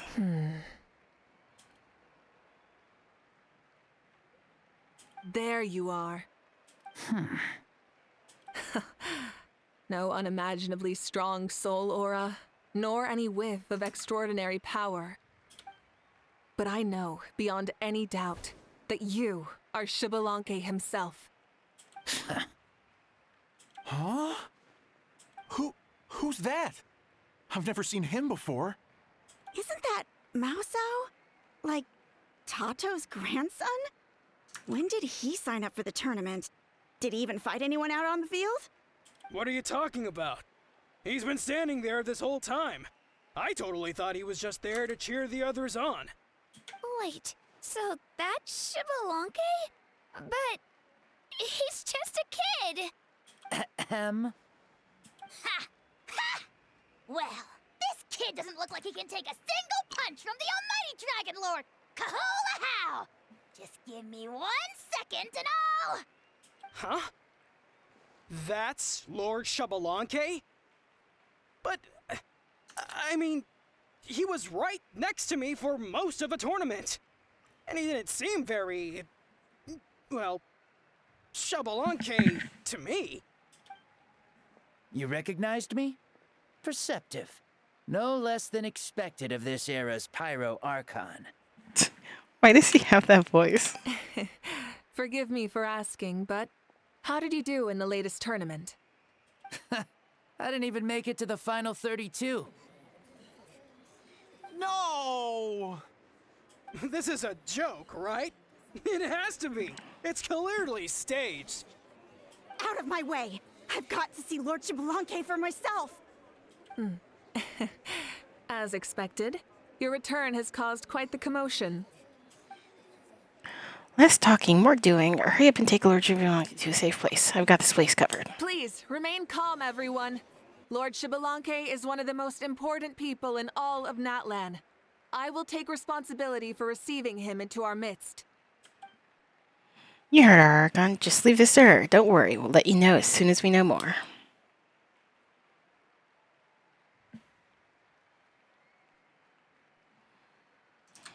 Alright.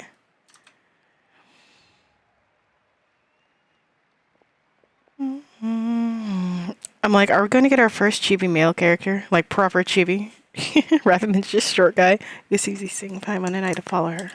She's calling us! Quick, let's go! Hey, wait up!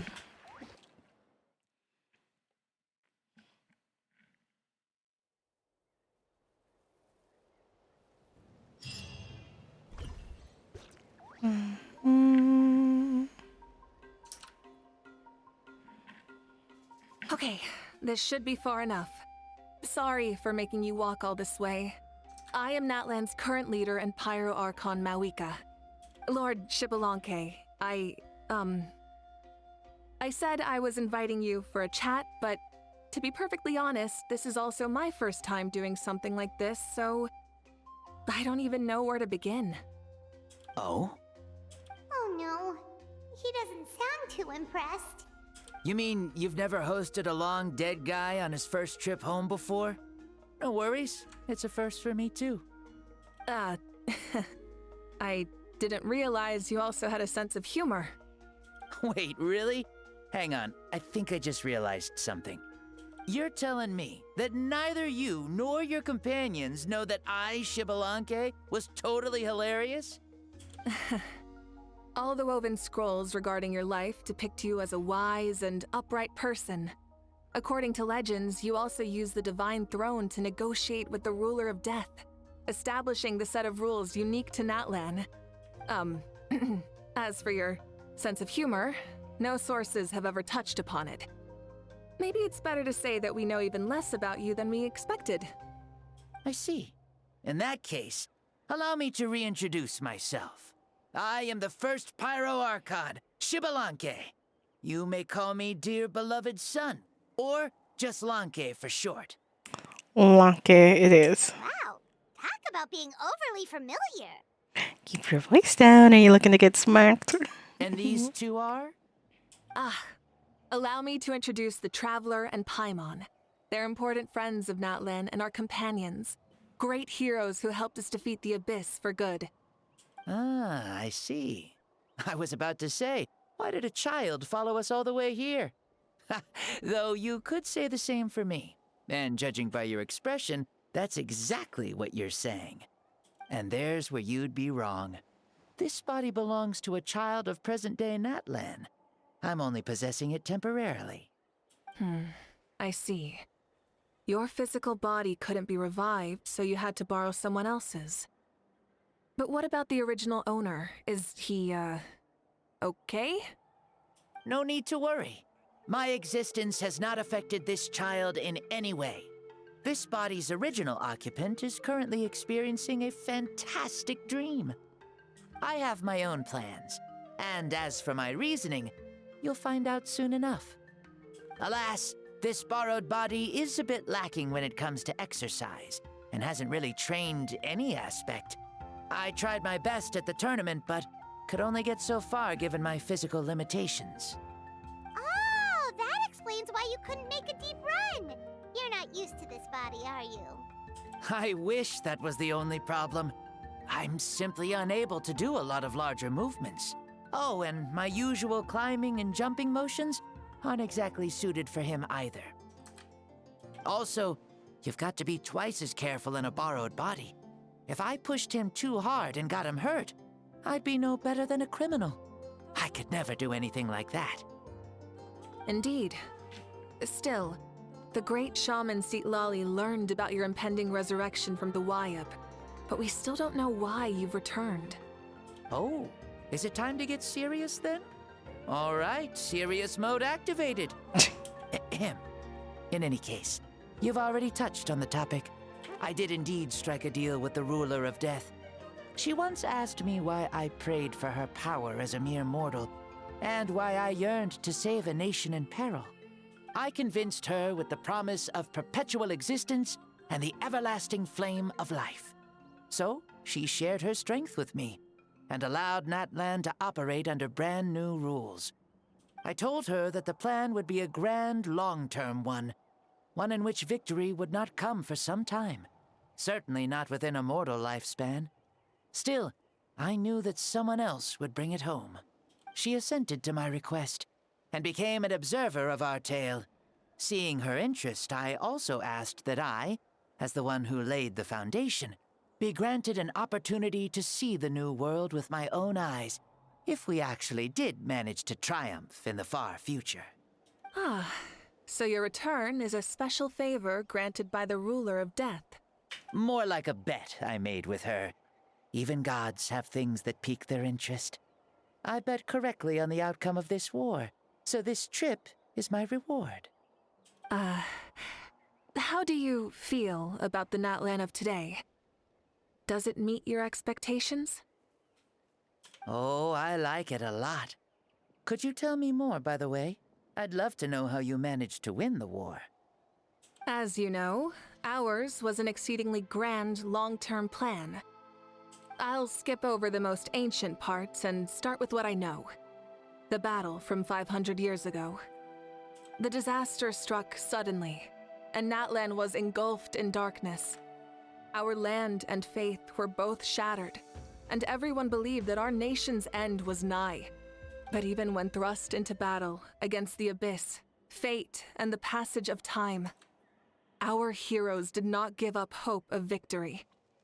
We each shouldered our heavy duty using the power that you left behind. All the Pyro Archons in the last 500 years have devoted their lives to banishing the abyss, rebuilding our tribes and faith, and uniting the people as one. As for me, I decided to head 500 years into the future, that is, the present, so I might finally bring together our people's resolve, which has stood firm for thousands of years, and fight for our final victory. Of course, I had prepared for the worst. That I would awaken to naught but monsters, corpses, and ruins where our nation once stood. Had that happened, there would have only been one thing left for me to do. Fulfill my final duty as a warrior, and then witness the end of the world helplessly.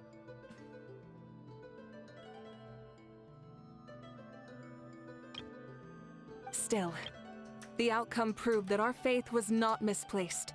This victory, and the miracle that it created, is the greatest reward for all who gave everything to protect our realm. Yeah, had anything gone wrong, whether in the past or in the now? I have always believed you to be shrewd.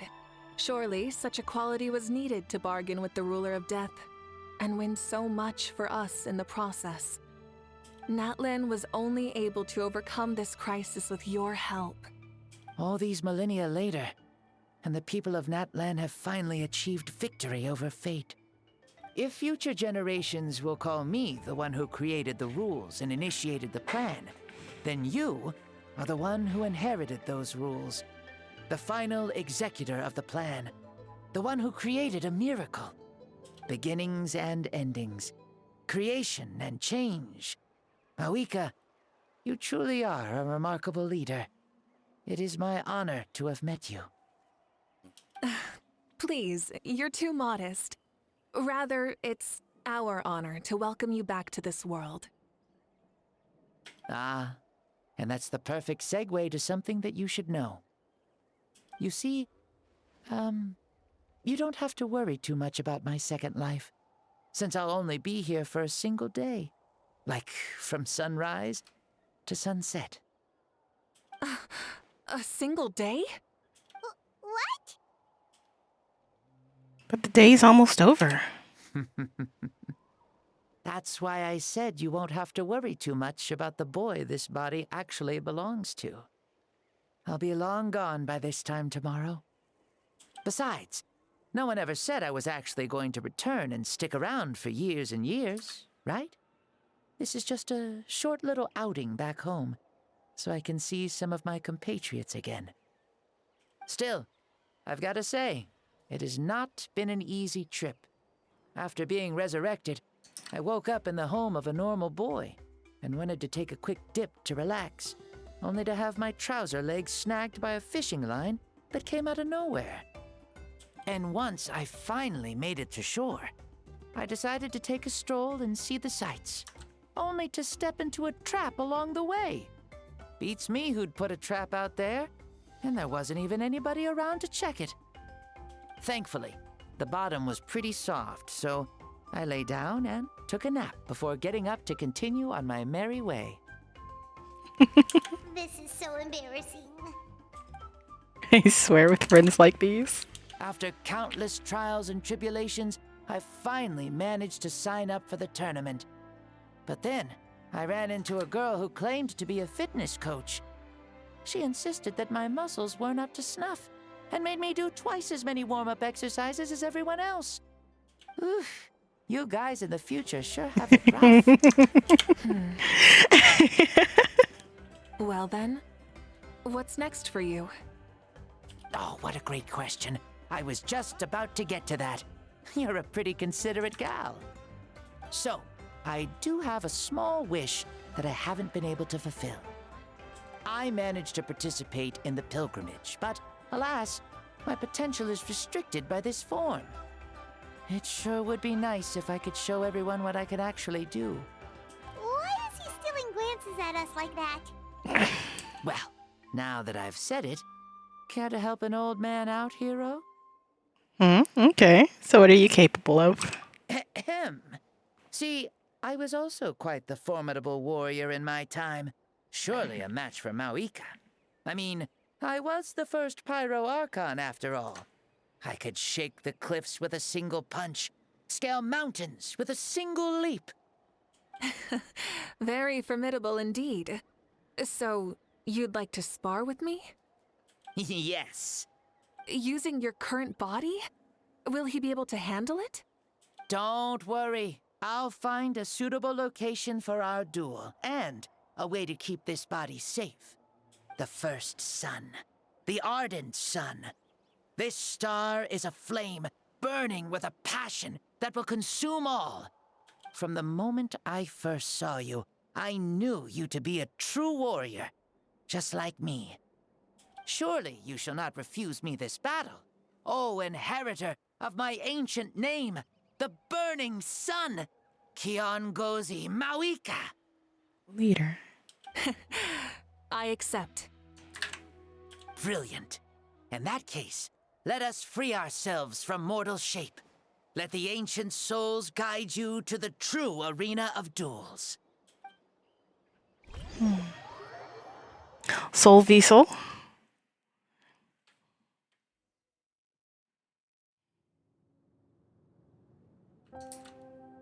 Huh. What is this place? Never been here before. Is this a temple of the spirit? This is the land of the sun, created by my soul. Only the sun and those blessed by it can survive here. Me, you, and you. The sun, the other sun, Blessed One 1, and Blessed One 2. We've been blessed by the sun? The sun will remember the most virtuous stars. You are hope itself, the most radiant, most important friend. We have invited you here, so you may witness the clash of suns. Huh, I see. We've manifested in an almost fully spiritual, consciousness-like form, removing the limits of our flesh. That's right. As I said, I knew you to be a born warrior the moment I laid eyes on you. But there are two forms of human strength, that of the body and of the spirit. The great Xbalanque impressed upon a child's body found less than a third of his original strength available to him. In that form, I'd lost my strength of body. But here, we meet as our true spiritual selves. In this place, even a child may shake heaven and earth due to the great soul within. What makes a true hero? Someone strong of body, or strong of mind, or must one be strong in both to surpass human limits? Which of these are you, Mawika? Well said, Xbalanque. Let us prove our mastery of both strengths through this battle. To Natlan, to each other, and to the rest of the world. You and I both know we'll never meet a better matched opponent. Indeed, that's exactly what I've always wanted. As a citizen of Natlan, as the Pyro Archon, as an opponent from across the millennia, and a friend whom you never had the chance to meet. Let us have a fair and honorable duel.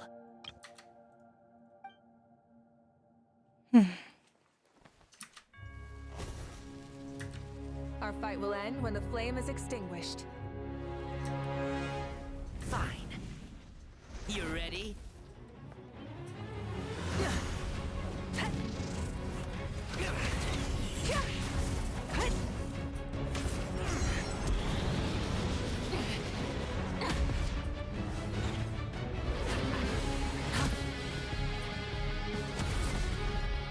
Wow.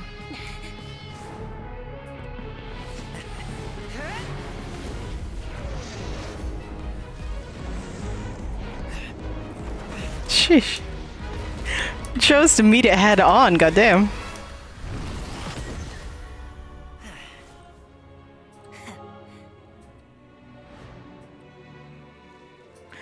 Do you never feel tired or hopeless? No. In war, there's no time for that.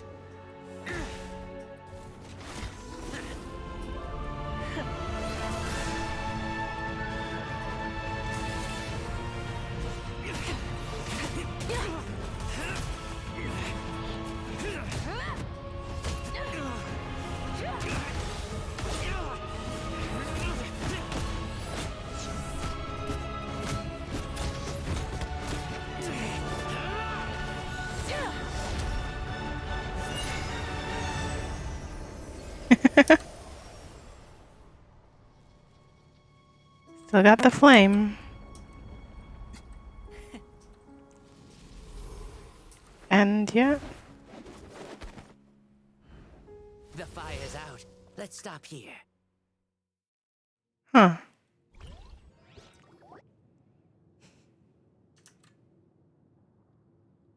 Even in spirit.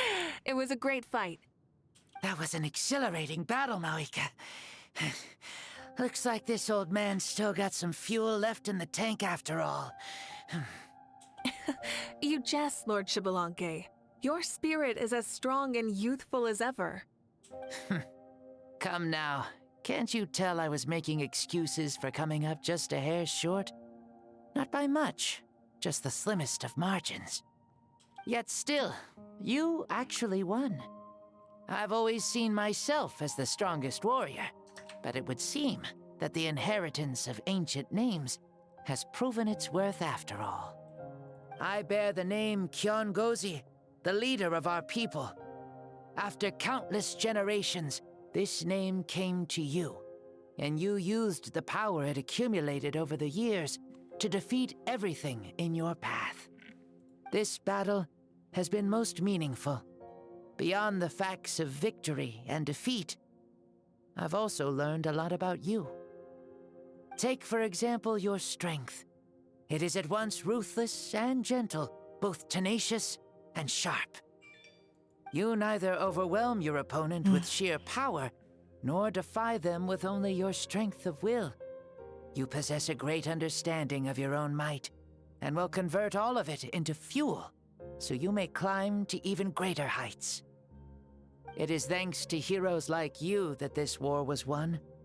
I'd have never been able to return to the mortal realm otherwise.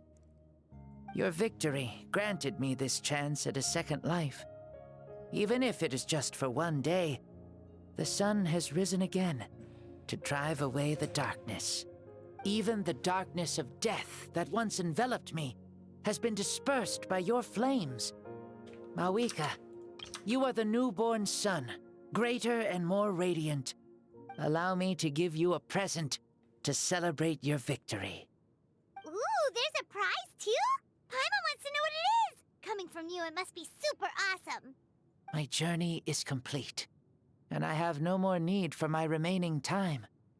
Mawika, I would like to give you all my remaining life force, which I obtained from the ruler of death. Use it to awaken those you wish to see the most. Surely there must be at least one person that you'd like to meet. What? So it's a blank check to bring anyone back for a time? Though Natlan possesses incredibly unique ley lines, it is still extremely difficult to meet the dead outside of the Night Kingdom. Now, take it. Though we both became Pyro-Archons in life, we were still born into this world as ordinary humans. There's no need to hesitate. Just do what you think is best. Thank you for the offer, but I don't think I'll be needing it. Huh? The past lives on in my memories, and will always remain my treasure. Meeting someone we can no longer see again will only lead to more longing. Rather than cling to the past, we should enshrine it in memory. Ever loved and never forgotten. Mawika? There's no hesitation in her gaze. She means what she just said. They were right. That's exactly the sort of person you are. They? Your parents, sister, comrades, and friends. Those who walked with you, and those who left you behind. Those who crossed blades with you, and those who prayed for your safe return. Each and every one. Mawika, has one granted the special privilege to return, I can sense them calling for you, and watching over you from within the distant winds. Dear Mawika, our esteemed Archon, leader of our people, how have you been doing? We all miss you so. There are so many things we want to say to you, but if we really were to say them, they'd just be those simple, heartfelt words. The war is over, Mawika. All our efforts had meaning, and all our struggles bore fruit. This is the fairest and most precious thing in the entire world. May you be happy in this era of peace. May you eat well, sleep well, always be full of energy, and never forget that we will always love you. These are all words spoken by the people from the past. Their voices are echoing through this Temple of Souls. Blanque, he knew from the start that Mavika wouldn't accept his gift, but he promised it all the same. Proposed it all the same. Was it so he could pass on these words? He has long sensed the prayers from all the souls in the Night Kingdom. This must be why he created this special space, to bring their voices here. Thank you. Those who have gone before will never forget you, even as you keep all their names deep within your heart. Mawika, my dear child, though we have ascended to Archonhood, never forget that we are still human. Live as you please, in this age of peace you forged with your own 2 hands. Why so formal all of a sudden? Seriously. Oh, Mawika. Mawika, where are you going? Ho-ho! Leaving already? Now you're the one acting all impatient. Since we're done with all the serious stuff, it's time to follow me. Shibalanke, doubt you've ever ridden a flame strider in your current body, right? Never even heard of such a thing, to be honest. Ooh, are you gonna take him out for a ride? You're coming too. Come on, it's time for us to live as we please.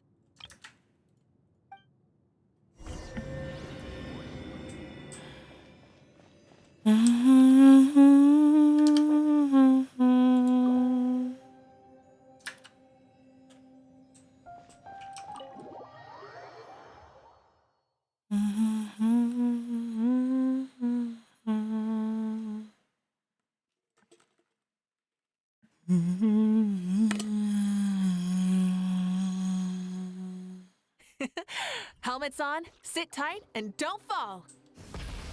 Is this a board you can use to ride on the water? And you can stick it to the back. Playing with this stuff is part of everyday life then? Yeah, we're living good! Ah, I wonder if I would have ever become Pyro Archon if we had had these gadgets around back then.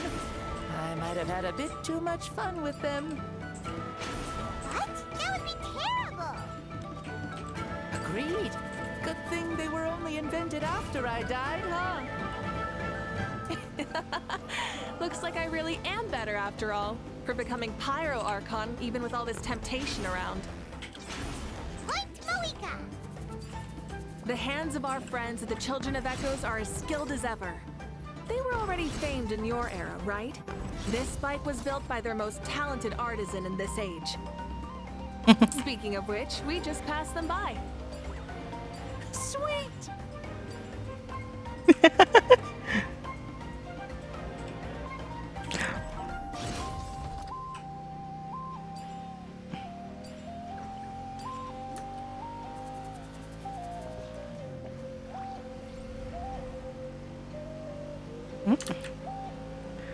Hell of a lag spike or going through whatever. Oh, door to resurrection.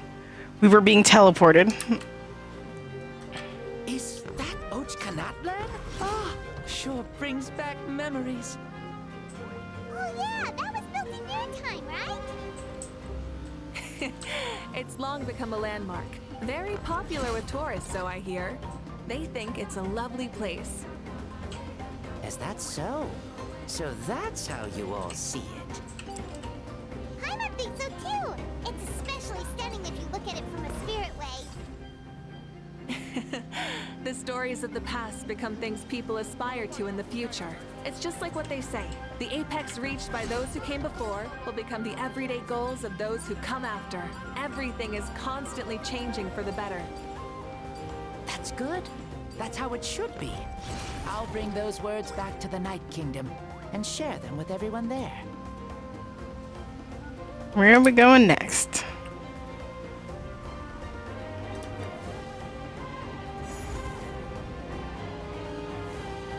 People of the Springs.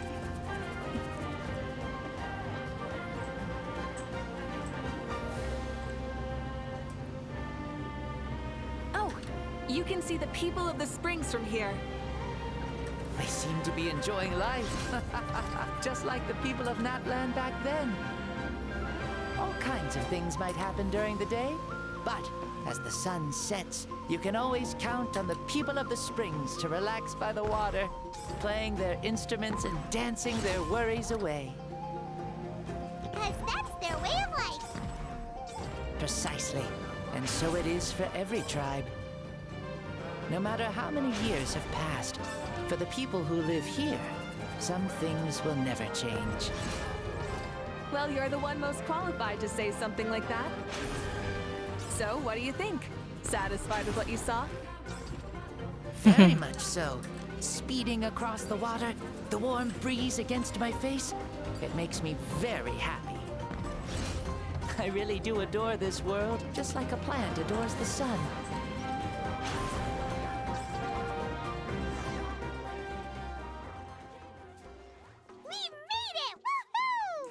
Yahoo! Thank you, Maoika. This has been a wonderful trip. Lovely things are meant to be shared after all. It's the least we could do for our friend. I'll admit, I didn't expect people several thousand years in the future to see me as a friend. Not that I'm complaining. This old man's had a great day today. Thank you, dear friends. I can still remember how nervous you looked when you saw me for the first time, Maoika. I'll cherish that memory. Oh, is it almost time? Yes, it is. Thank you for coming back to see us. This meeting means a lot to me as well. Mm-hmm. Well, time to go. Don't forget to lead a happy life. Aw, already? Paimon's gonna miss you. See you later, Shibalonke. Enjoy your life in the Night Kingdom, too.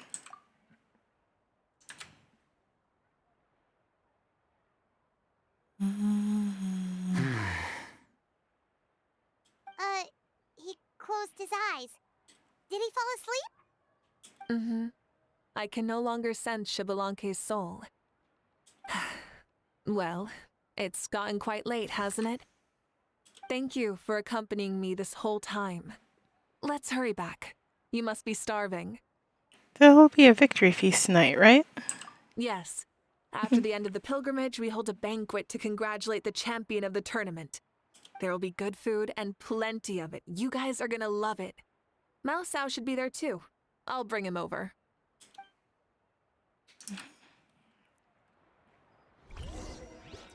Hmm.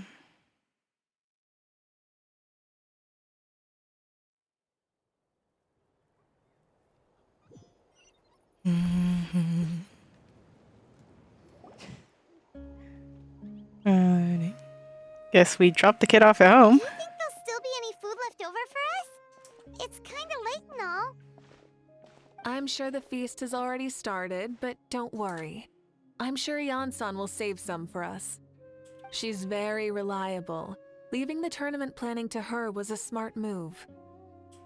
So she probably figured that we'd be gone a long time. Yeah, I told her as much too. Ah, seems like they've prepared the thing. What thing? See that row of braziers over there? Oh, so that's what they are. They haven't been lit, so Paimon totally thought they were something else. Here, watch this.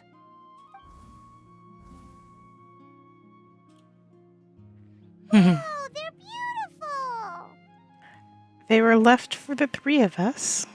This particular kind of brazier is called a signal flame, and is reserved for those coming back late at night. The others set up an entire path using these signal flames to await our return. Those returning to the tribes must light them with their own hands. The flames will illuminate the path ahead and show the tribe that the person has made it back. Even if you're surrounded by darkness, never forget. Your friends wait for you in the distant light. Aww. Remember that feeling when the exhaustion of your journey creeps up on you.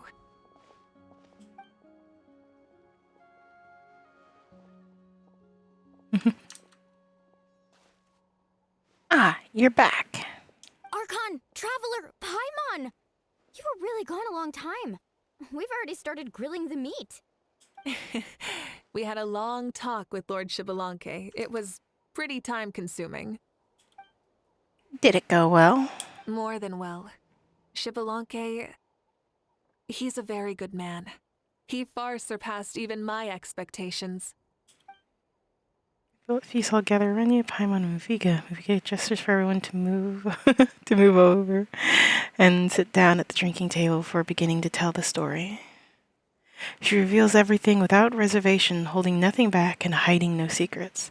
As part of the deal made millennia ago, the ancient sun could only rise again for one day. Still, it was enough time for her to recount all the people's achievements and hard work to him. As night fell, the sun disappeared once more. She returned with joy in her heart and a child of the tribes on her back. The sun arose in that child's dream, and quietly set in his deep sleep. So the only reason Lord Shibalonke didn't win the tournament is because he was limited by the physical body he was in. That's right, but don't feel disappointed on his behalf. He himself was not upset about that turn of events. He had many revelations during this journey, and as he said, strength of mind is as important as the strength of the body. He realized that after failing to make it to the final 32. No matter how many times Paimon hears it, it's still so funny to think that Shibalonke didn't even make it that far. You'd never expected to hear those words next to each other. Strong in both body and mind. Huh. I'd say our champion Kanich fits the bill. Don't you think? Indeed. Everyone, let's raise our cups. Let's celebrate our champion! Kanich, you've proven yourself a true warrior and athlete. Congratulations on your triumph in the pilgrimage. A toast to our champion! Cheers! Cheers. Cheers. Thank you, everyone. Hey, look! The kid's awake. Huh? Where am I? Hello, Mausau. You're awake. This is the celebration feast for the pilgrimage of the return of the Sacred Flame. You participated in the tournament too. Huh? Me? It's a long story. It's so long, even my lowly servant couldn't manage to give a simple summary. Ha! I see. I remember Lord Shibalanke, our Archon, Mawika, and the pilgrimage. I feel like I dreamed a very long dream. I was super strong in that dream, too. I could jump up onto the roof with one leap, and I could climb, fly, and glide. It wasn't a dream. Your body did go through all the motions of the tournament. You were already an outstanding contestant. I'm a contestant? You know, Mom and Dad always say that my health isn't the best, and I might not be able to do all the things everyone else can. But right now, I feel like I can fly. Really? Like Paimon?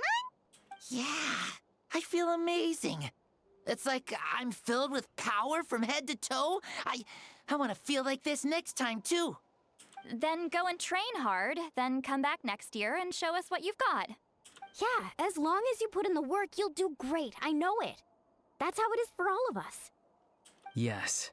You'll turn out to be a truly beautiful vegetable. I'm sure of it. Vegetable. Yeah, I will. Oh, but the pilgrimage was only half of the dream. I think after that, I somehow got into a fight. Really? Against who? I think it was... That wasn't a dream either. I did have a duel with Shibalanke. Huh? I was hoping to save this until later, but since we're already on this topic, I've got another piece of good news to share. Namely, that we crowned another champion today. Lord Shibalanke and I engaged in an all-out duel, as worthy rivals from across the millennia. In the end, I won by the slimmest of margins, defeating our legendary hero. I can't believe it. You beat the Shibalanke? This is no lie, and I have our best friend here to back me up. You were the arbiter for our duel, yes? Muika is right. Paimon and I witnessed her victory with our own eyes.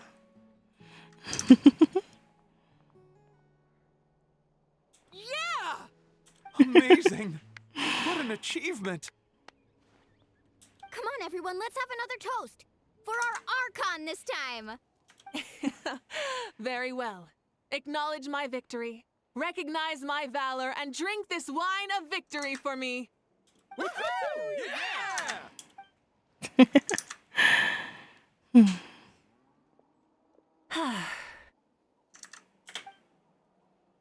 been a super long and exciting day, yeah? Yeah, it's been quite some time since I've done so much in a day. Or felt that it's gone on for so long. Yeah, sure does feel like we've been here for a while. We've also got a sense of accomplishment to match, right? Of course. Oh, right. Malika, the Traveler said there was something to ask you. I was just thinking, you're fighting Shibalanke for such a long time. Did you ever falter or wonder if you might lose to him, even for a second? No. In battle, there's no time for that, so it never crossed my mind. The same answer as last time. How come she knew what I was thinking? The night is still young. Cheers. Cheers. As the blazing sun, hearken ye who have returned.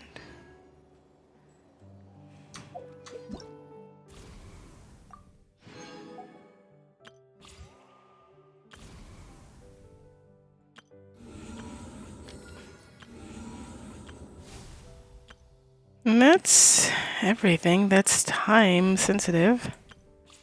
At least for today.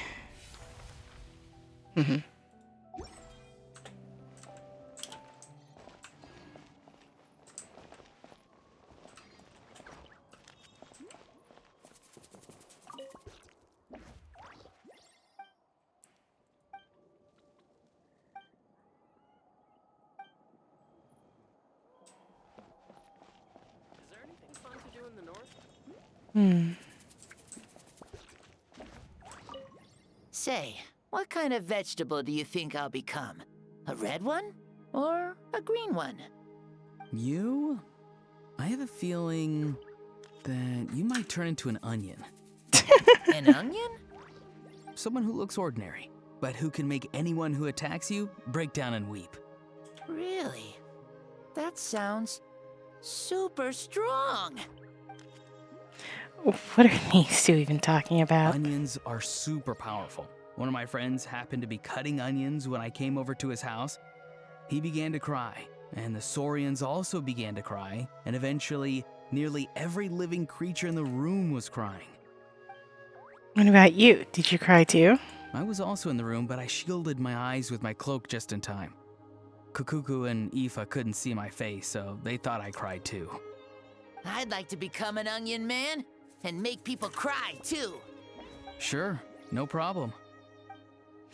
I really want to interrupt you, but I have no clue what to say to derail this line of conversation. Well, Leon-san, you're a tiny mushroom.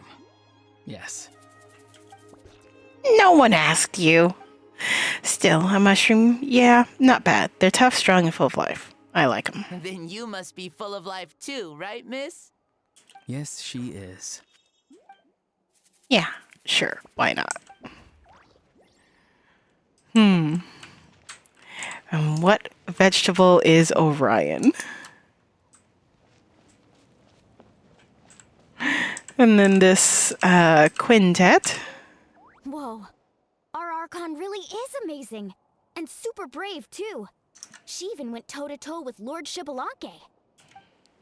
Don't be so modest. You'd have done the same. Like any of us wouldn't! I'd have jumped at the chance! What about you? I wouldn't dare. Fighting isn't a warrior's nature. If the opponent was presented to you, I'm sure your instincts would have made the choice for you. I swear, you're all just brimming with energy over here. This is Lord Shibalanke we're talking about. Our greatest ancestor? Are you really that into sparring with your elders? Granny Seat Lolly! Let's spar sometime, too. No. We're absolutely not doing that.